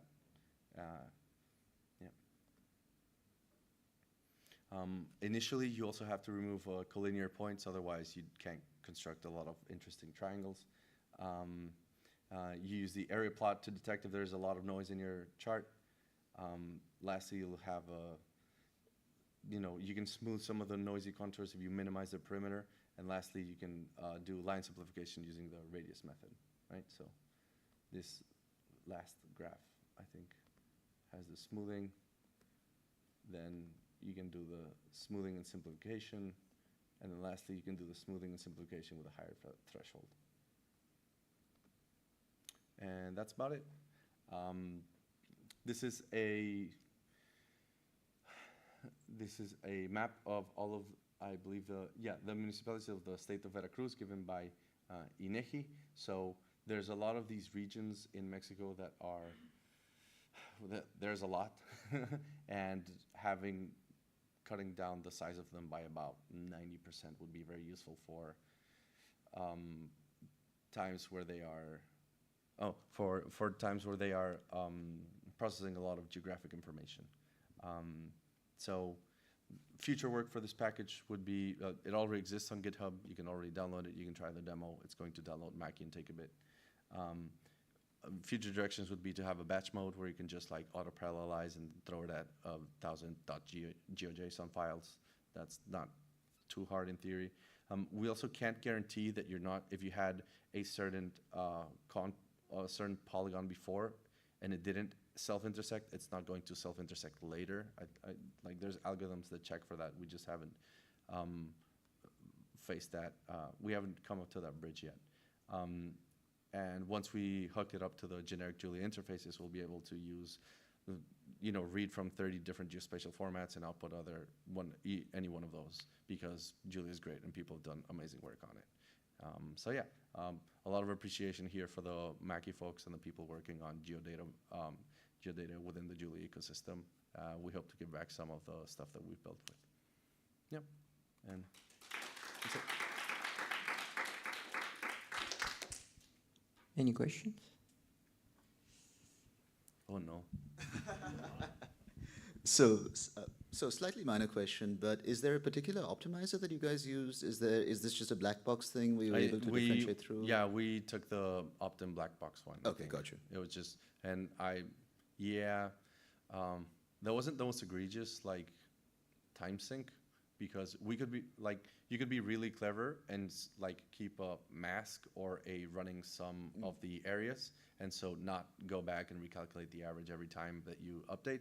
Something like you can do something clever so that it's linear time, no, whenever you do the update. So it's a bit sluggish sometimes when you like drag it. Yeah. I mean, it's still interactive speed, right? Yeah. So, and that was 10,000 points, which is not bad at all. I haven't seen how it scales. No, I just knew, yeah. So there's a lot of other work before that would take precedence. There's wait.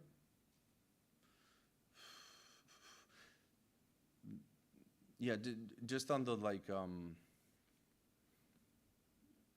best practices of how the Julia code is structured, it doesn't yet adhere to that. So it's like buddy, we're still fighting type instability. So before we get to that, yeah, I have to check it. Okay. Well, thanks for the question. Yeah, I have one small humble question. Yeah, edit boundary.gl. Yeah, I see you have a great plan for the future, but any plans to add a bit of documentation? Yeah. And issues in English, no offense. Oh, we read English. Yes. No, it's more than half of them are now in Spanish, right? Yes. I'd be glad to. It's just been me and Ivan lately. I didn't know we had issues in English. Yeah. Yeah.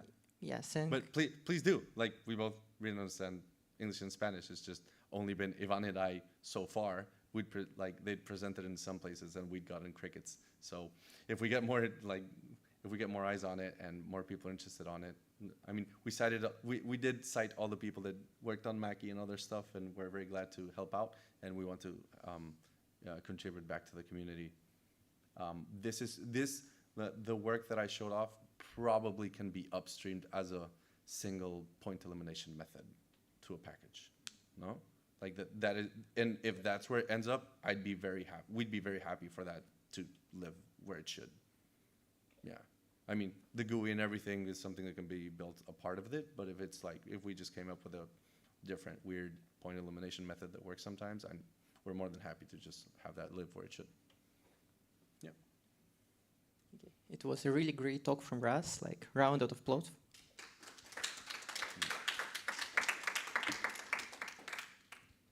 All right. Thank you very much.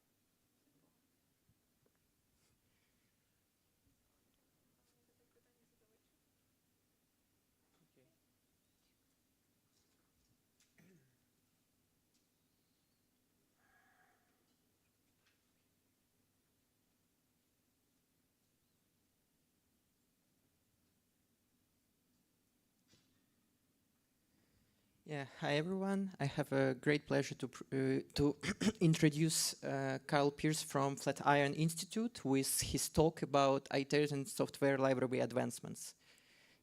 Perfect, thank you. Thank you for inviting me. Yeah, so I'm here from the Flatiron Institute to talk about our iTensor software. I'm going to focus more on the back-end development, so I'm going to speed through a couple of the intro portions. So if anyone has any questions about this, feel free to ask me after the talk. So I'm going to talk about iTensor, which is now a more massive library, which was inspired by tensor diagrams. So I'll talk about in a second what this means to do tensor algorithms.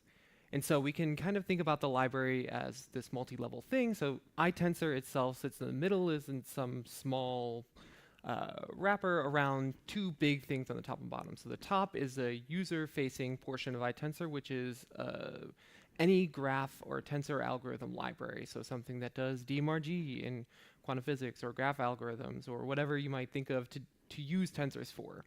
And then on the below iTensors is this ND tensors library. And so that's what I'm going to focus on here. This is the meat of what iTensors is. And so this ND tensor has lots of functionality and it's growing. And the goal of it is to be some kind of plug and play place to do optimization. So one is it has informed indices, and so this is kind of what makes iTensor, and I'll go over this in the next slide.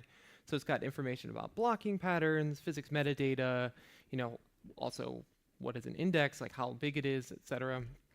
There are different data types that are possible. So if you're going to use GPU array, CPU array, any other kind of contrived data type you might want to use, there's also different floating point precision, backends. We support different data patterns, so you might want to have block data or sparse data or represent blocks as SVDs or anything kind of thing. And then in the future, we're looking towards doing memory and task managers using things like cuTensor or offload MPI. And as I said, it's this plug-and-play library. So now we're working on building about robust back-end extensions. So far we support things like GPUs, this CUDA.jl libraries, most of the GPUs. I'm writing jail arrays. And then in the future, we want to support things like tensor operations and Dagger. And so you can do this memory managers, or you can easily switch out what you're doing when you're doing the tensor algorithms. So just as a really quick refresher, as you might not know what a tensor is, so a tensor is an n-dimensional array, and so we have a tensor here, as I said, the diagrams, and this is the tensor diagram. So tensors are represented as these vertices on a graph, and then the lines coming out to the edges of a vertice tell you how many orders or how big, what's the dimensionality of the data. So here we have one leg, so it's an order 1 tensor. 2 legs is an order 2 tensor, makes a matrix, and then 3 legs and higher makes any higher order tensor. And this graph representation is really nice because we can do things like represent a sum, which maybe looks a little messy when you're just staring at it, as some graph. And you can tell here really easily with that the leg connecting M and T is A, and this means in this representation that we sum over the leg A. So we can use this to build graph algorithms. And this is kind of where iTensors shines. So iTensor was originally created for this unique indexing system, which removes ambiguity from your algorithms. You don't have to write sums, which I'll show in a second. And it helps you quickly construct tensor network algorithms. We can easily build some kind of big tensor network. So just as a quick, before I show how to build a tensor network, I want to show you how to build a tensor. So here we have we're going to build 2 tensors, A and B. Right now they have no legs. They're just nothing. We can assign legs to them by first creating these indices I've talked about. So here we make an index I that has the length 2. And the inside and tensors, we have information about the dimension, like how big that leg is, and some unique ID. And so we can build many legs. Sorry, just jumped ahead. We can build many legs, and all of them will have their own unique ID number. You can see here, they all have different numbers. And now we have 4 legs. So that we have legs, and we have tensors, but we need to put them together. So we can easily put them together by doing something like iTensor of ij. So now A has the legs ij, and B has the legs kjl. So it looks like this. And then from here, We can do something easy like build a really trivial tensor network by just contracting A and B. And in our diagram now we take the J legs together and stick them together. Now in conventional syntax, you might do something like create a for loop, and then you're going to loop over ijkl, and you have to write your things like this, and J for A lives in the second position, and for B lives in the first position, and you really are, you get the same numbers, right? But the problem with this conventional notation, or syntax, is that if you accidentally switch J and I, they both have the same dimension, so this code runs perfectly fine, but now all your numbers are broken. You get wrong numbers. So iTensors make sure that this doesn't happen by using this unique indexing. It indexes the legs by this ID number, and when we do some kind of tensor operation like contract, we look at the legs and say, okay, these are the same, we're going to contract over these and stick them together. So that you can't accidentally switch I and J. You just call star and it does it for you. And now we can throw the letters back. And so what we've been working on in iTensors is to create robust and flexible implementations in this ND-Tensors library. We're trying to make it more and more easy to change everything about it and still be able to rapidly construct tensor algorithms and have relatively high efficiency. So we want things like CPU and GPU accessibility, still have this complex data patterns like sparsity, but we also want it to be memory and time efficient. So as an example, I'm going to show constructing this tensor network and then converting it to GPU. So here we want to construct this tensor network and create it as some function f. So we can do this by making some legs. So these are all dense legs. So these are just legs that describe the extent of a tensor. And then I form the tensors A, B, C, and D like this. And we just easily make this function like I showed before by multiplying A times B times C times D. And now we have this tensor network exactly constructed using iTensors. And let's say we want to take the gradient of this network with respect to B. We can just grab the zygote and then take the gradient with respect to the second variable, which is B.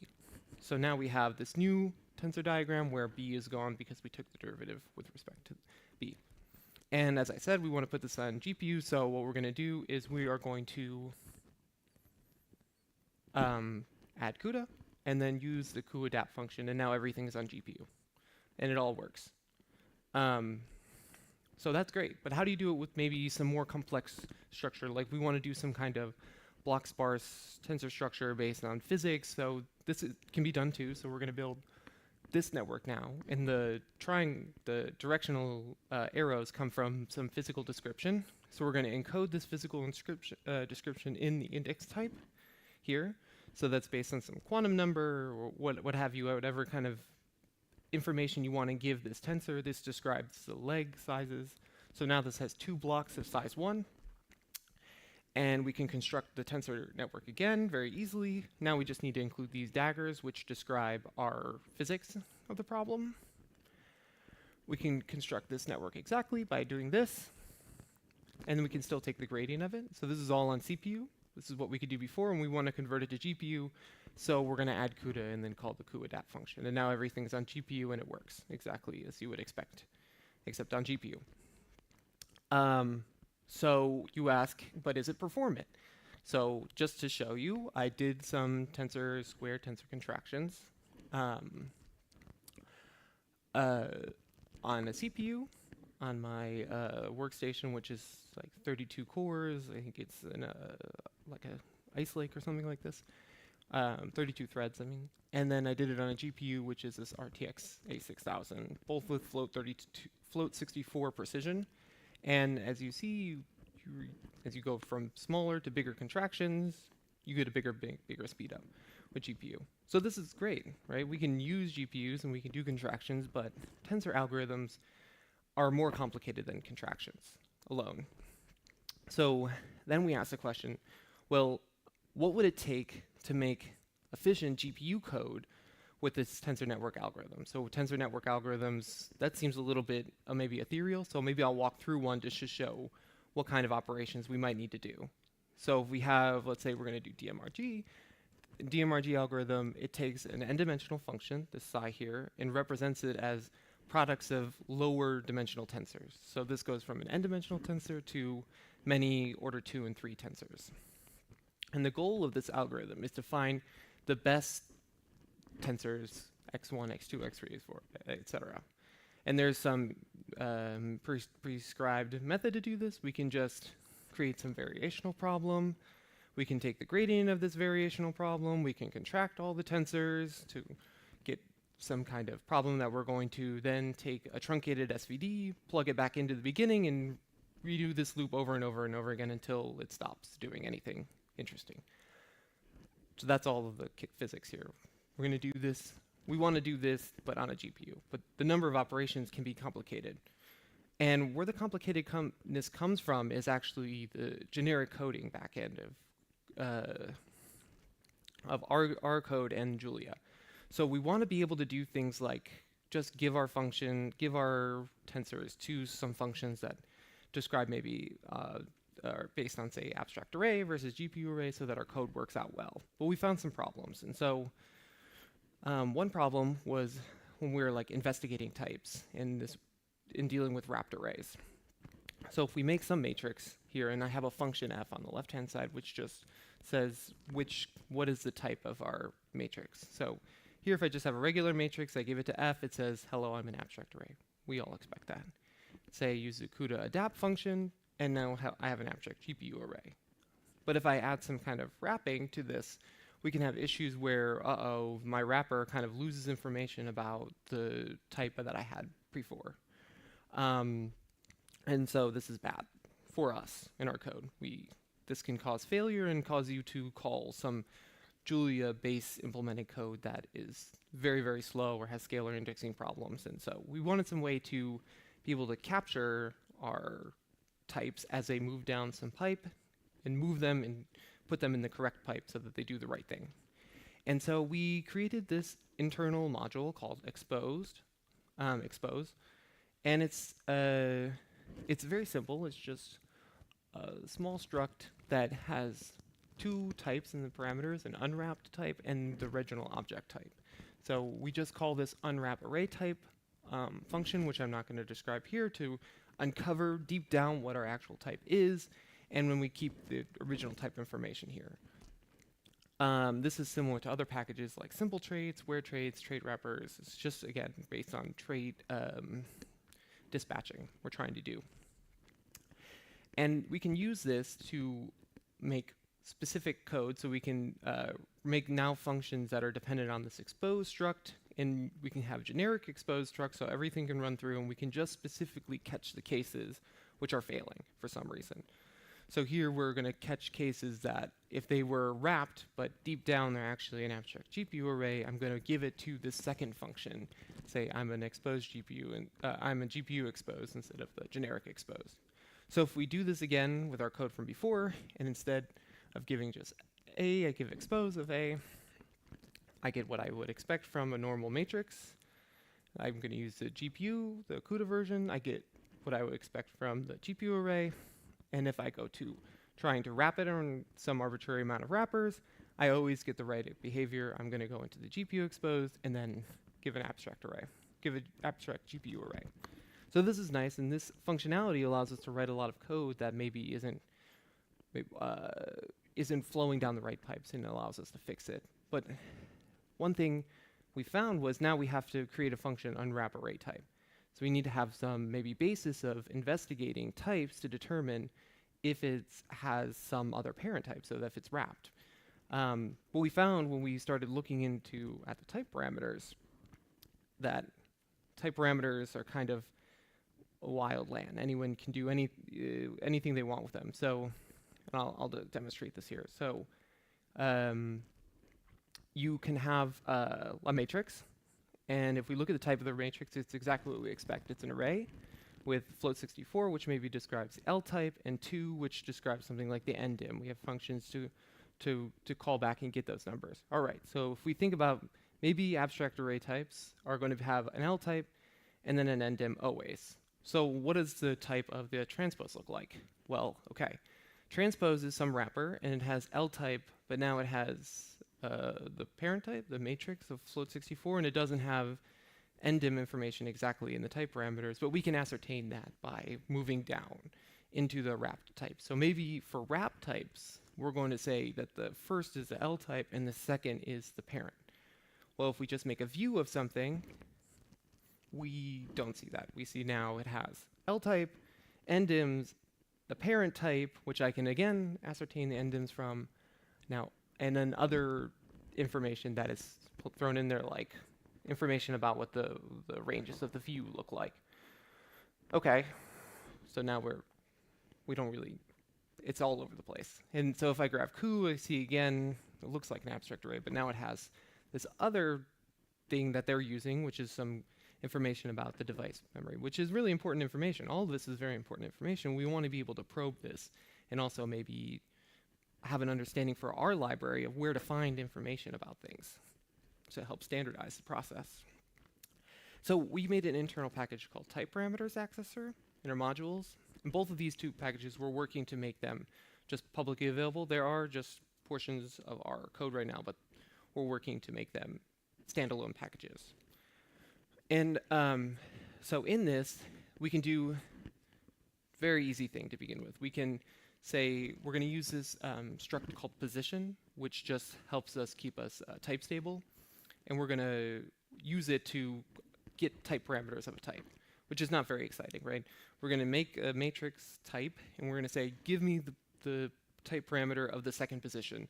And very excitingly, it tells you to. So, okay. But we can do this for any arbitrary type, so you don't need to know anything about the type. You can just say, okay, tell me the third position of this type. If it's there, it will tell you this is what it is. If it doesn't have a third position, it will fail and say, this type doesn't have a third position. Why are you asking for that? So that's all fine, but we wanted to push this. We wanted to do other things. We want to know about, be able to like somehow register where parent types live for certain wrappers, maybe. And this code is very similar to the accessor's code. So a different thing we wanted to do was maybe if we have a type, be able to set positions of the type. So this is something you can easily do since we're already looking at the type. Maybe we can easily just make a new type and replace the position n with a new name. So we can do this like make matrix type again, and we can set the type parameter of the first position. Very easy, and this is exciting. It gives us matrix float 64 in a type stable way. So I'm not going to show that here, but we worked hard to make sure this was as type stable as we could with using some Julia internals. The other thing we were interested in doing was saying, like, if we're converting from one type to another, we might have some information, let's say going from an array to a Ku array, but not all the information. So we might want to specify. So if the type information is there, set it, but if it's if the type information is there, don't set it, but if it isn't there, set it in. So that's complicated to say, but if we're going to specify the type parameter of a matrix, the L type, the first position, it has no type information specified in that position, so now we have matrix float 64. But if we were to try to specify the type parameter of M, which already says float 32, this does nothing and just returns float 32. So it can be helpful in like converting from one type to another where you maybe have more information or less information on one type than the other type. The third thing, which I think is really exciting, is that we can name positions in our types. So here, this is our registering that we do. So we can register the names of each position with an associated function. So here, for an array, I've already told you the first position is an L type, right? And we can look at that and say, okay, that's L type. We know that. But the computer doesn't know it, and Julia doesn't know it. So now we can register it with our type parameter system and say, when I tell you set the type parameter of L type, that's position 1 for array, and that's position n for something else. And then the second one is ndims. So then we can also say set the ndims of a transpose, and that won't do anything, right? Because we're not going to register that, and we'll throw an error. So as I said, we can say, okay, now set the L type of a matrix to float 64. We get matrix float 64. We can also put this into specify, so specify the type parameter of array, the ndims to 2, and now it gives us matrix. And we can also do multiple at a time. So you can say, you just have to go from type parameter to type parameters with an S, and then you can give a tuple for each like L type and ndims, but I won't show that here. But okay, ltype and ndim are both registered function names that are for base Julia. But what we can do is we can actually just make our own functions that kind of rely on type parameter accessors. So let's say I call the third position of an abstract GPU array. Let's say I want to determine maybe some memory information about an abstract GPU array. So I might have a function called storage mode. So this will tell me for maybe for a COO array if it's on device memory or unified memory. And I'm going to use type parameter to say, give me the type parameter of this array type at the storage mode position, wherever that is for the class I've registered. So in general, this isn't set, and we'll just say, hey, you haven't registered the function storage mode with this type. But if we do something like, say, tell type parameters, well, the position of the storage mode for COO array is position 3, then we can do something like set the type parameter of the storage mode to device memory of a COO matrix, and now we have the COO matrix out here. So we can kind of use this as some ad hoc method to name type parameter positions of a type. But we want to take it one step further, and we wanted to also use this as a system to create default parameters. So often in our code we were finding we're running through the code, we would change the type from 64 to 32, and things would fail because we have accidentally hard-coded in defaults, like to float 64. So in this method, if we just rely on specifying or setting the types using this set default parameter or default parameters, then we can just have one place where our defaults are explicitly defined and then used throughout our whole package. So here we're going to define the default type parameters for array as a vector of float 64.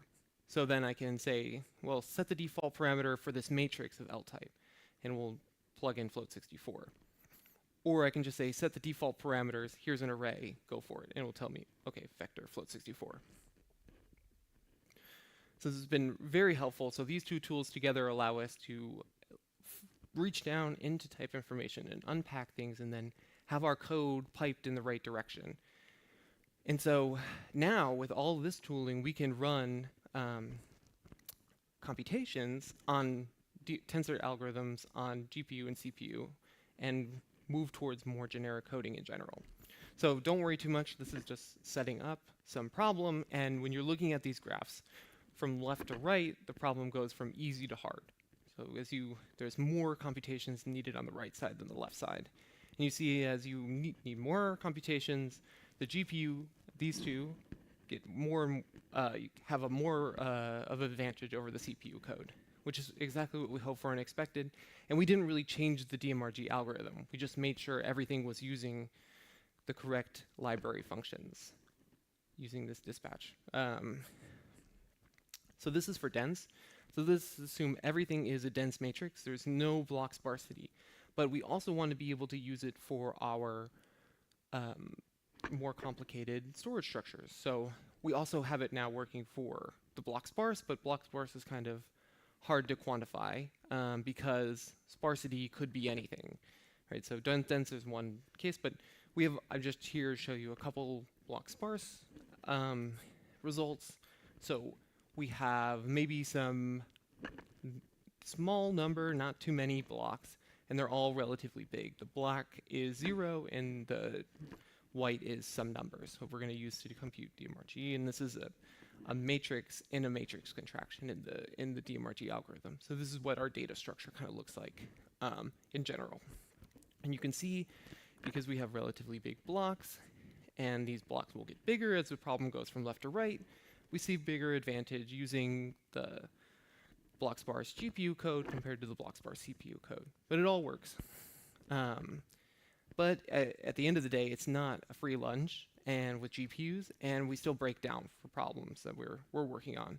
So if we go to some other kind of sparsity pattern, so we have lots of very tiny blocks in our problem, and some really high structure to make it so that analyzing the block structure is more expensive than actually doing the contractions, then we see that GPUs are losing.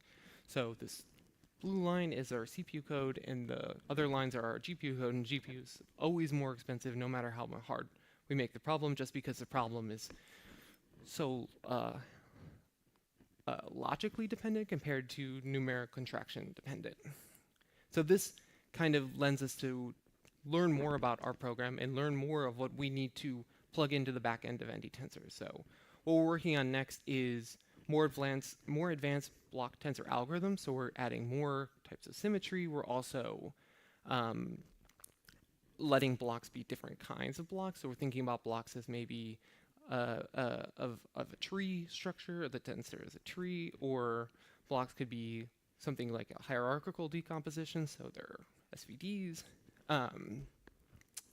The last slide shows that we need something like memory managers and buffers and tasks manager support so that we can load all of the tasks onto the GPU we need to do and not worry so much about doing this logic. That makes it expensive on GPU, and we can get performance there. So we're working with NVIDIA's team for their cuTensor.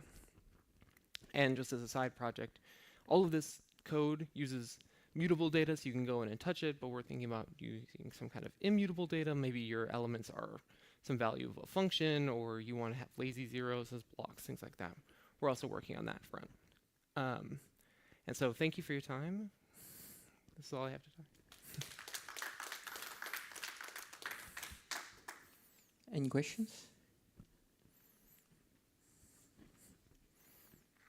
Yeah, thank you for the very nice talk. My question is, how does iTensor compare with other tensor-based frameworks that are available in the Julia community? The one that comes to mind is one that I used in a package of mine called one more einsum.jl.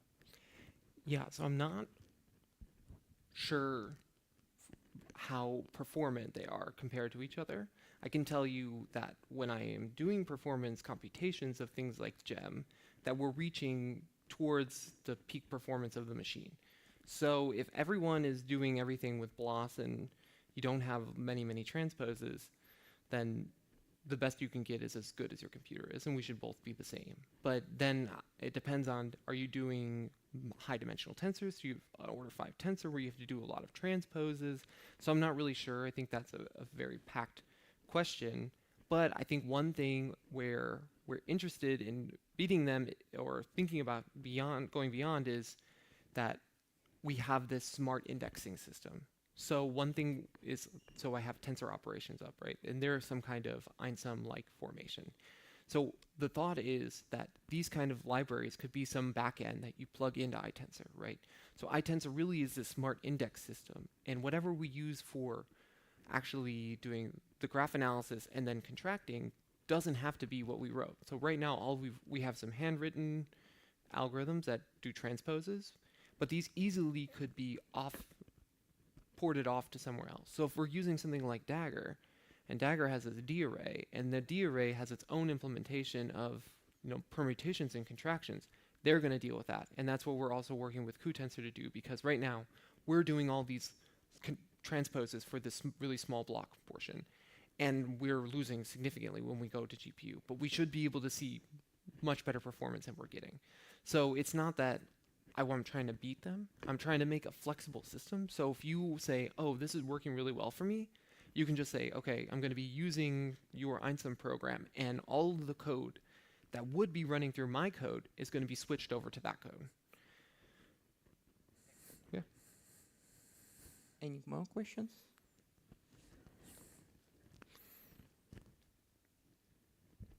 When you do the DMRG on the GPU, is it also doing like the SVDs on the GPU too? It's all Yeah. So right now, because we don't have any really good way internally in ND-Tensors to do memory management and task management, say to have the tasks start on a CPU and give things to GPU, we have no way to do simultaneous CPU and GPU tasking.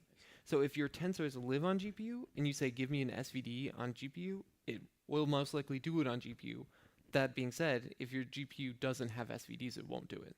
So if you're doing metal and metals don't have SVD, you can't do SVD on your GPU because it just will fail. It will give you an internal compiler error in metal.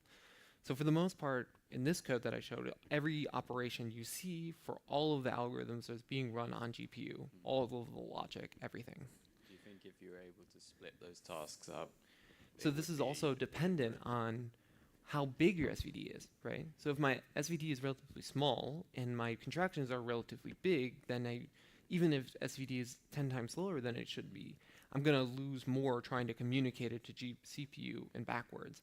And that's where something like, again, that task manager like Star PU, Dagger, and distribute, anyone who is task managing and thinking about load balancing is going to be able to answer that better. This code is, we're not specifically trying to write that thing, we're trying to write code so that you can use whatever you want to do that thing.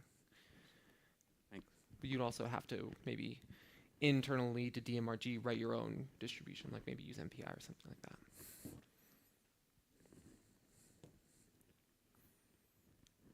Then I would like to ask one question from me. So, kind of to put in a mental map, it's kind of like PyTorch named tensors, no?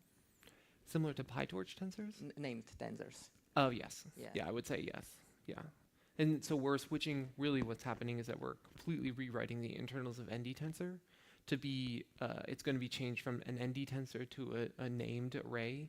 It's exactly that. It's like a named tensor, and then you can build a graph based on that. Then you can run graph algorithms on the names. Yeah. Yeah, it was really great and really cool advancements of iTensor software in Julia. So round of applause for our speaker.